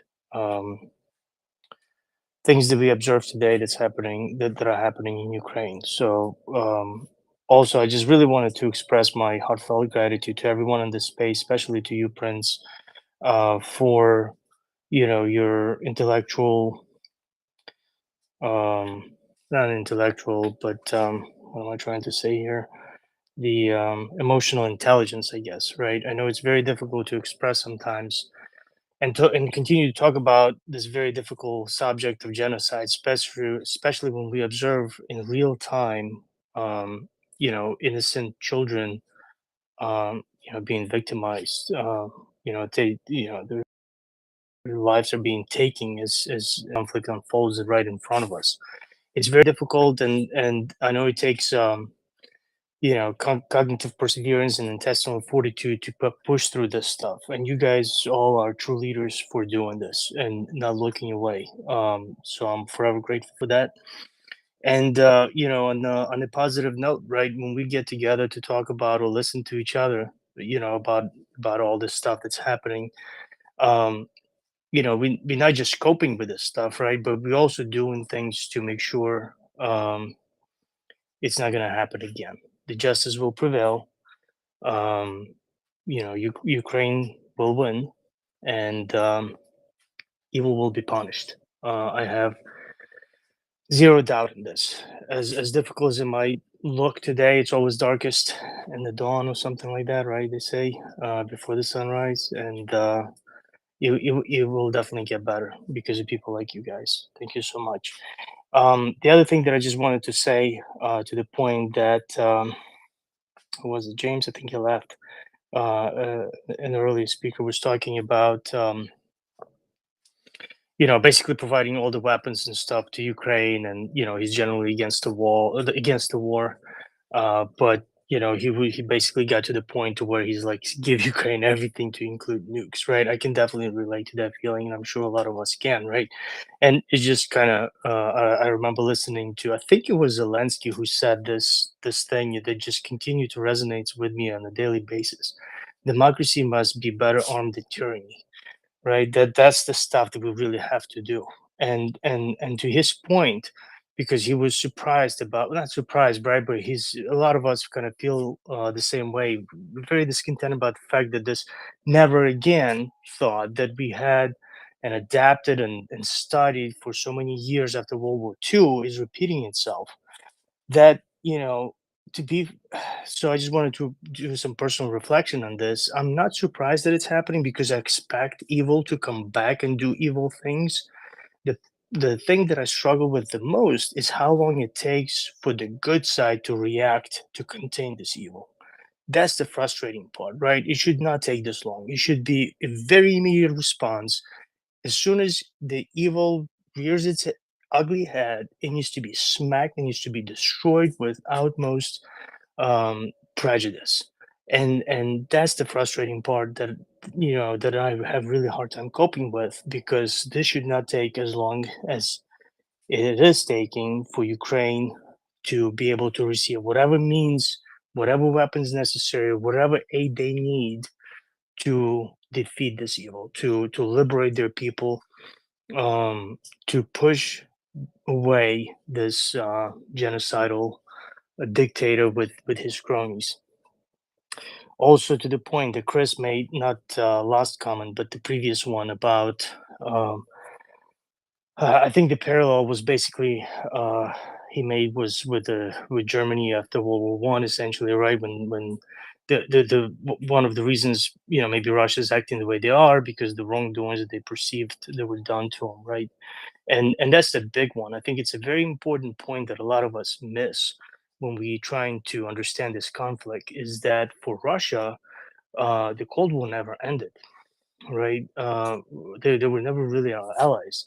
They continue to see us, the collective West, essentially, right, as the root of all evil. They wanted to continue to destroy us. They basically allowed us to sleepwalk into this conflict, and they continue to do that through the very sophisticated level and volume of propaganda.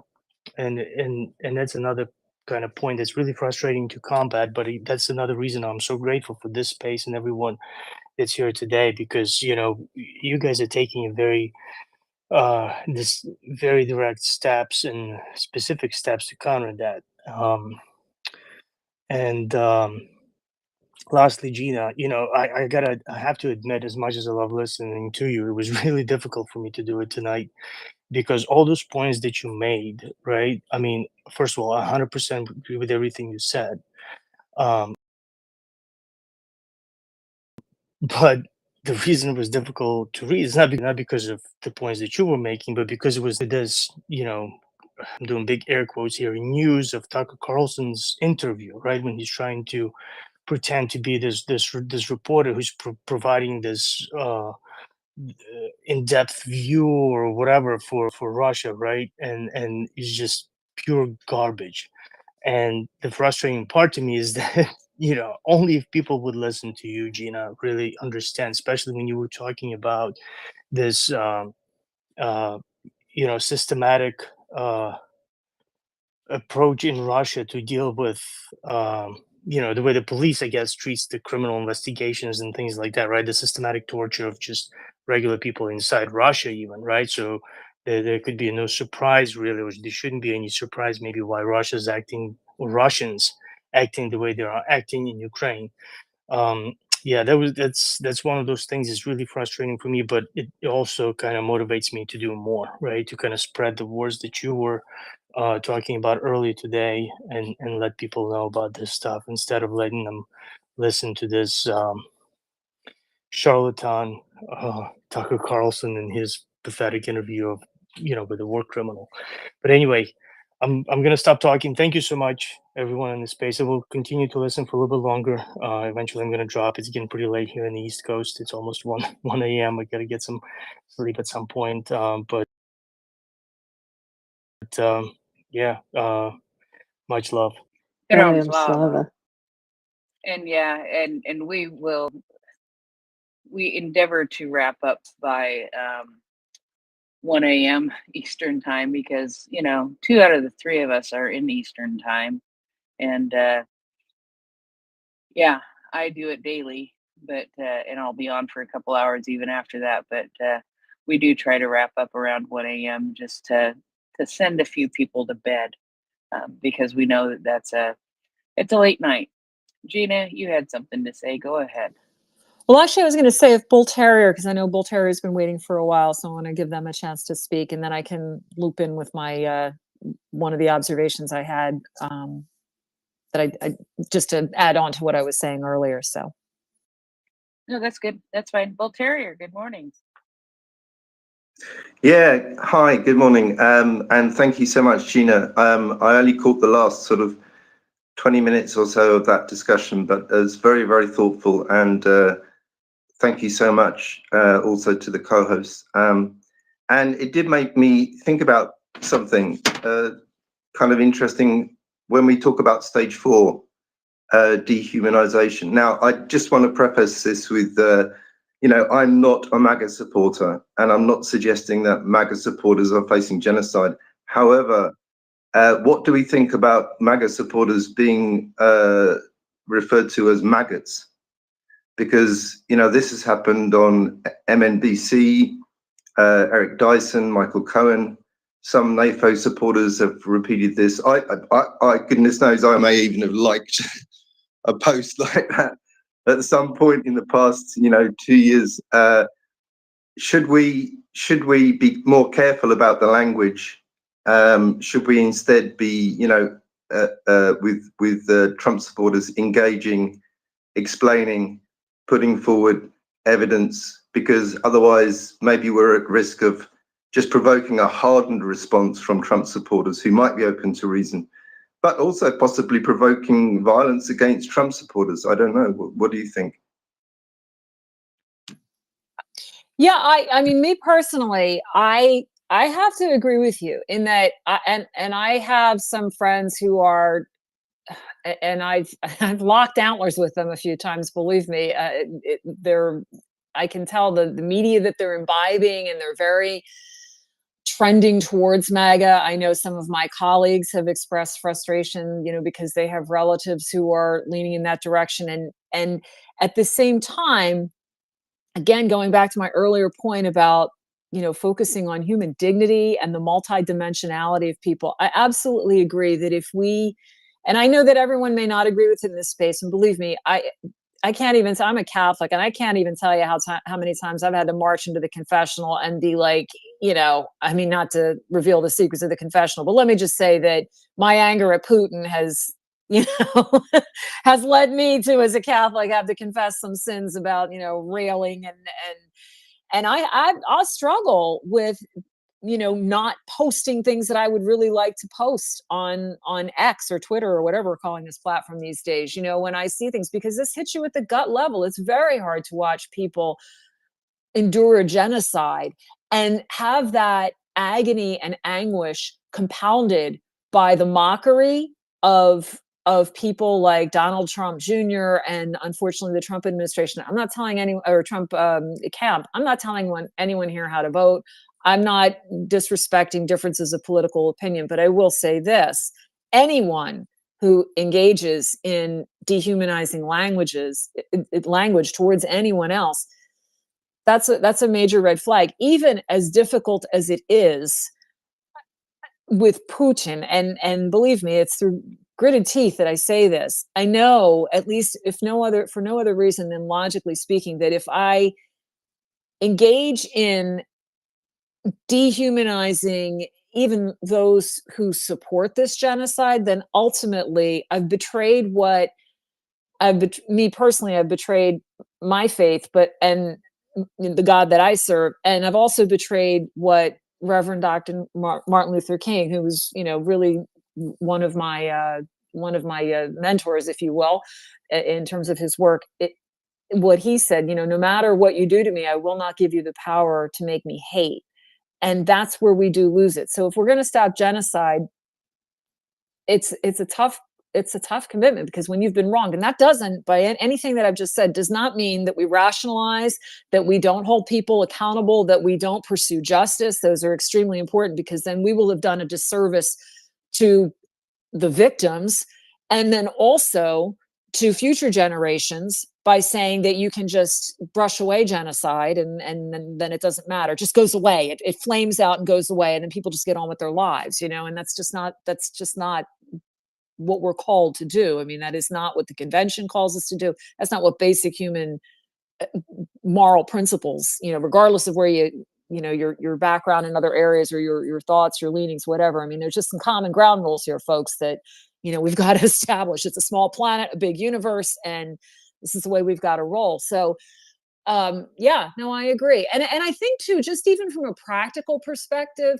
that engaging in a lot of especially in the online space, which is where a real front in this war is being waged. It's not what the Ukrainian defenders are enduring in literally putting their lives on the line. But the information spaces Russia has declared as a battleground, and is working actively to poison, to confuse, to undermine support. And that does have an impact in day-to-day life. For example, in the votes that the Senate and the House take, in the vote, in the political support, in the mass media coverage. I mean, people are influenced by this. So we do need to be careful about the language that we're using. And I will say, practically speaking, when we direct our energies to kind of sinking to the level of the trolls and the genociders, and even just the online haters, just the people that, that's their kind of energy charge, is to go online and be really mean and attack people and mock people. It brings us all down, and it's also a waste of energy in fighting genocide. When I've engaged with trolls, and I've been very careful, I haven't always succeeded, I've been very careful to try to maintain a neutral tone and just present facts, present those reports, ask people, if you really want to engage with the troll. Sometimes what I'll do, again, looking at the online space, is that I'll actually, if I see someone posting on a timeline, I did this the other day, and they were posting on Zelensky's timeline, and you could tell it was a troll. And my thoughts wasn't so much that President Zelensky is ever going to look at anything that I write. I'm sure he's not sitting around looking at his Twitter account, or his X account, because he's got a lot on his plate right now, to say the least. But it's the people that might go to that account.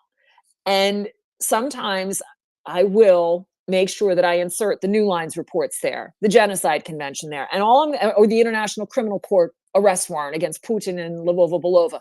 I'm not even necessarily going to put any comments with it, but I'm just going to put that information out there so that people can see it. And so I'm trying to, in a long-winded way, because it's been a long day, offer a responsive yes. Do I think that we should engage in demonizing language even against those we dislike? No, because that brings us all down, and it can ultimately erode our case, our moral high ground.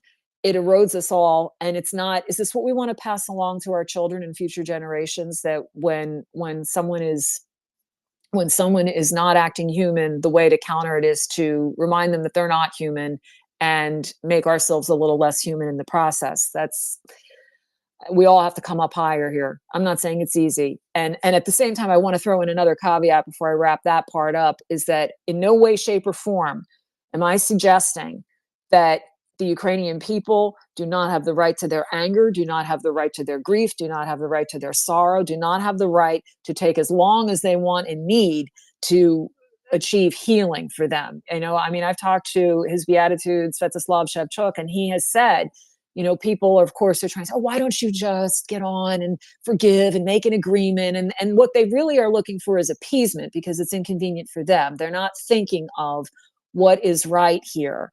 You cannot force forgiveness and healing and reconciliation. That takes time. And in this case, unfortunately, it's going to take generations, because that's the scope of the atrocities that we are dealing with here.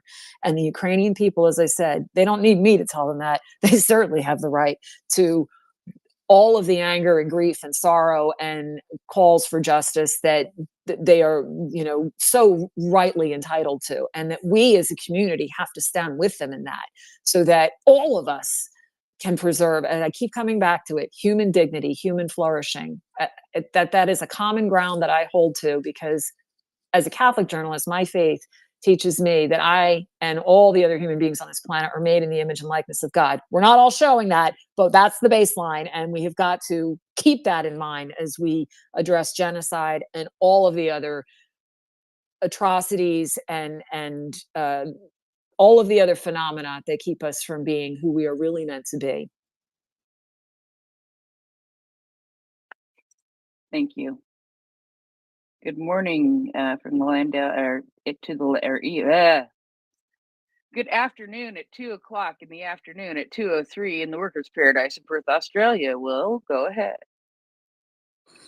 Sorry, was that for me? Oh, sorry. No, go ahead, Chris. I'm sorry. I was going to Will, but go ahead, Chris. Oh, no. Okay. I'll just be very quick. Something Gina was talking about, genocide, obviously.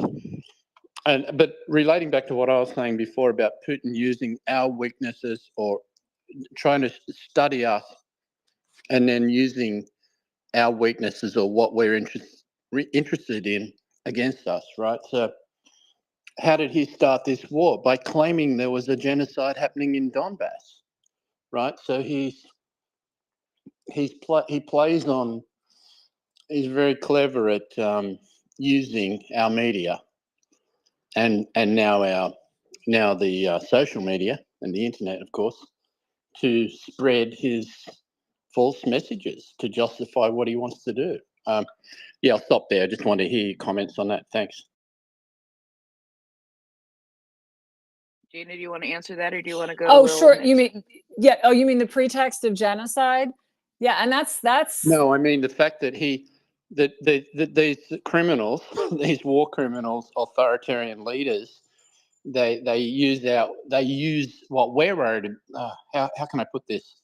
They use the things that we're concerned about against us, right? So he just like Hitler did when he did his false flag operation in Poland before he invaded Poland, right? So Putin tried to build up a story. Well, he built up a number of stories. One of them was that there was a genocide against Russian-speaking people in the Donbass area, right? So we've got to think about the real genocide versus the fake genocide. So I want to hear your comments on that, Gina. Thanks. Yeah, no, absolutely. And it's interesting because Russia is a signatory or is party to the Genocide Convention. It's that same deal that they had where they acceded to it under the Soviet Union. You know, so their membership in the UN is actually questionable, as you know, Sergei Kozlitsyn always points out that they're not. You know, I mean, they just kind of kept the seat. But in terms of just to you know, of course, there was no genocide that was taking place against Russian speakers. I mean, that's a complete pretext that, you know, Putin came up with to, and it, you know, it's got precedent, of course, too, as you said, you know, you pointed out, you know, Hitler and certainly I think Stalin did that, if I remember correctly. It's been a long day, so please, if I've misquoted that, please have mercy. But, you know, Putin, interestingly enough, for being the leader of a nation that is party to the Genocide Convention, followed none of the steps that the Genocide Convention, even if there had been, which there wasn't, any inkling of a genocide in Donbass against the Russian speakers. He did not in any way, shape, or form follow the procedure of the convention to which his nation is a party. So that just, I think that speaks volumes right there. You know, there was no, you know, there was no consultation. There was no, you know, evincing of the Genocide Convention saying, hey, you know, we have this duty to prevent and to punish. No, I mean, it was a pretext to just go in and seize land. So good point. Sorry, I'll just quickly finish that off. Hitler did the same thing when he invaded and annexed the Sudetenland in Czechia. He claimed that the German-speaking people in the Sudetenland were being persecuted and tormented. It was all bullshit. It was made up. He didn't use the word genocide. Probably it didn't exist in those days. I'm not sure, but it was the same playbook. You know, Putin's just copied. Really. Yeah, I mean, it's expedience, and that's the other thing. That's why we need to defend what is actually genocide, and why we need to be precise with these terms, and why we need to recognize these stages and honor the work that's been done, you know, certainly by Raphael Lemkin in coining the word, and in Hersch Lauterbach by advancing individual human rights. Again, a great book there is East West Street. It's a great read. It has Lemkin and Lauterbach. Philippe Sands, the British human rights lawyer, wrote it, and it's almost that you just can't put it down because it just tells the story so well, and you learn so much reading the book. But you know, we can't let these terms be diluted or co-opted by people that are going to use them for nefarious ends and use them to pervert what the meaning is. You know, I think hearing the word genocide come out of Putin's mouth is it's hard to hear because exactly. What was that book? Could you just say that again? East West Street. East West Street. Yeah, by Philippe Sands. It's really, I highly recommend it. I am very thankful again to my Ukrainian friends when I really started diving in on this coverage. They gave me a small bibliography to start with, and we've just been expanding on that. And that was one of the books that they said, you know, you got to read this one. So I duly did, and it was well worth it. But yeah, I mean, I know I could go on and on as I tend to do, but no, I agree with you. And it's strange because, you know, and this could probably be another session, but so often with the language of Putin and in particular him, but any abuse or you know, a dictator like him, a genocidal dictator, people who are familiar with being in abusive situations, as unfortunately I myself am, and have looked at how abusers work, there's, you know, dynamics of projection and gaslighting and that kind of co-opting of terms and victim blaming, and a lot of those dynamics you see, you know, that take place on an individual level in people's lives. You see this writ large with what Russia's doing. You know, there's this ridiculous projection. I mean, psychologists are probably having a field day in analyzing just the propagandists alone, you know, and the language they use. But there is that, if we're going to prevent genocide, then we have to prevent people from trying to co-opt what the term means, what the legal definition is, what the reality is. We need to be clear and precise, and not allow people to bandy it about as nothing other than a pretext to wage genocide, you know. So yeah, that's an excellent point. I'm glad you brought that up. All righty, go ahead, Will. Well, to lower the tone completely, and as possibly one of the world's first purveyors and users and repeaters of adding a small t or a small t and an s to MAGA to turn it into maggots, I didn't find that dehumanizing. I find it phenomenally useful in taking on a really, really bad idea, right? The whole principle of make America great again, when explained to you by a person who's into it, is just so bizarre and out there. It needs to be called out. So maggot, a maggot, is just a means of communicating that it's something unpleasant, you know, in your description of them. But it isn't meant to be dehumanizing. It's meant to point out the political idiocy and not be trapped inside language. Folks, online, wherever, it is a battle of words. And, you know, I don't find this to be, personally, to be an excess word just because I've regularly used it, because I actually still will. I have no problem with this. I don't think it crosses a line as far as my being a human being and being against genocide and all that other stuff, right?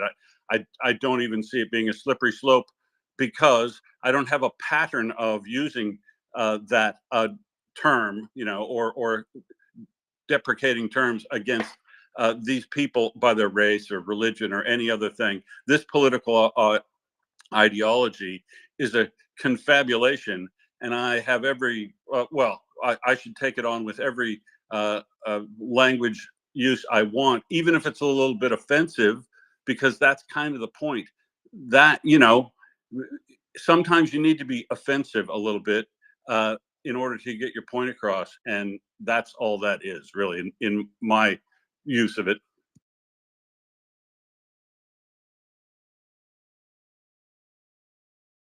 Did we lose you, Will? Oh, good, you muted. There you go. Yeah, I'd say you were absurd, but you know, I would be joking.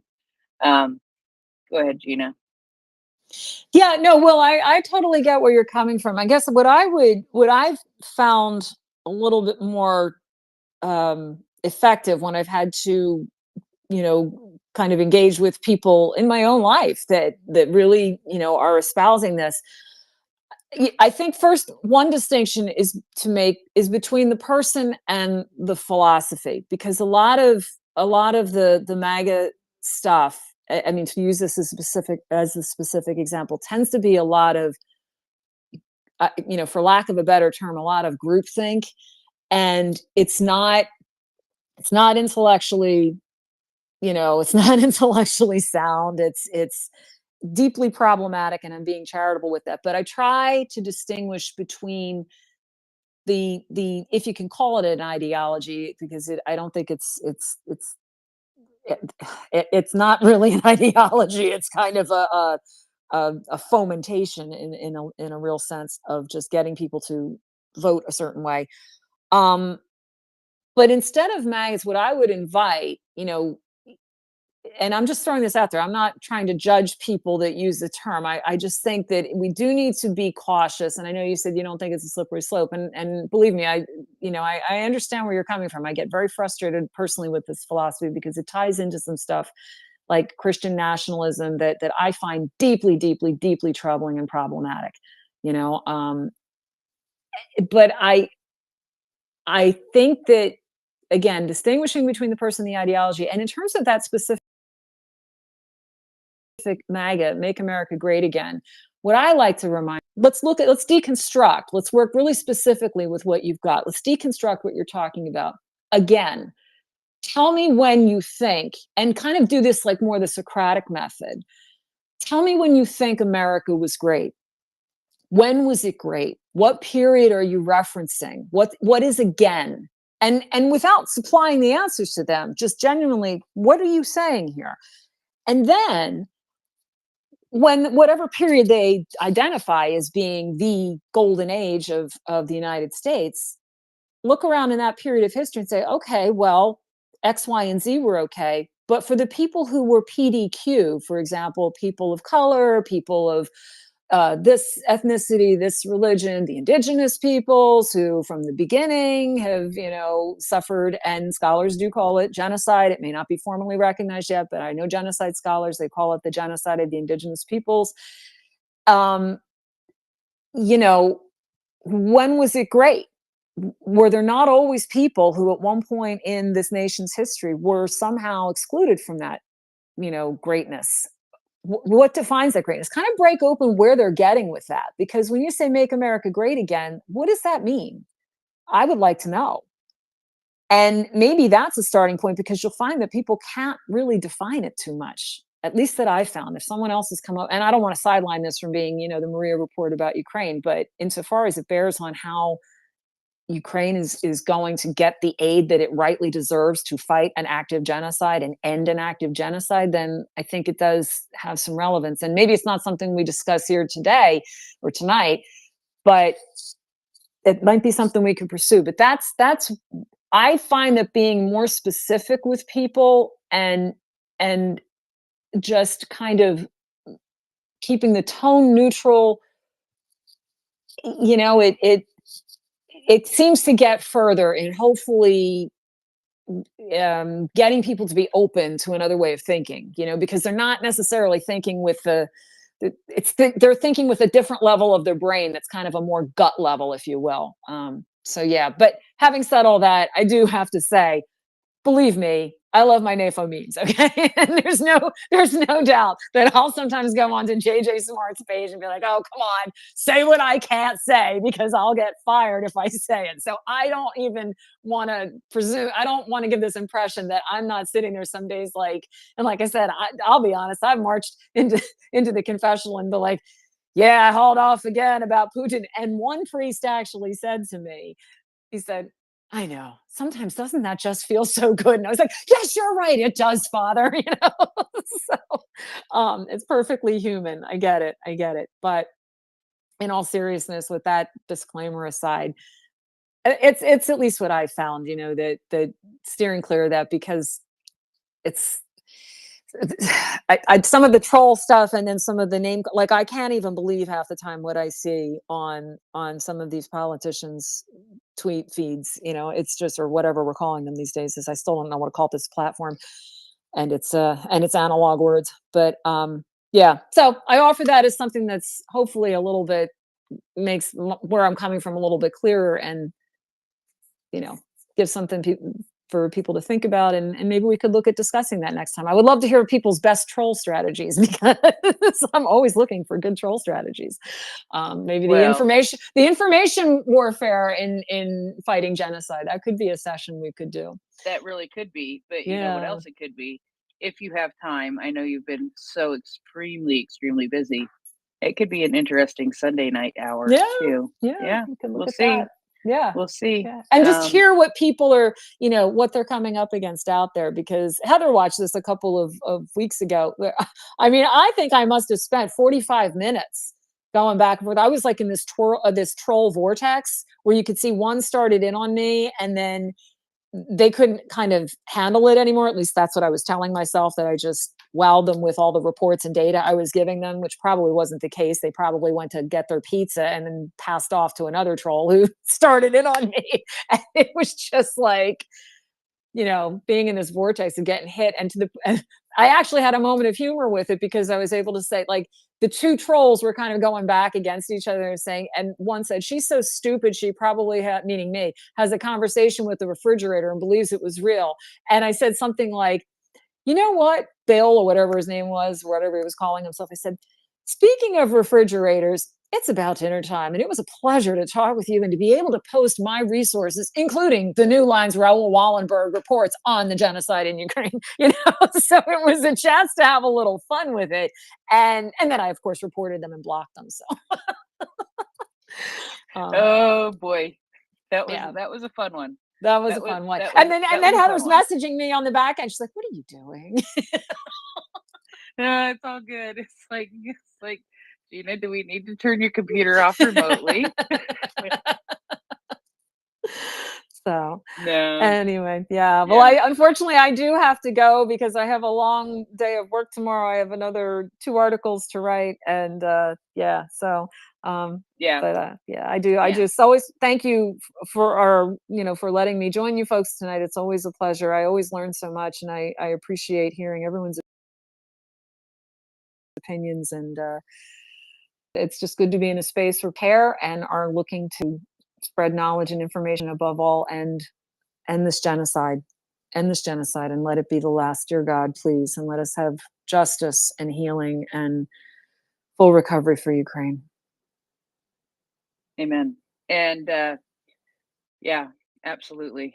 And yes, oh crap, host connection issues. Sorry. Will, can you send that? Son of a, yeah.